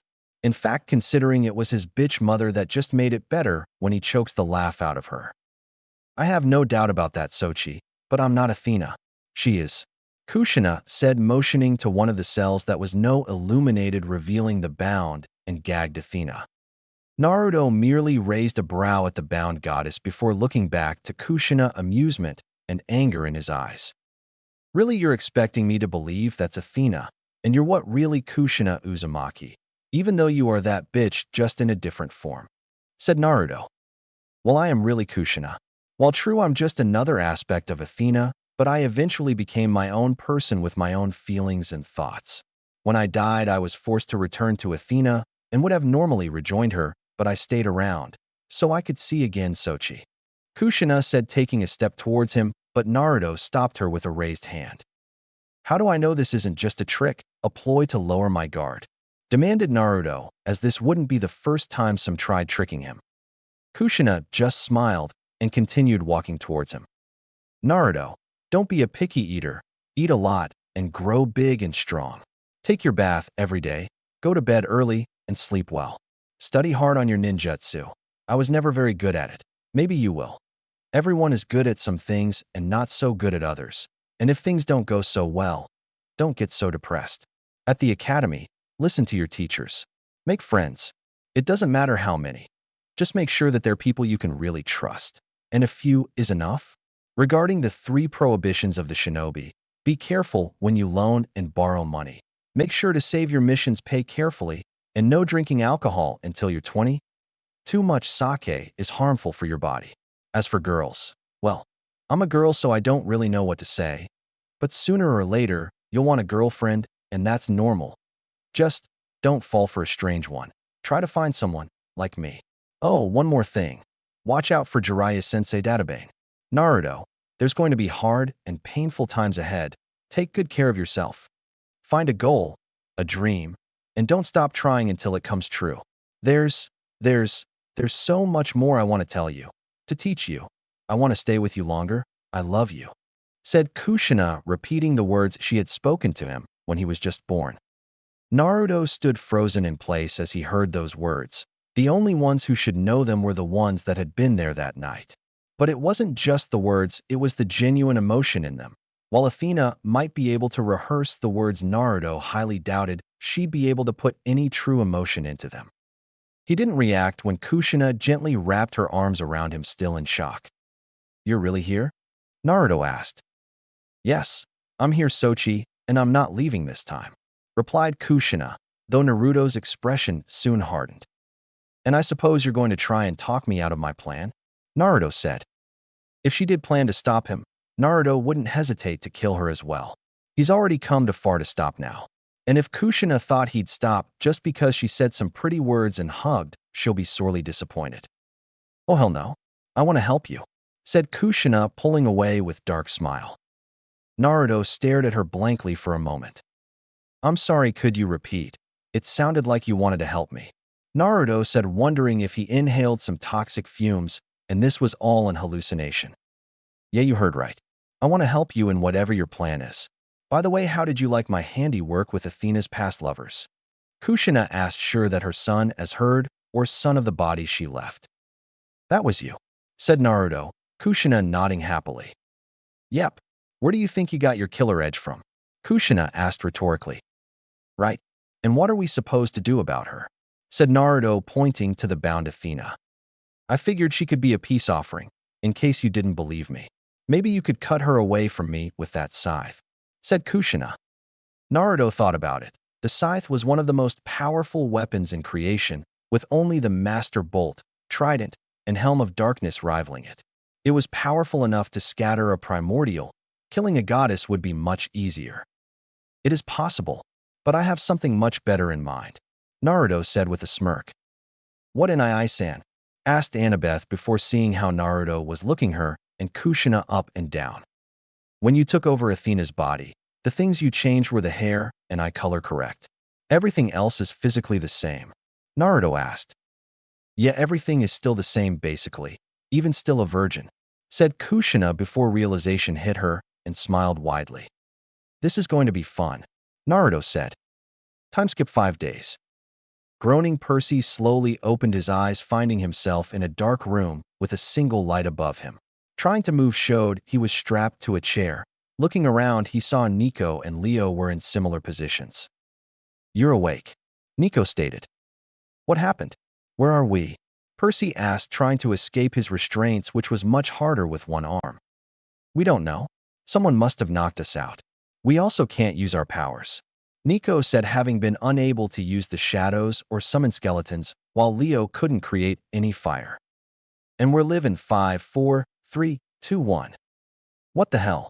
Percy muttered as lights went on, revealing they were in what looked like a TV studio with cameras, lights, and microphones.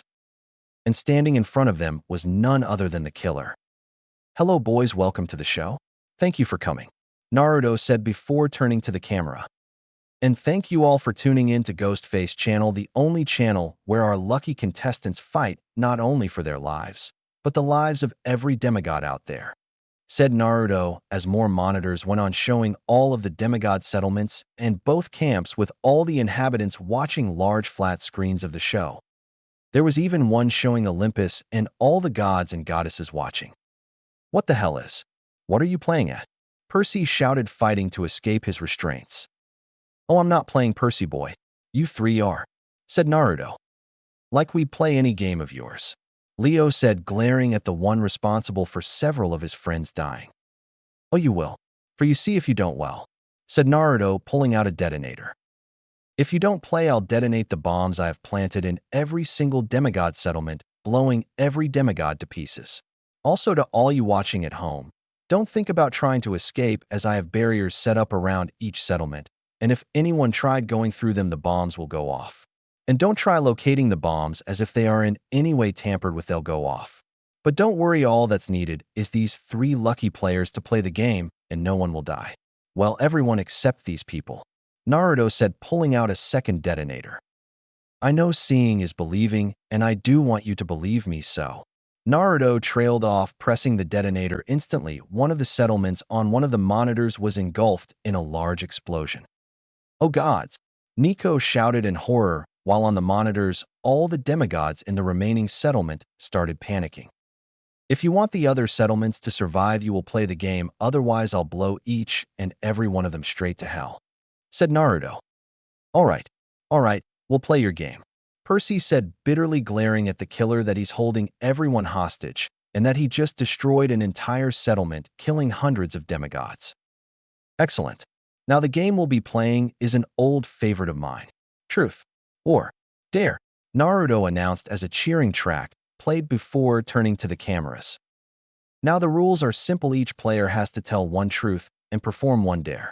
Failure to tell the truth lie, or not complete the dare in the allotted time will result in a settlement being destroyed. Now any questions? None. Good. Let's begin. But before we begin, let me introduce my lovely assistant, Naruto said. Immediately, Annabeth walked on a stage wearing her own killer attire minus the masks, much to the shock of everyone watching and the players. Annabeth, you're working with that lunatic, Percy said. Ahoo, and Aizen has been very good to me, said Annabeth, hugging Naruto's arm. Now then, onto the game. Percy, truth. Did you or did you not knowingly cheat on the lovely Annabeth Chase here? You've 30 seconds to answer, Naruto said as a timer came on with 30 seconds. When I get out of this, I'll make you pay for everything you've done, Percy shouted, Naruto waggling his finger back and forth. Tisk, TSK, Percy, that's not an answer. You know what that means, said Naruto, pressing the detonator, destroying a second settlement, much to everyone's horror. All right, yes, I cheated on Annabeth, but Drew was controlling me, Percy said. Sorry, but that's still a lie and another settlement biting the dust, said Naruto, destroying another settlement. Tick-tock, Percy, time's almost up. Either tell the truth or another settlement goes boom, threatened Naruto.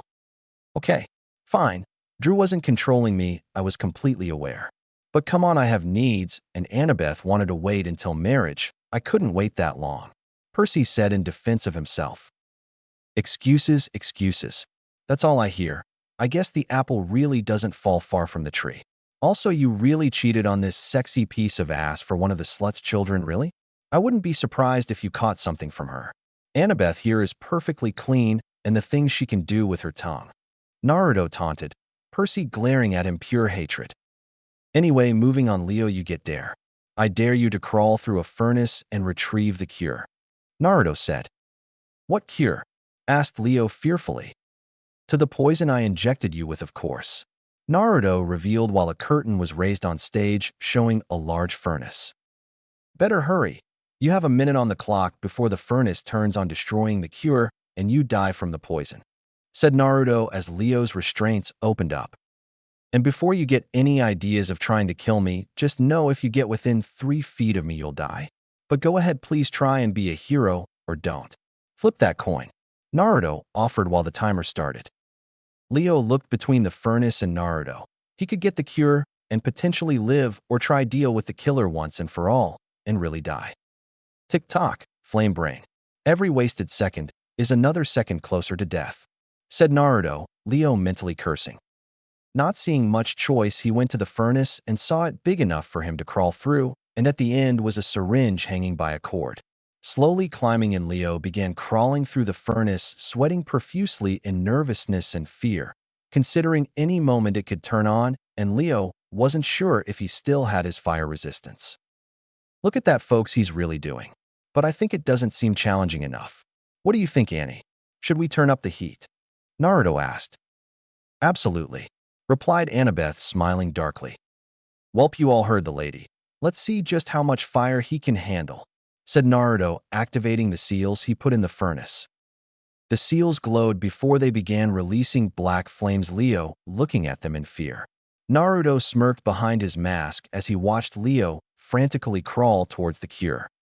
Amaterasu, fire so strong it'll burn for 7 days and 7 nights, burning anything it touches to ash, and nothing can douse these flames, Naruto thought.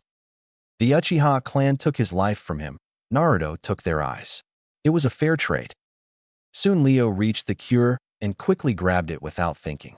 That turned out to be a mistake, as when he pulled on the cord, the furnace door slammed shut behind him.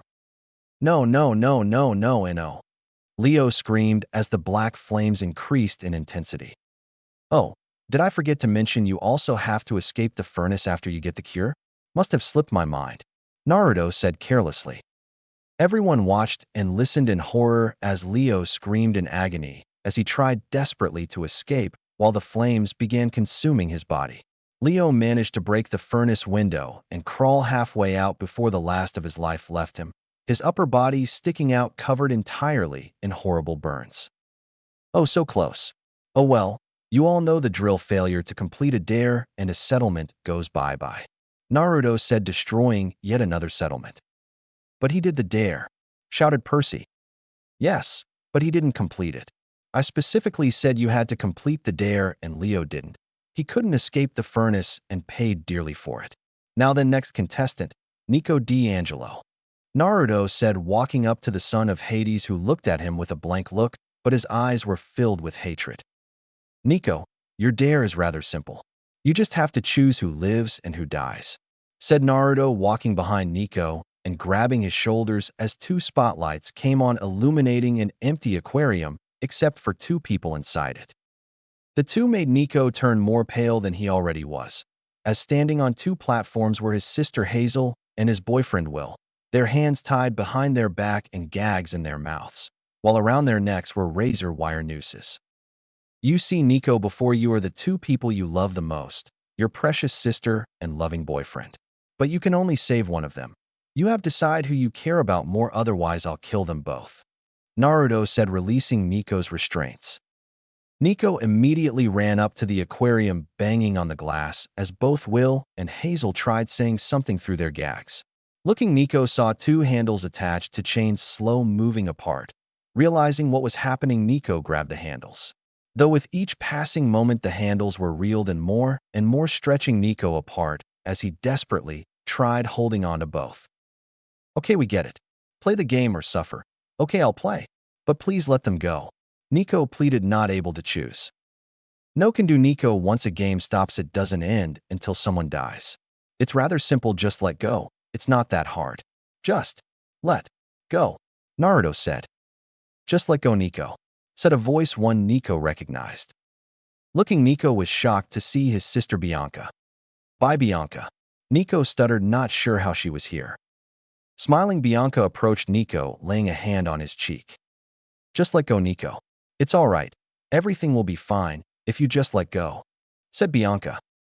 Boo, but they'll die if let go, Nico said. So, is it any different than you letting me die? Bianca said, losing her smile. What? Said Nico, confused. Oh, you don't remember. That makes sense after you had no problem replacing me. Me, who raised after our mother died and Daddy Dearest abandoned us in that casino for 60 years, all just to see if one of us could be some great prophecy child. Me, who took care of you, who helped you collect your precious mythomagic cards and figures. Me, who had to join a group of man-hating preteens just to finally feel free for once in my life. Me, who died just so you could get a stupid little toy, Bianca said cruelly, Nico shaking his head with tears in his eyes. And how do you repay me? By forgetting about me and replacing me with a new sister, one who was already dead. Well, I was dead too, but I guess it would have been too difficult to actually try and find me, continued Bianca cruelly. I did try, but you chose rebirth over coming back, Nico said, defending himself. And because of that you decided you might as well get a new sister, retorted Bianca in disgust. No, I didn't. I would never replace or forget you, Nico said. Then prove it. Let go, Bianca ordered. Nico felt helpless as he looked at Hazel and Will's tear-streaked faces, shaking his head as his own tears fell from his eyes. I'm so sorry, Nico thought before letting go of the handles. Hazel and Will screamed through their gags before they fell off their platforms, and the razor wire cut into their necks, and their bodies slammed into the glass panel. Nico choked back a sob as he watched their bodies swing limply in the air. Bianca pulled Nico into a one-armed hug, Nico instantly hugging his sister, crying on her shoulder. Nico, Bianca said, slowly drawing a dagger from behind her and raised it in the air. You're still such a gullible idiot, whispered Bianca before driving the dagger into Nico's back. Nico felt shock, pain, and betrayal. Pulling away, Nico then saw not Bianca looking back at him, but Melano smiling cruelly.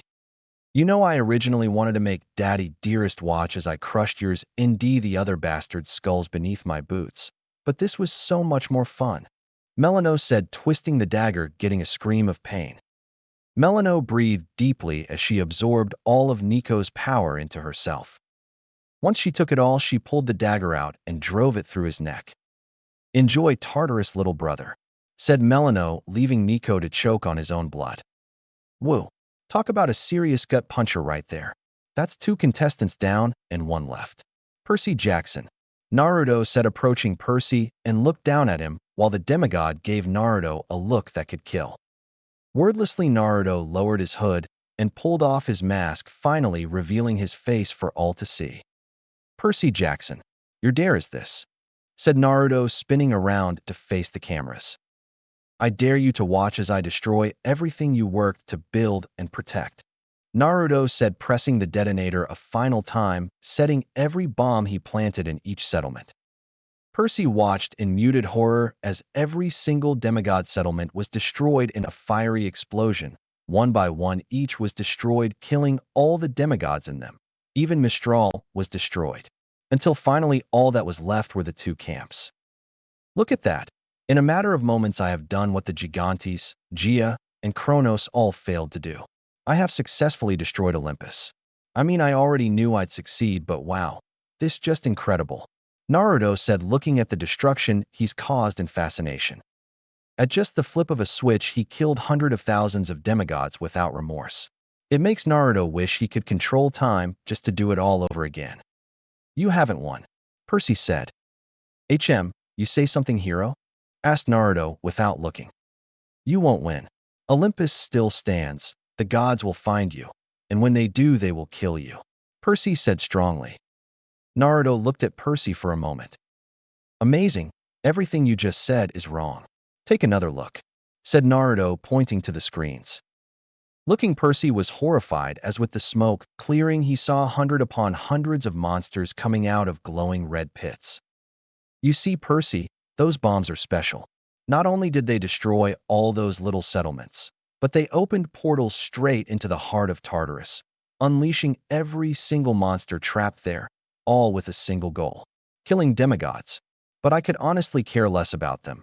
No, I needed to make enough noise to wake up something," Naruto said, grinning as he looked at a monitor from the corner of his eyes as he saw the portal shaking rhythmically as if something big was walking. Something very, very big.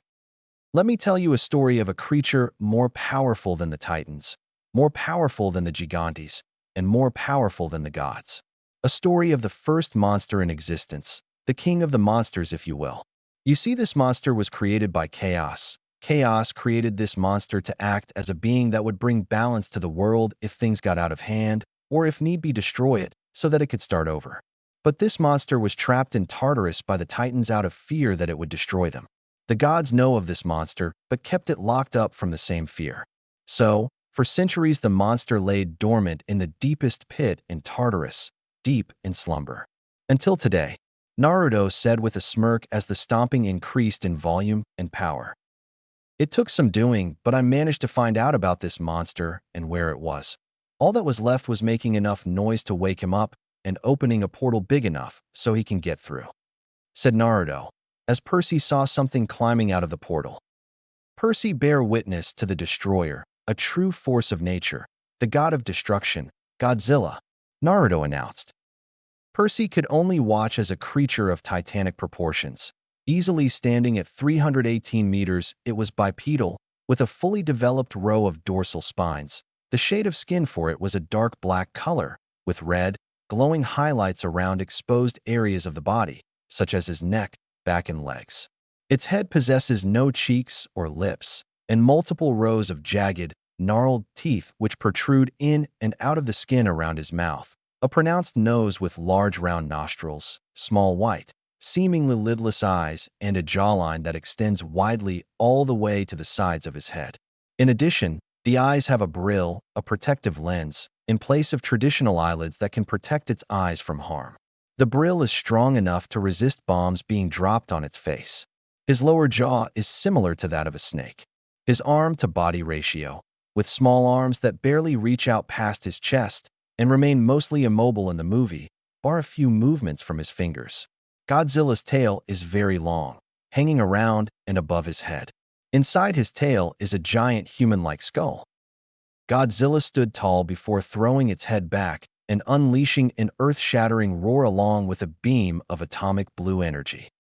"So you see, Percy Jackson, Olympus will fall, the gods will be destroyed, and the only one dying here is you. Medusa, he's all yours. I have an appointment that I simply cannot miss. Farewell, Percy Jackson. Enjoy these last few moments of life."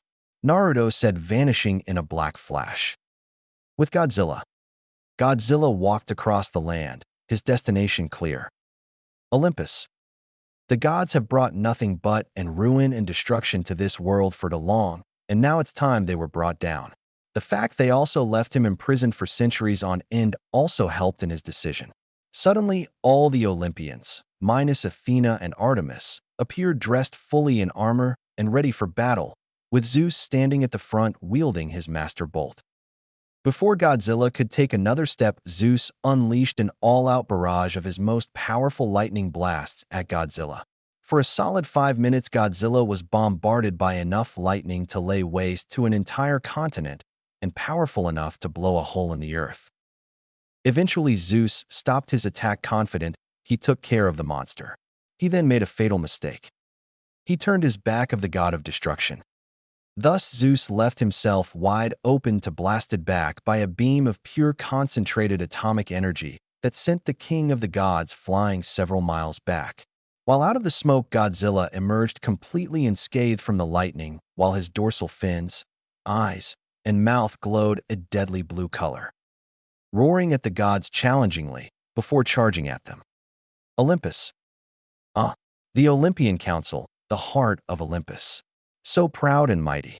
So, which throne shall I destroy first?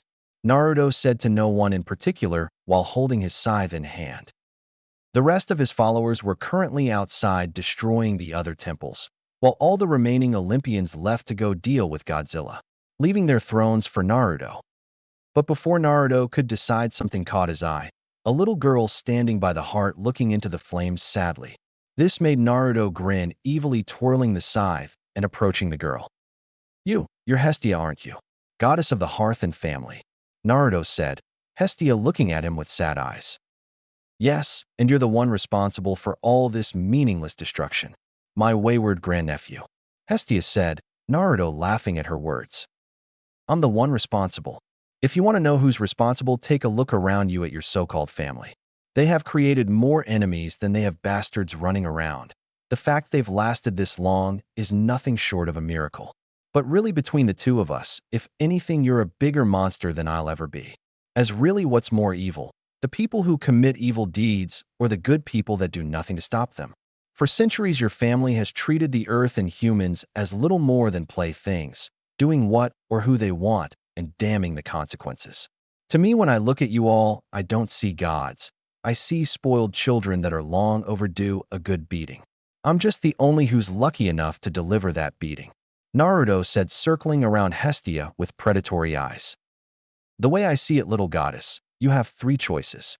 Either try and stop me from destroying these thrones, B, stand there and do nothing, C, run away and never return, because if I ever see you again, I will end your existence. I'd take the third one, as this is your one and only chance to escape, as if you try and stop me, I will end you. So what's going to be, goddess? Fight, stay, or run? Naruto asked. Hestia looked at Naruto for a few moments before vanishing in a flash of flames. She wasn't a fighter, and she wasn't going to stay and watch her family be destroyed. There's a good girl, muttered Naruto.